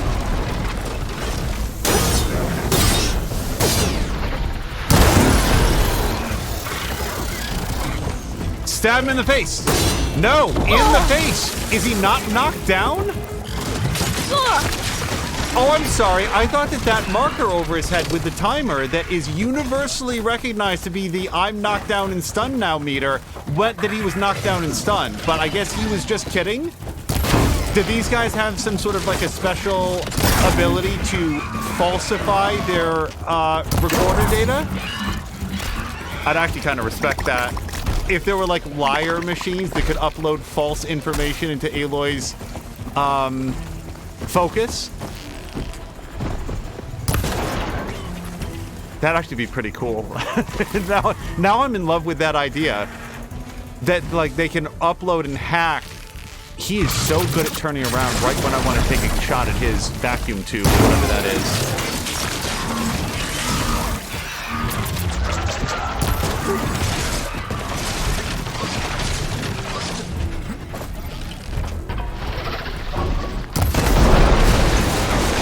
Okay, I blew up something that was very important to him.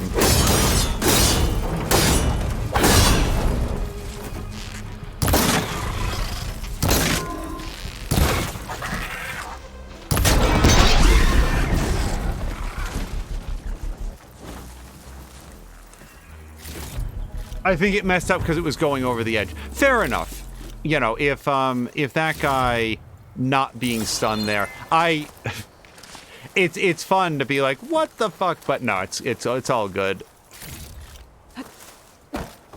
An adhesive coil. Interesting. Hold on. Inventory. What is an adhesive coil? Oh, apparently I've got 6 of them. I'm just noticing for the first time. Increases adhesive buildup. So that is a new elemental state, because that wasn't in the previous game unless it was in the expansion pack. Okay, I don't have any adhesive glue guns. Kay is saying, I never mastered the gauntlets either. I like the idea of them, but I was terrible at catching the disc, so it made them less than useful. You were getting too good at it. Game decided to nerf you a bit by making you throw wide. I always feel bad when they start limping. And Geese of God is saying that it is new. So, Geese of God, let me ask you a question. You've been here for a couple streams now. The trick that you're saying about like catching the gauntlet reliably, is it a spoiler, or is it something that you'll get through practice? Is it poorly like communicated? Because like, I don't know, I really like them in theory, just like Kay said.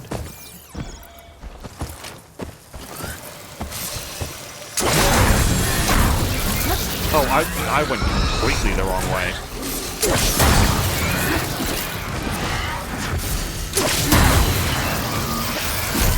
Or is it as simple as, like, you gotta be far away? Because that's what I've sort of figured out. And even then.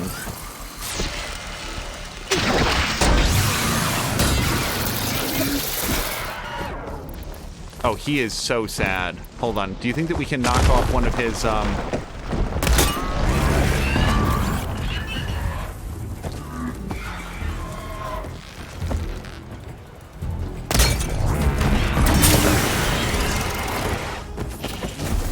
Why?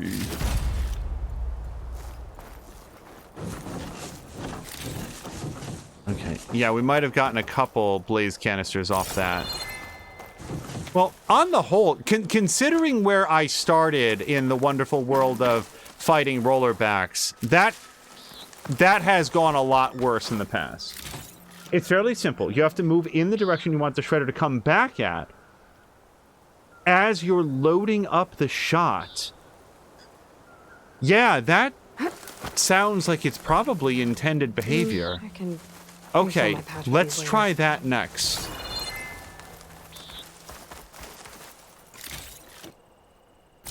Anything else out here? Yes.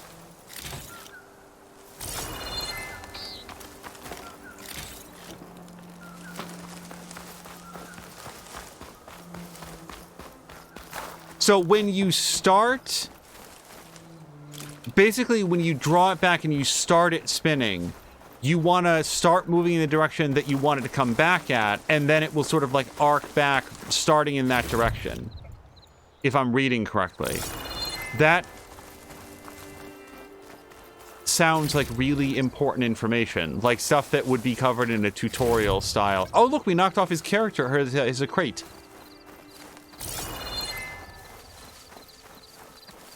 Okay. We actually are working our way up north. We'll grab that campfire. I'm not doing a Thunderjaw today. Not unless we want this stream to go for another 2 hours. Let's work our way. Let's grab this. And once we can get past this debris field. Oh.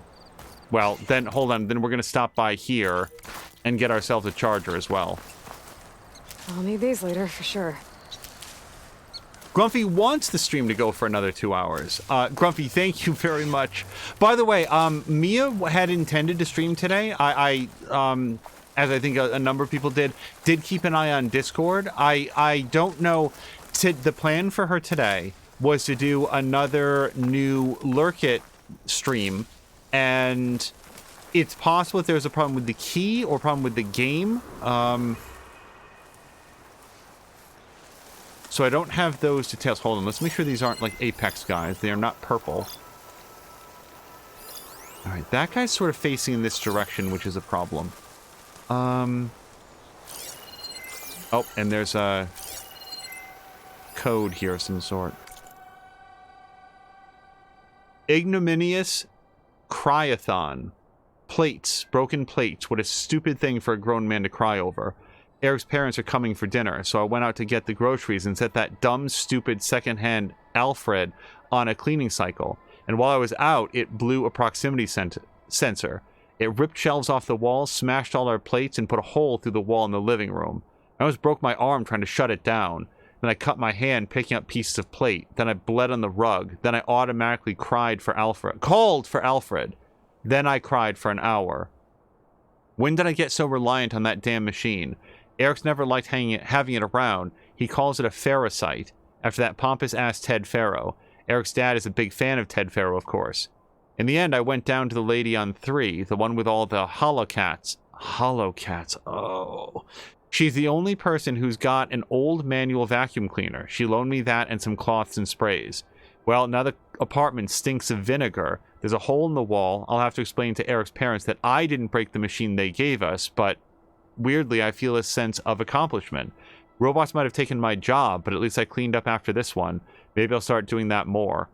Oh, hell, I think dinner's burning. If that food printer has malfunctioned again, I'm going to data corrupted. Sorry, the holocats. I have a thing, this is like a personal thing, about like false intimacy, and like I think of like Marquardt and the bonds that he forms with the animals that he rescues. And I guess if a person is not physically or materially able to take care of an animal, then a holographic animal is better. But it's just the idea of a person replacing the affection and companionship of another living creature with a simulation of a living creature. That's never not gonna like weird me out. Okay. I say that we go. Yes, I could use the metal shards, but also we could go. So, let's get the campfire. By the way, Kay, I have been trying to avoid seeing too much of it to avoid spoilers, and I don't want you to, like, feel responsible for, like, giving us app updates every time you stop by. But on a scale of, like, 1 to 10, where do we feel that App's experience with Starfield has been? Because I thought that he was really enjoying it, and then when I stopped by the other day, I was like, yeah, I kind of got really mad. The hell is that? Oh, that's just a sign, I think. Okay, yeah, that's not a creature. I thought that was like a robot looking down at me. And then it felt like somebody in chat had stopped by to, like, clue him in on the way that some of the mechanics were. He's like, oh, and then he was, like, really back on board with it. It's weak to acid. Yeah. I think that we might cruise right on by this person if I can get up to that question mark. And I can't, like, partially unlocked. Well, how about this one specifically? Am I allowed to override this one? It might be, you guys, that I have to, like, get more components of them. Is there a way, Geese, is there a way to check what components you need to unlock the override? Thruster, gravity generator, resource container, sure. And then the hammer tail. I think that I want to get a hammer tail off this guy. Well, that bristleback, that I can definitely override.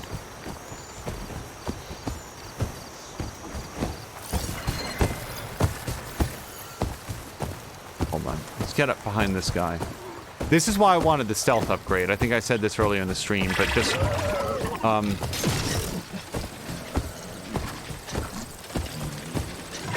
everybody shut up. Leave us alone. Me and my best friend here.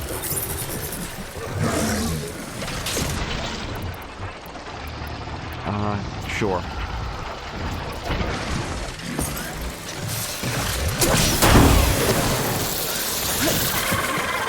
Okay, so I'm going to, like, move to the right a little. Wow, that tree, really. It's the thinnest tree.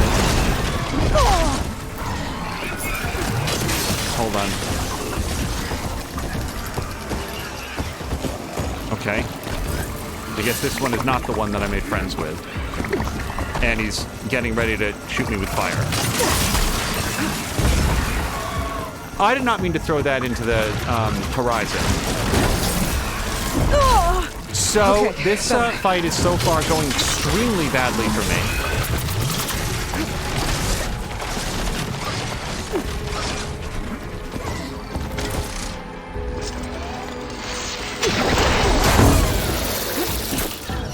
So, we're gonna go to the right. Yeah, look at that! It comes back on the right. Exactly as advertised. Exactly as Guise said. Hold on a second.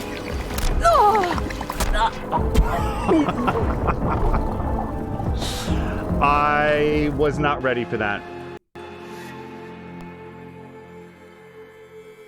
Oh, I think you'd have to... Can you set it up as a quest? I didn't see that as an option, but maybe it's there in the console.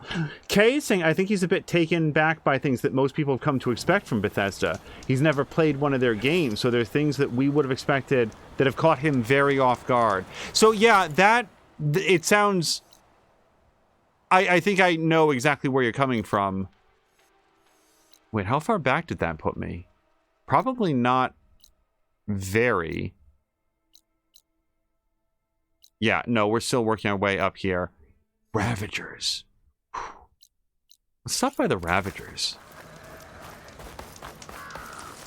When I was there, somebody was sort of explaining to him how to, like, crouch down, and then you get a bar that shows when people are starting to notice you. And yeah, I was thinking, like, that's right, that's how Bethesda does it. But if you haven't played a Bethesda game, then the way that the stealth works might be really odd. I remember I actually had to... Oh, hold on.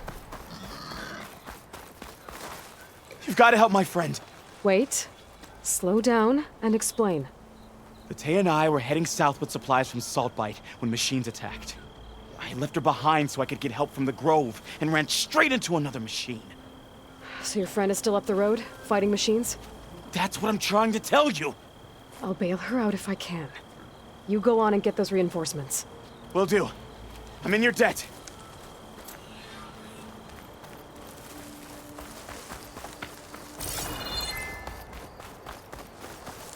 Nope, we don't need that. We don't need that. So Kay is answering overall probably about a 6 out of 10. Oh, by the way, can we set this to be our quest to help the person? Errands? Yes. Machines attacked a pair of Tenakth soldiers as they were transporting supplies from Saltbite to Memorial Grove. One of them is still missing, so we're looking for Lute.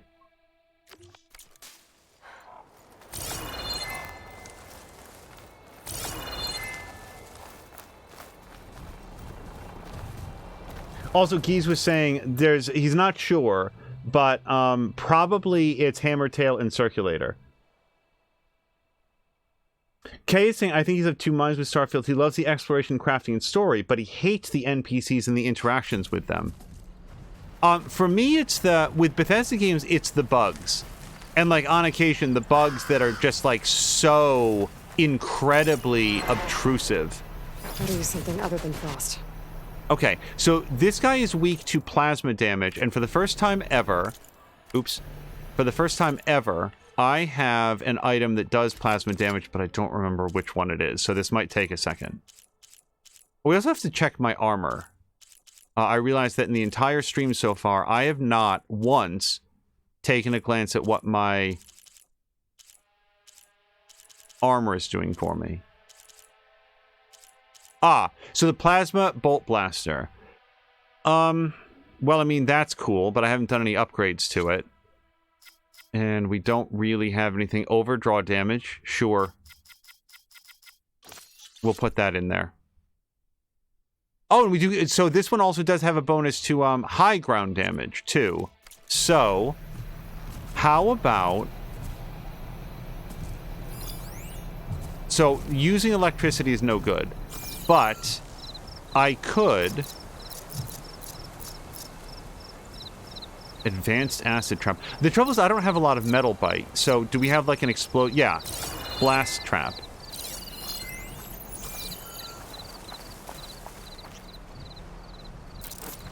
There we go.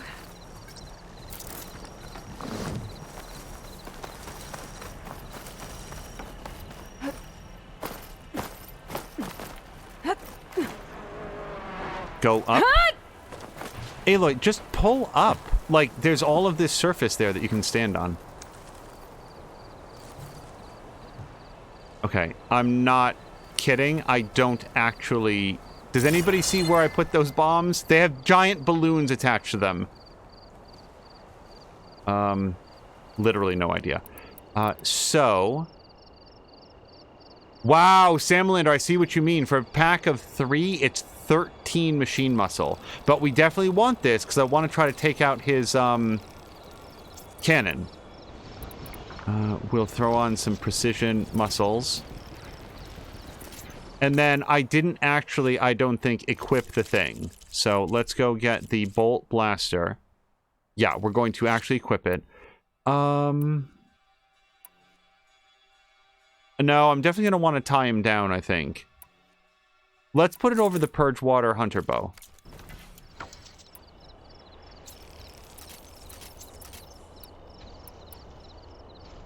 Not yet. Hold on. I wasn't meant to be seen yet. I put down 2 bombs somewhere on his, patrol route, and then I jumped up the thing.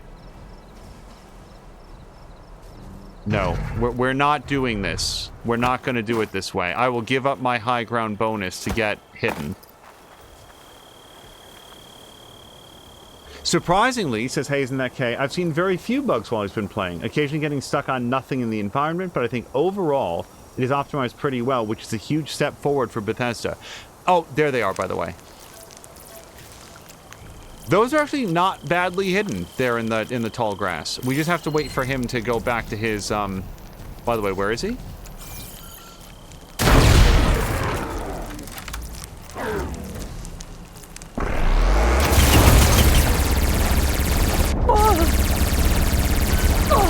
Okay, this is absolutely horrible.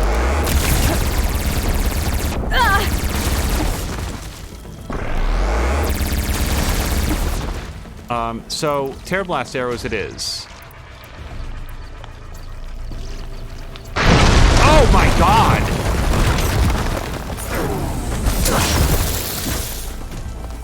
Guess that technically counted as 1.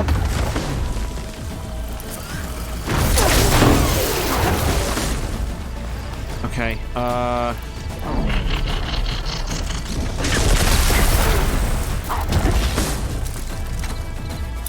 Getting there.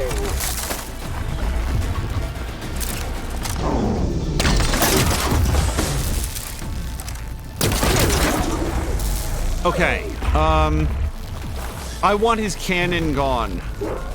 I need some help.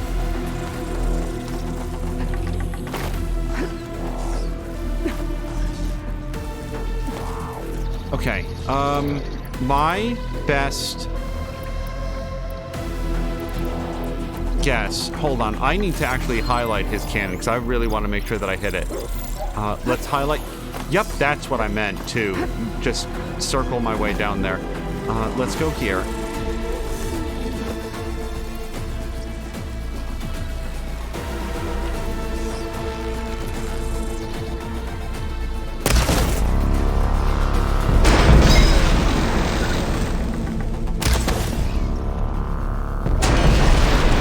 Okay, there goes the cannon. Can I get that?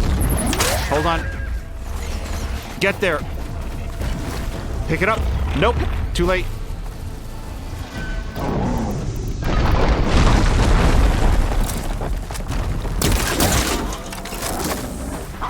Okay, nope. He is not having it. That is too much damage.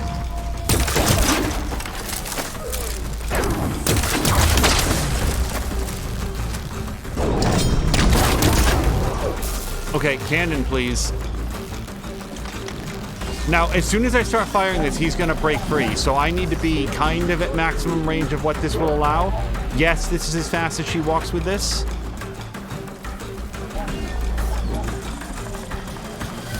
Okay.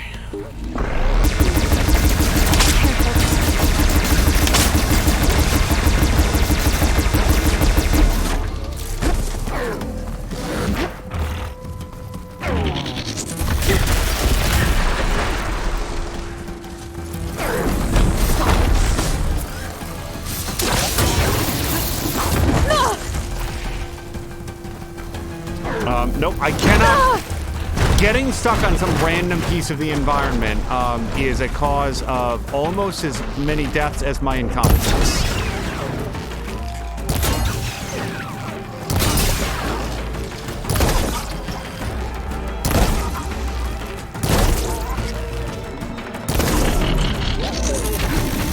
He doesn't even care. You guys, he doesn't even care. He just Michael Myers'd me as I shot him like Dr. Loomis over and over and over again, except they didn't even have the respect for my attempt to fall backwards out of the window. He just walked right up and killed me. He was completely unbothered. There was no doubt at any point in his mind that he had me dead to rights, and he was correct. I don't know.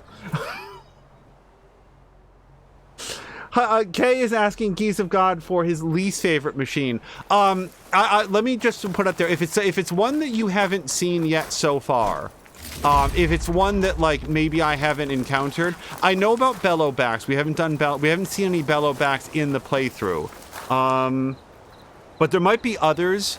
Like you could maybe whisper it only if it. You guys, this is a while back, isn't it? It's not that far back. Right. We were doing the quest. That's right. I was doing a quest before I started fighting that guy. In this game, it's a spoiler, says Geese. Let's see, in the first game, did I have... Oh, well, I mean, Geese of God, I don't know if I've shared this with you, but others in chat will have known this. The burrowing guys, what were they called? Rock breakers. I never learned how to fight them. I did fight them. I killed 2 of them in the playthrough. It should be somewhere up the road. Absolute battle of attrition. It was me and all of my health and absolutely every weapon that I had at maximum ammo to get one of them down to like 70% health. And then I'd have to go like get more resources and then come back to finish the fight. Like, I never worked out an efficient way to take those guys down. I couldn't pin them, like rope them down because they would burrow away. Pouch is full, but a supply sled. Minus the supplies. And the Tanakh soldier. Wait, what are we talking about?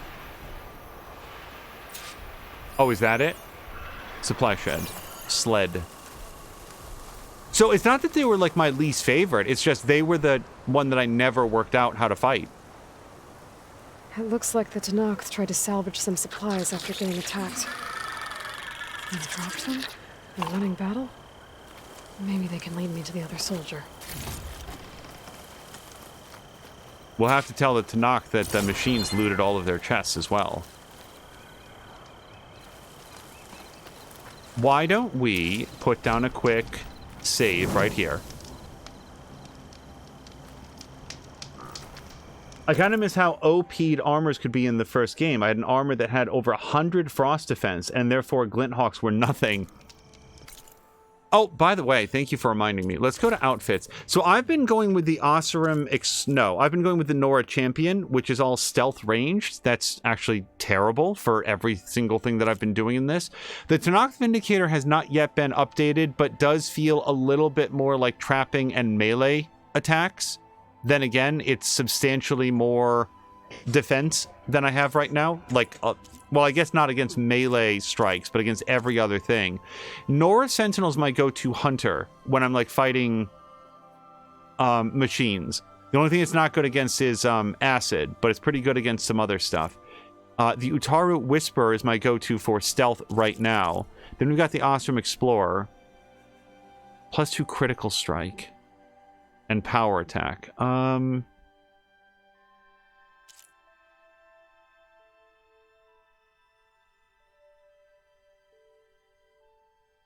I don't dislike this one. And then Nora Huntress, Silent Strike, Heal, Trap Limit. I'm gonna go to just Nora Sentinel. I feel like that's our normal, like, this is really good for, like, fighting with machines.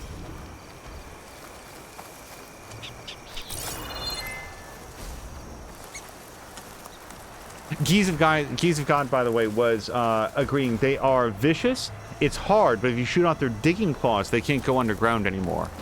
Yeah, see, I never did that. Or knew to do that. There. Tracks from the missing Tenakth. Could blow that up with an acid arrow. Yeah, but I want that. Spike snouts. So, yeah, I don't have... This person's gonna die unless I get up there and do something. That must be the other Tenakth. Hey! Vita sent me! By the 10, that lump made it. I thought we were both finished. Let's clear out these machines!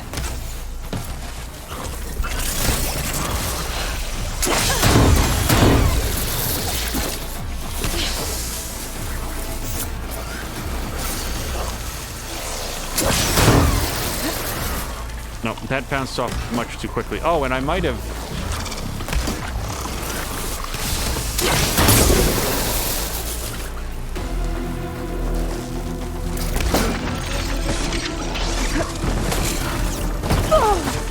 Still in this fight.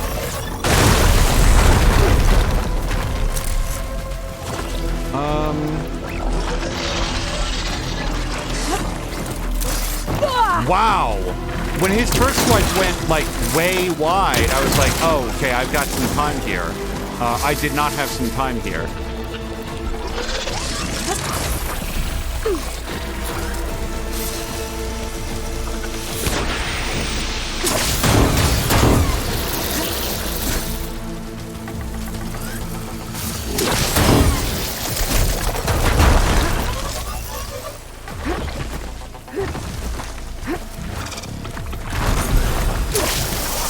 That acid ought to hurt it. Well, that's fine. I mean, I didn't get the thing, but...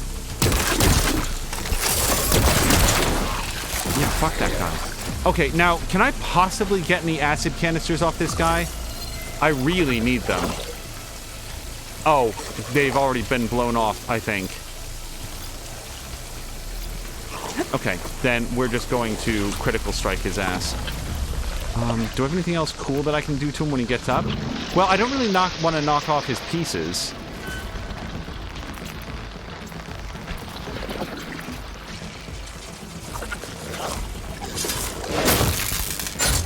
I can't tie it down with just that.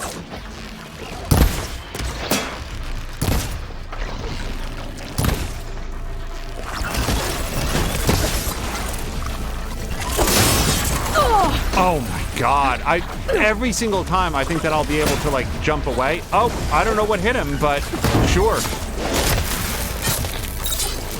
More machines inbound! Okay, we're not done with these. Can you ask them to wait?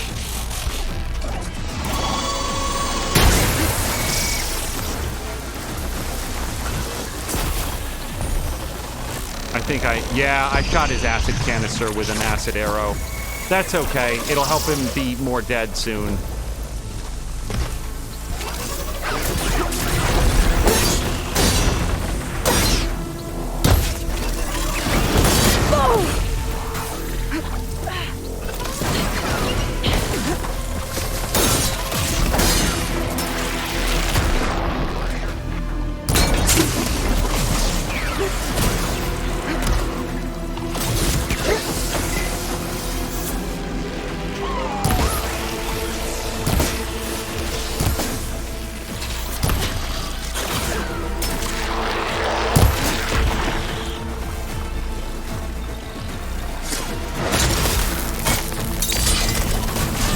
I shouldn't be doing that.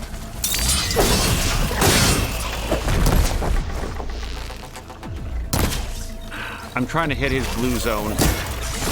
Really? How much more? I really thought that I had that completely on. I don't. I'm on the yield sign status.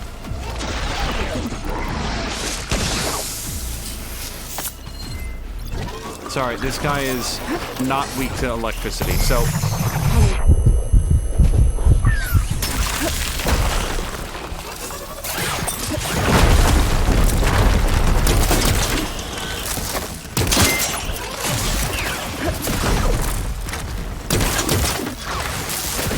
Okay, if you say so.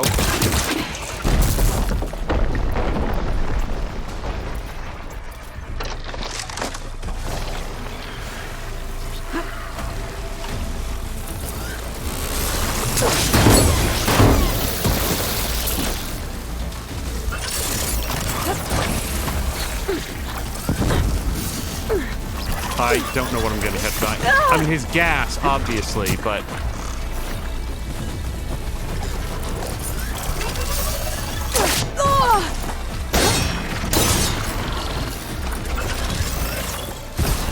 Okay, time for a different plan.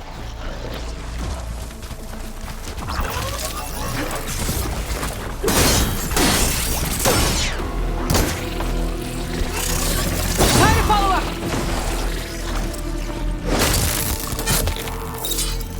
He's still not down, though.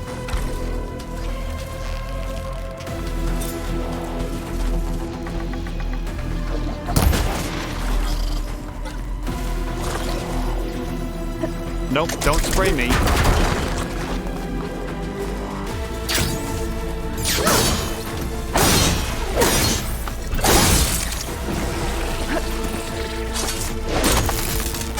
Okay, now we just gotta kill his friend.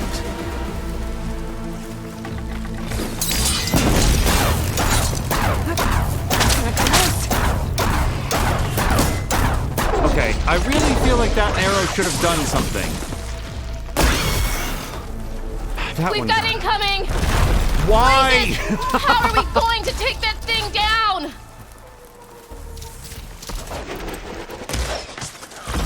I don't know what he's weak against. Lightning, okay.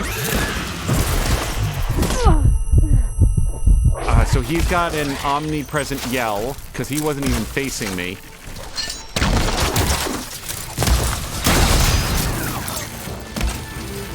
Gotcha now! Attack! No time to lose! Attack! You stubborn fool! You haven't let me down yet. Oh, God.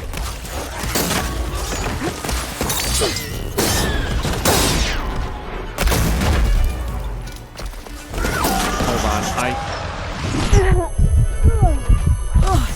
This is the first one that we've encountered that has a yell.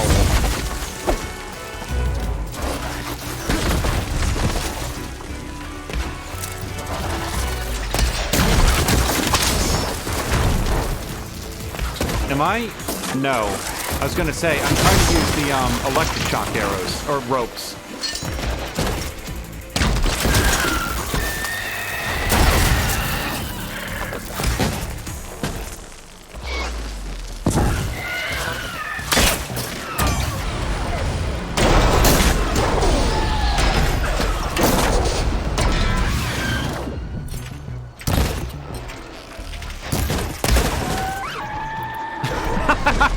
I feel like he just ran face first into the stone. Almost done!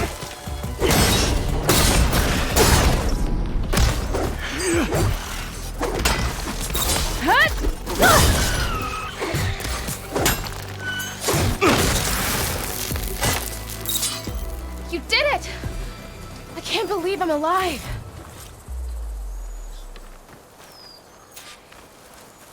Okay, you guys go have your reunion. I need everything that fell off in this field.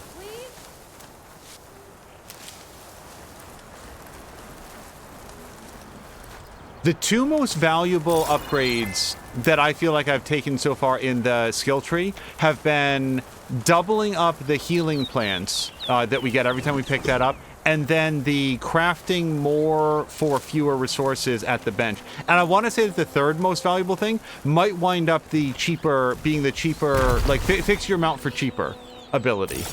Because right now, I'm very much looking forward to that. At first, I was like, who cares about that one? Like, just go get a better mount. But now I feel like if we... if I can get that one... Purple-colored rabbit. That'll just be more resources that I don't have to recoup from, like, just random battles. Thank you for the metal bite. Wow, all the way up to 6, huh?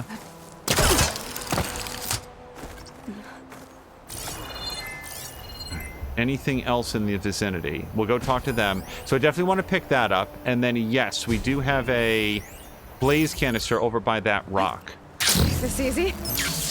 Really not the way that I push to jump. Thank you for the GGs. Yeah, no, I'll be right there. I'll be right with you. Maybe you guys are fighting for honor and glory, but I'm fighting for this blaze canister. I've only got 89 others.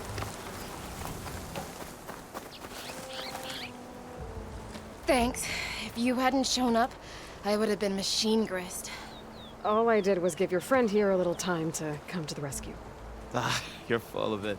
I barely escaped with my life on the road. That I believe. I, hope some of your supplies are still usable. Me too. Food's always scarce. The soldiers at the Grove need the rations. No way we can trek back north to Saltbite to get more. I'll get this one back on her feet and we'll scrape what's left of our haul of the dirt. You're making me hungry. Thanks, Outlander. We won't forget what you did. Stay safe, both of you.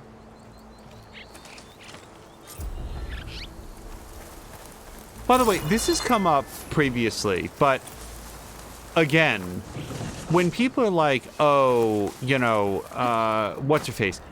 Ashley Birch doesn't do, like they don't like her vocal range and like the emotion that she puts into this game.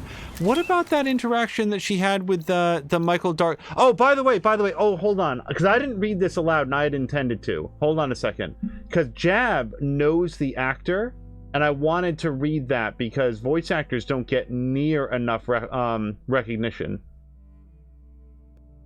Hold on.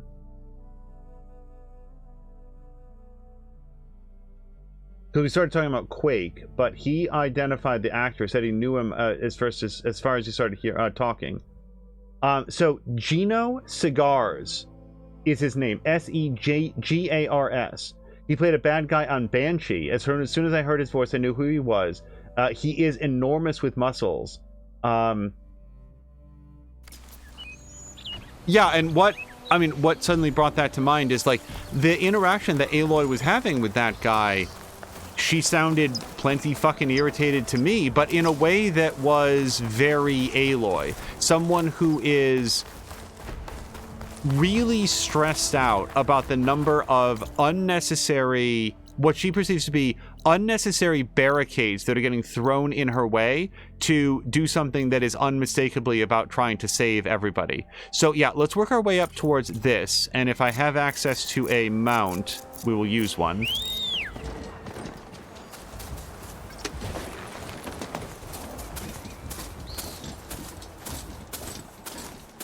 Yeah, I also never had a problem with Ashley's performance, Geese. Like, I remember that just being a topic of conversation, and it's weird to me because I don't know where people are. I don't know.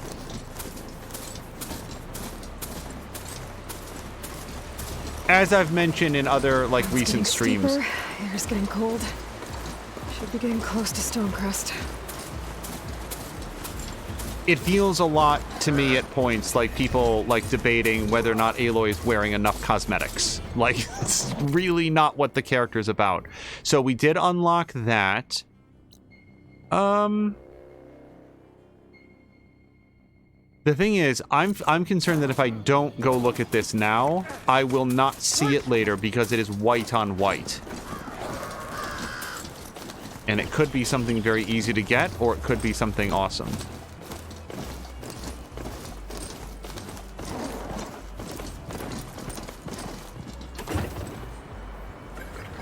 Oh, our ram can't go higher than this. Oh, Aloy might not be able to go higher than this. There might be a maximum altitude. Whoops. Maximum altitude for her, where the game says turn back. Oh, well, that's what that is apparently. Is this a glint hawk breeding ground, or sunwing, whatever these called? Yeah, I actually don't want to fight these guys right now. We did that earlier. They are rough.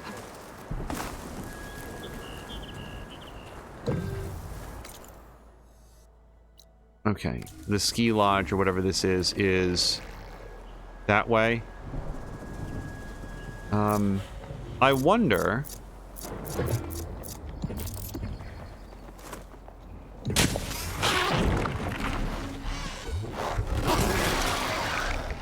Yeah, go yell at that.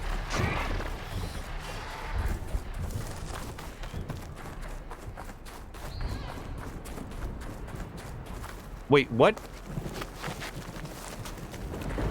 Aloy, what is it? What do you see? This is a... It's just a question mark field. We shall never know what is here.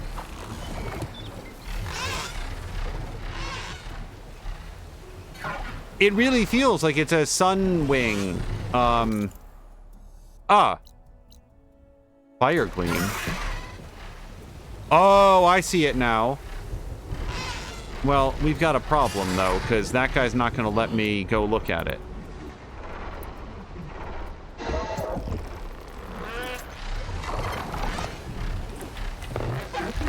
Oh, see. I find the way that these guys move to be extremely unpredictable.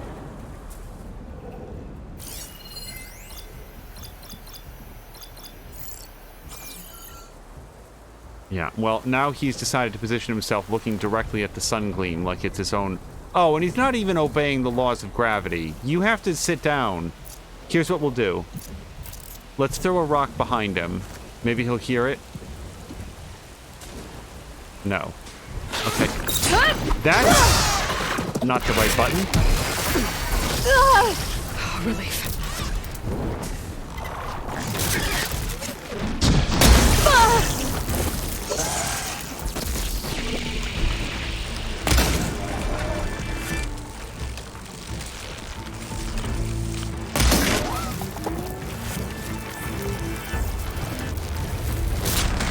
Oh, wait, I have plasma damage. Yeah, I, didn't realize that until I was blowing up.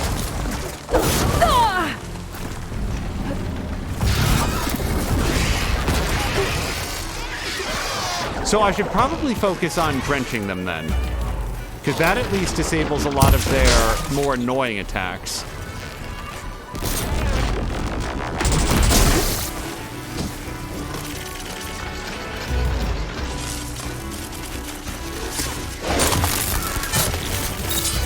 I'm trying to...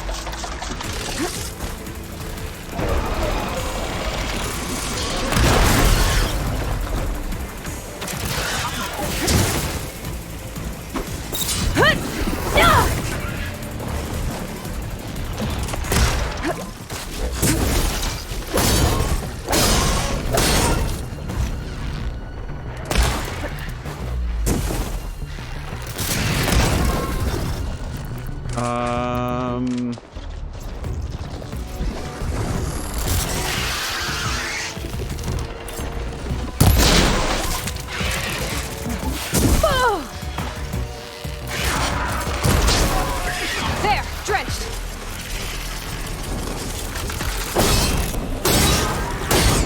That I don't... There's no point in shooting him with more, drench arrows, unfortunately.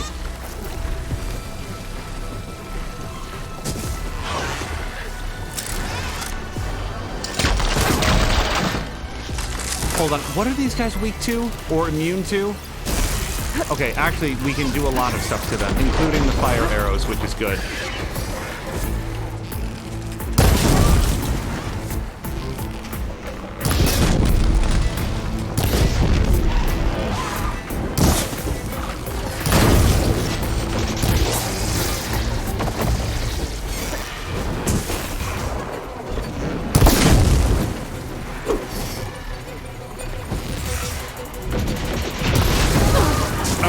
he gets to be on fire now, and I'm gonna stab him a little bit. And then maybe I'll stab him a lot a bit, and he just holds on for a moment.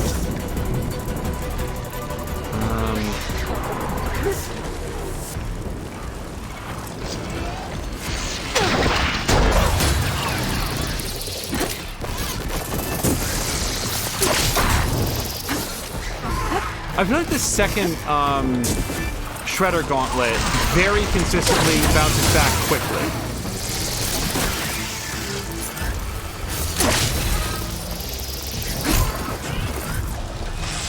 Oh, this guy's all shielded up right now, so...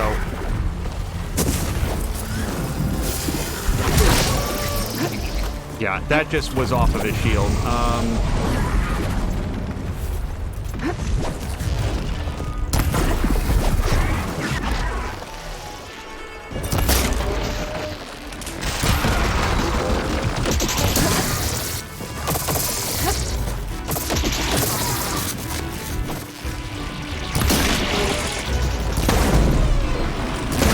He doesn't like being shot in the plume, and yes, I know that that has valuable resources if it's still on him when he dies.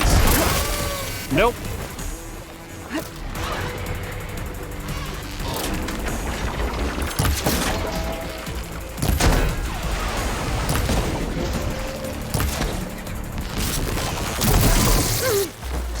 That's too much plasma damage. If I take one more hit, I'm gonna blow up.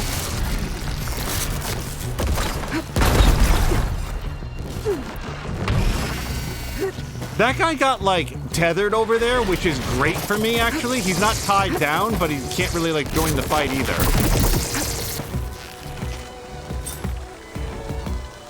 No, he is too far away.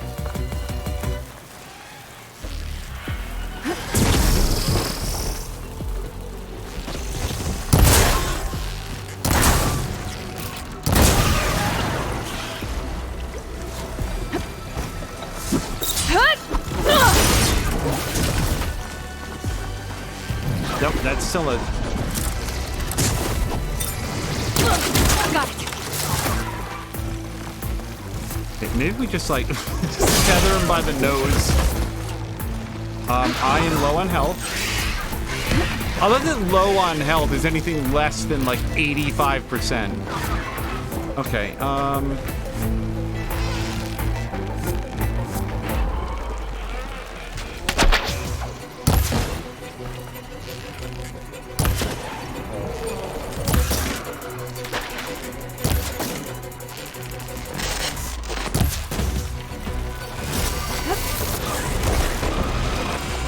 what does it take?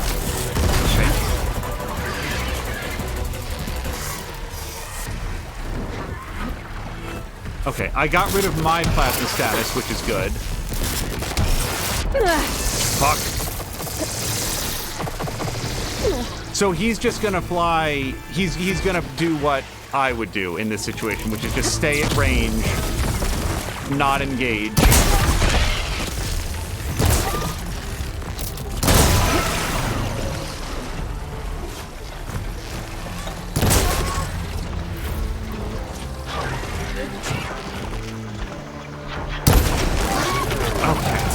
One down. Now the other one's not too healthy, so it's not like we're only half done. I'm actually somewhat more than half done, personally. We need to get some medicine. So hold on. Geese of God is saying the longer you hold it, the longer it will last in the machine. Oh, is that the, Hold on. Let's try this. The Shredder Gauntlet, I think, is what that's referencing. I'm trying to get up.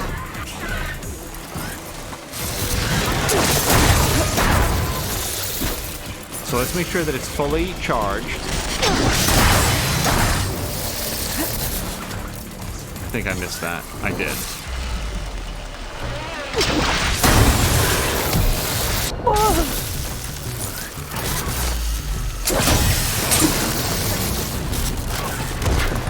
Still not mastered the, like, governor which way it goes.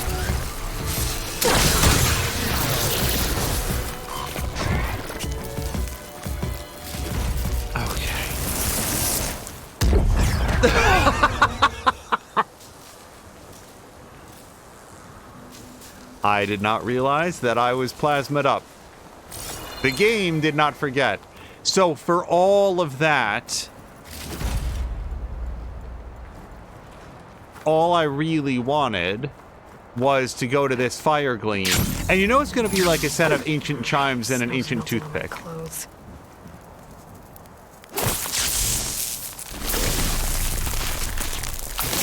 But we did get some cool stuff off of those guys.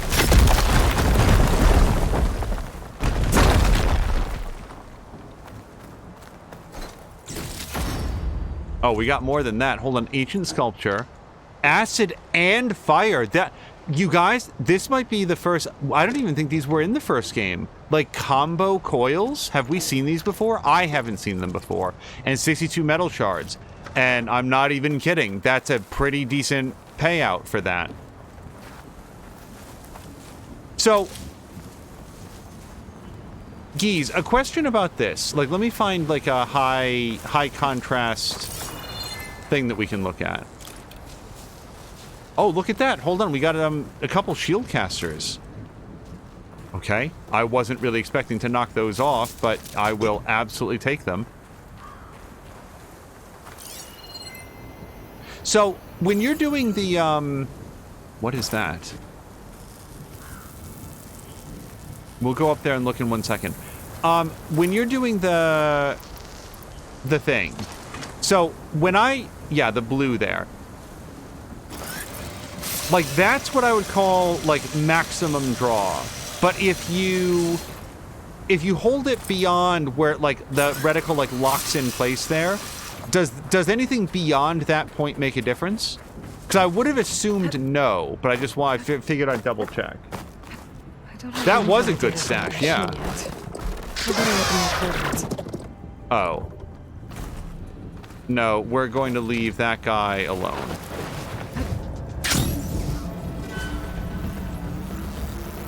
Yeah, he's inside the mountain.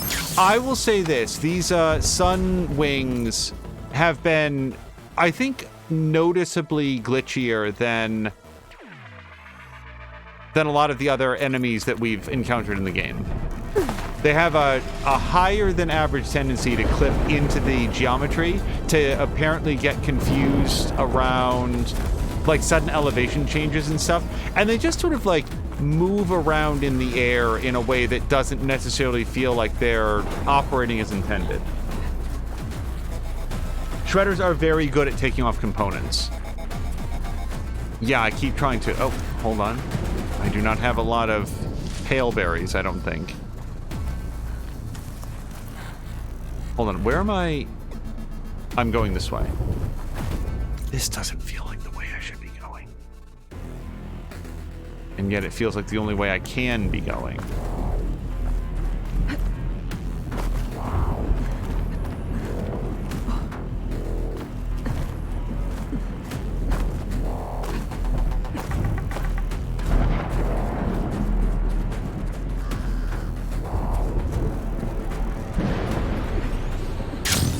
Look at how gorgeous this is.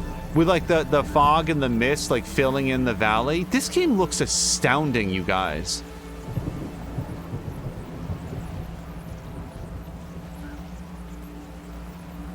I've definitely found that shredders are very, very good at like removing armor. That's what I was using them. Those in the acid against the rollerbacks.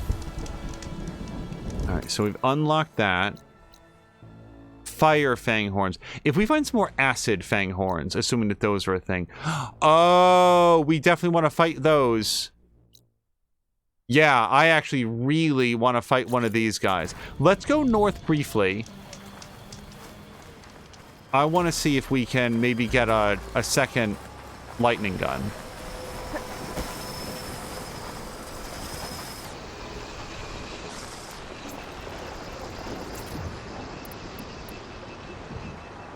We're going to craft some more of these tear blast arrows because we're going to need them against the shell walkers, but we're not going to use them right here.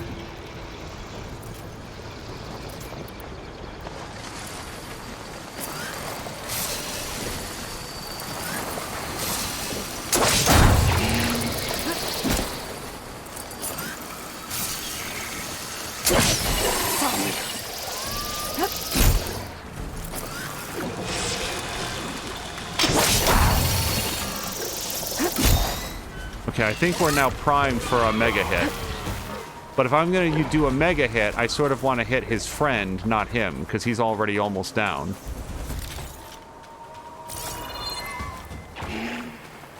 But his friend left. Oh, I must have missed one of the catches.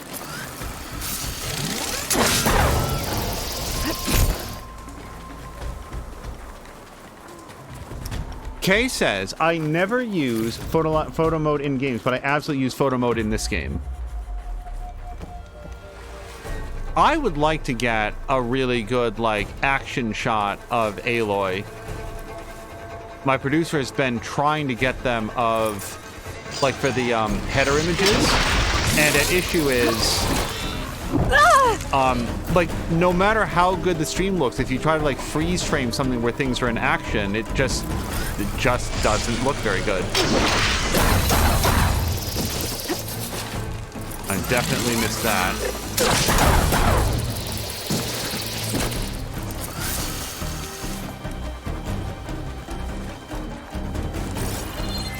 Let's pick up whatever resources this guy is throwing down.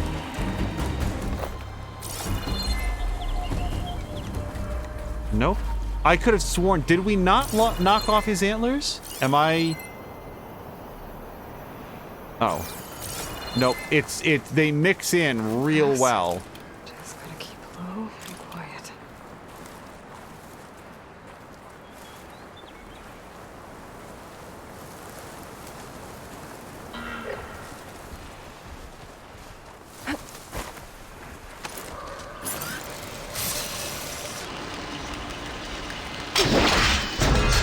Okay, that's really not...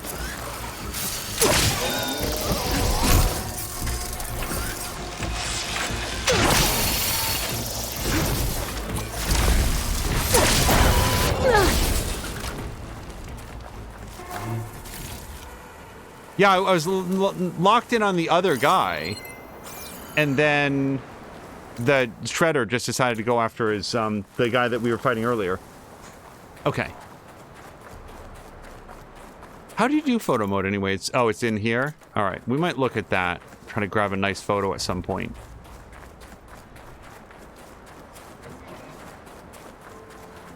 Okay. We need lightning guns off of this guy. I mean, if we could also get his backpack, like his big shell, that'd be great. But let's learn what we can about them.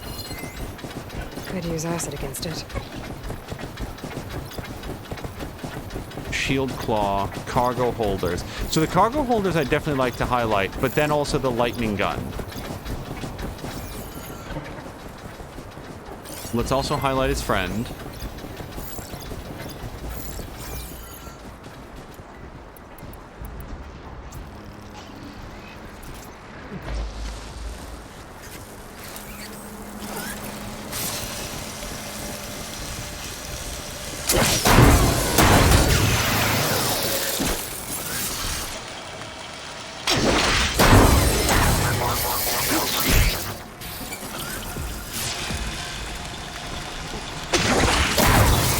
Gotta follow up while that acid's working.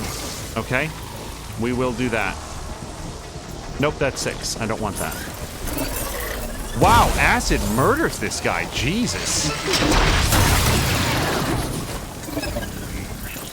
I actually don't want him to die until we can take out his lightning gun.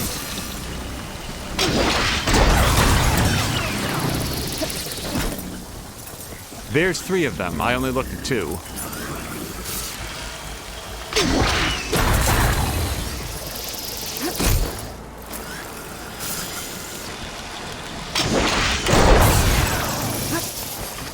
Well, that's you guys, I think that's the first time that we've actually successfully knocked off their shell.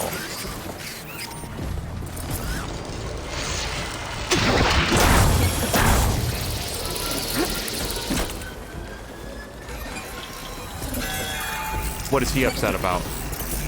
I mean, we knocked off his shell, but is he still, like, complaining about it?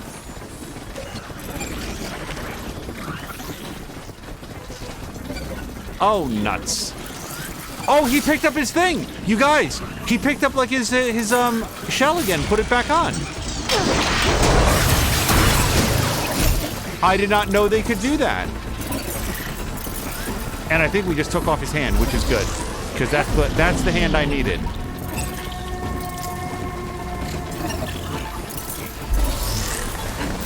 We got it. We got it.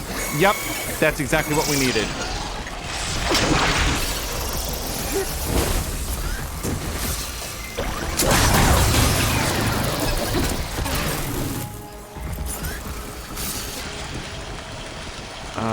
Hold on.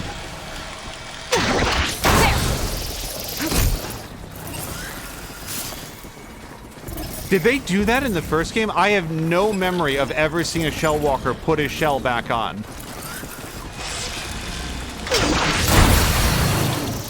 I think I blasted his shell off entirely. That's...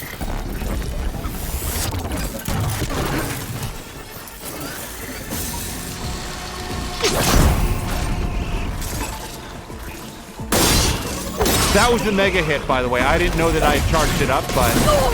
Ow.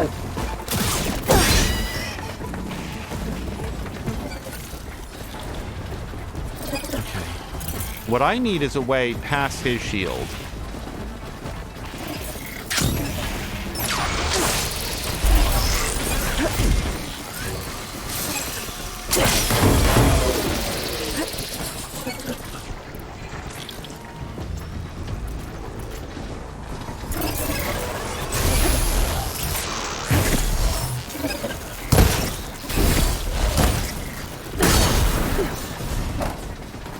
Okay, he's down.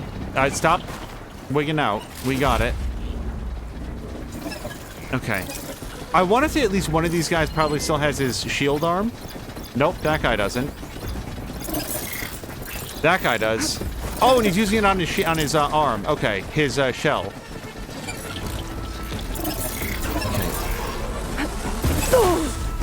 Okay.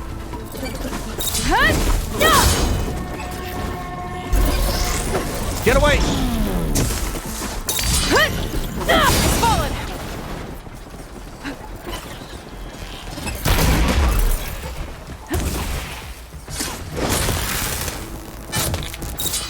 Okay, I'm gonna grab what we can. Get out of here.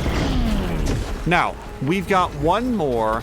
That is very, very cool. So, like, this is what I've been talking about, like, learning how to fight guys. Now, we know, now I know at least, that if we blow off their shell first, then they have to use their lightning arm to pick it back up, and that makes it much easier to hit. Okay,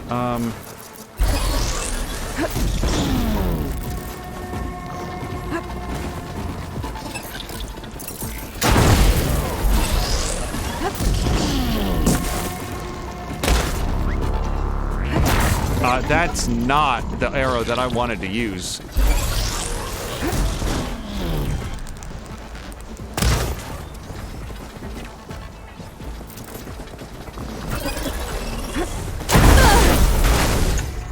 Okay. Bomb traps work really well because they get really single-minded when you rob them of their pride. Okay. That was incredibly successful. When I said let's go up here really quickly, I thought I was going to come up here, die, and then spend an hour trying to get... Nope, I want the pail... Nope. Get that.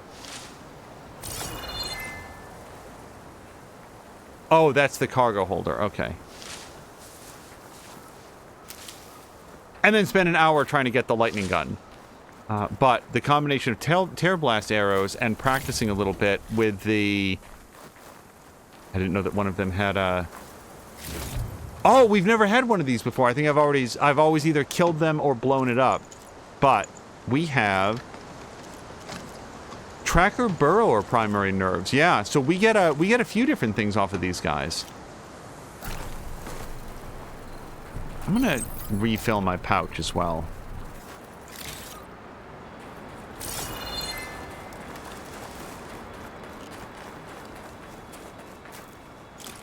Okay, we are leaving here. I think we came here with 1 lightning gun, if not 0.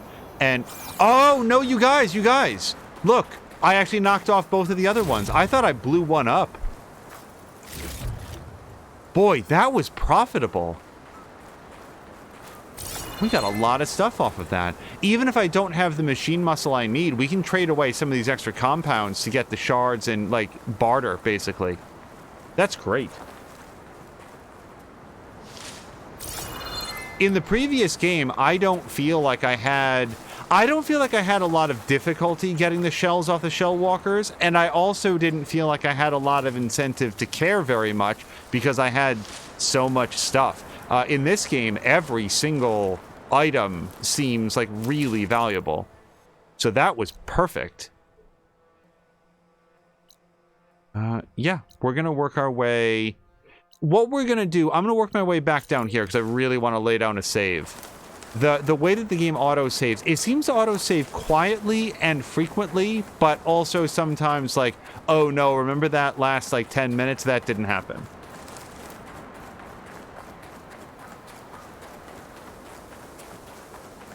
Also, just like, look at the color palette here. It's subtle, but this is the way winter looks, or at least it has traditionally looked here. When it's sort of like that early sunset area where you've got like the sun has gone down and it doesn't have that reddish hue that we get, at least in my area. But this looks great. Also, is that another sunwing? Because we're not talking to it. Yeah. Oh, owls! You guys, owls. I don't know if that's an owl, but I need owl pieces. Owl feathers, I think, specifically. That's a really well-designed owl, because I recognized it from over here. I was like, oh, looks like an owl. Mystical Sins, hello to you, says, I love that they added the stash. Way better. You don't need to worry about space when grabbing everything in sight. And I will do you one better on that. You don't need to worry about, like, having space in your current inventory, but you do have to worry about, like, oh, I can't afford to, like, carry around 9,000 hard ridgewoods, and I've been out for so long and not picking up any that now I need to go back and like visit my stash to replenish my supplies. Like, it's a really, really, really smart system that they did. We are going to throw down a manual save. Yes. And call it here for this episode, because we are almost at 6 hours, and that is 3 hours too long. You guys, this was so much fun. I feel like, thanks to Geese of God and other feedback, I was able to learn a lot more about using the Shredder gauntlets. We got some pretty good upgrades. We got our very first Tear Blast arrows, and as Sam Melander indicated, I love that they are both very potent, but also really, really expensive, which is awesome because it sort of balances, like, is it worth it? Oh shit, I just fired an arrow that I didn't mean to shoot. Yeah, I continue to enjoy the challenge level and the economy of this game. And how many times did I die? 3, 4? It feels like the number is maybe going down a little bit. Fingers crossed. I really don't like dying in games, or at all. Kay is saying it was a wonderful stream. Grumpy says it's 3 hours, right? No, this was great. Grumpy, I hope that you and Moo have a great rest of your evening. Kay, it was wonderful to see you. Please pass on my best wishes to Harmonious Crow, Platform Platypus, Clay, App, and Nikolai. I always forget to say hello to Nikolai when you get a chance, because I've really enjoyed like getting to know them in App stream as well. Geese of God says good stream. Yes, thank you so much for hanging out, and thank you for the advice. Like, we met you recently, but hopefully now you're seeing what I meant when I'm like, I don't necessarily look for like spoilers, but when I'm genuinely mystified by a mechanic, like, how does the Shredder gauntlet work? Like, what are the mechanics of it? It's very helpful to have somebody who knows them, who can sort of like explain it a little bit and be like, okay, let me break it down on exactly what the mechanics are. So anyway, you've just been very helpful. Thank you very much. And thank you everybody, because this has been wonderful. We will see you again hopefully tomorrow morning for our Potion Permit stream, and otherwise for another episode, most likely of Shadow Gambit on Monday evening. Until then, you guys, thank you so much, and I hope you have a great night.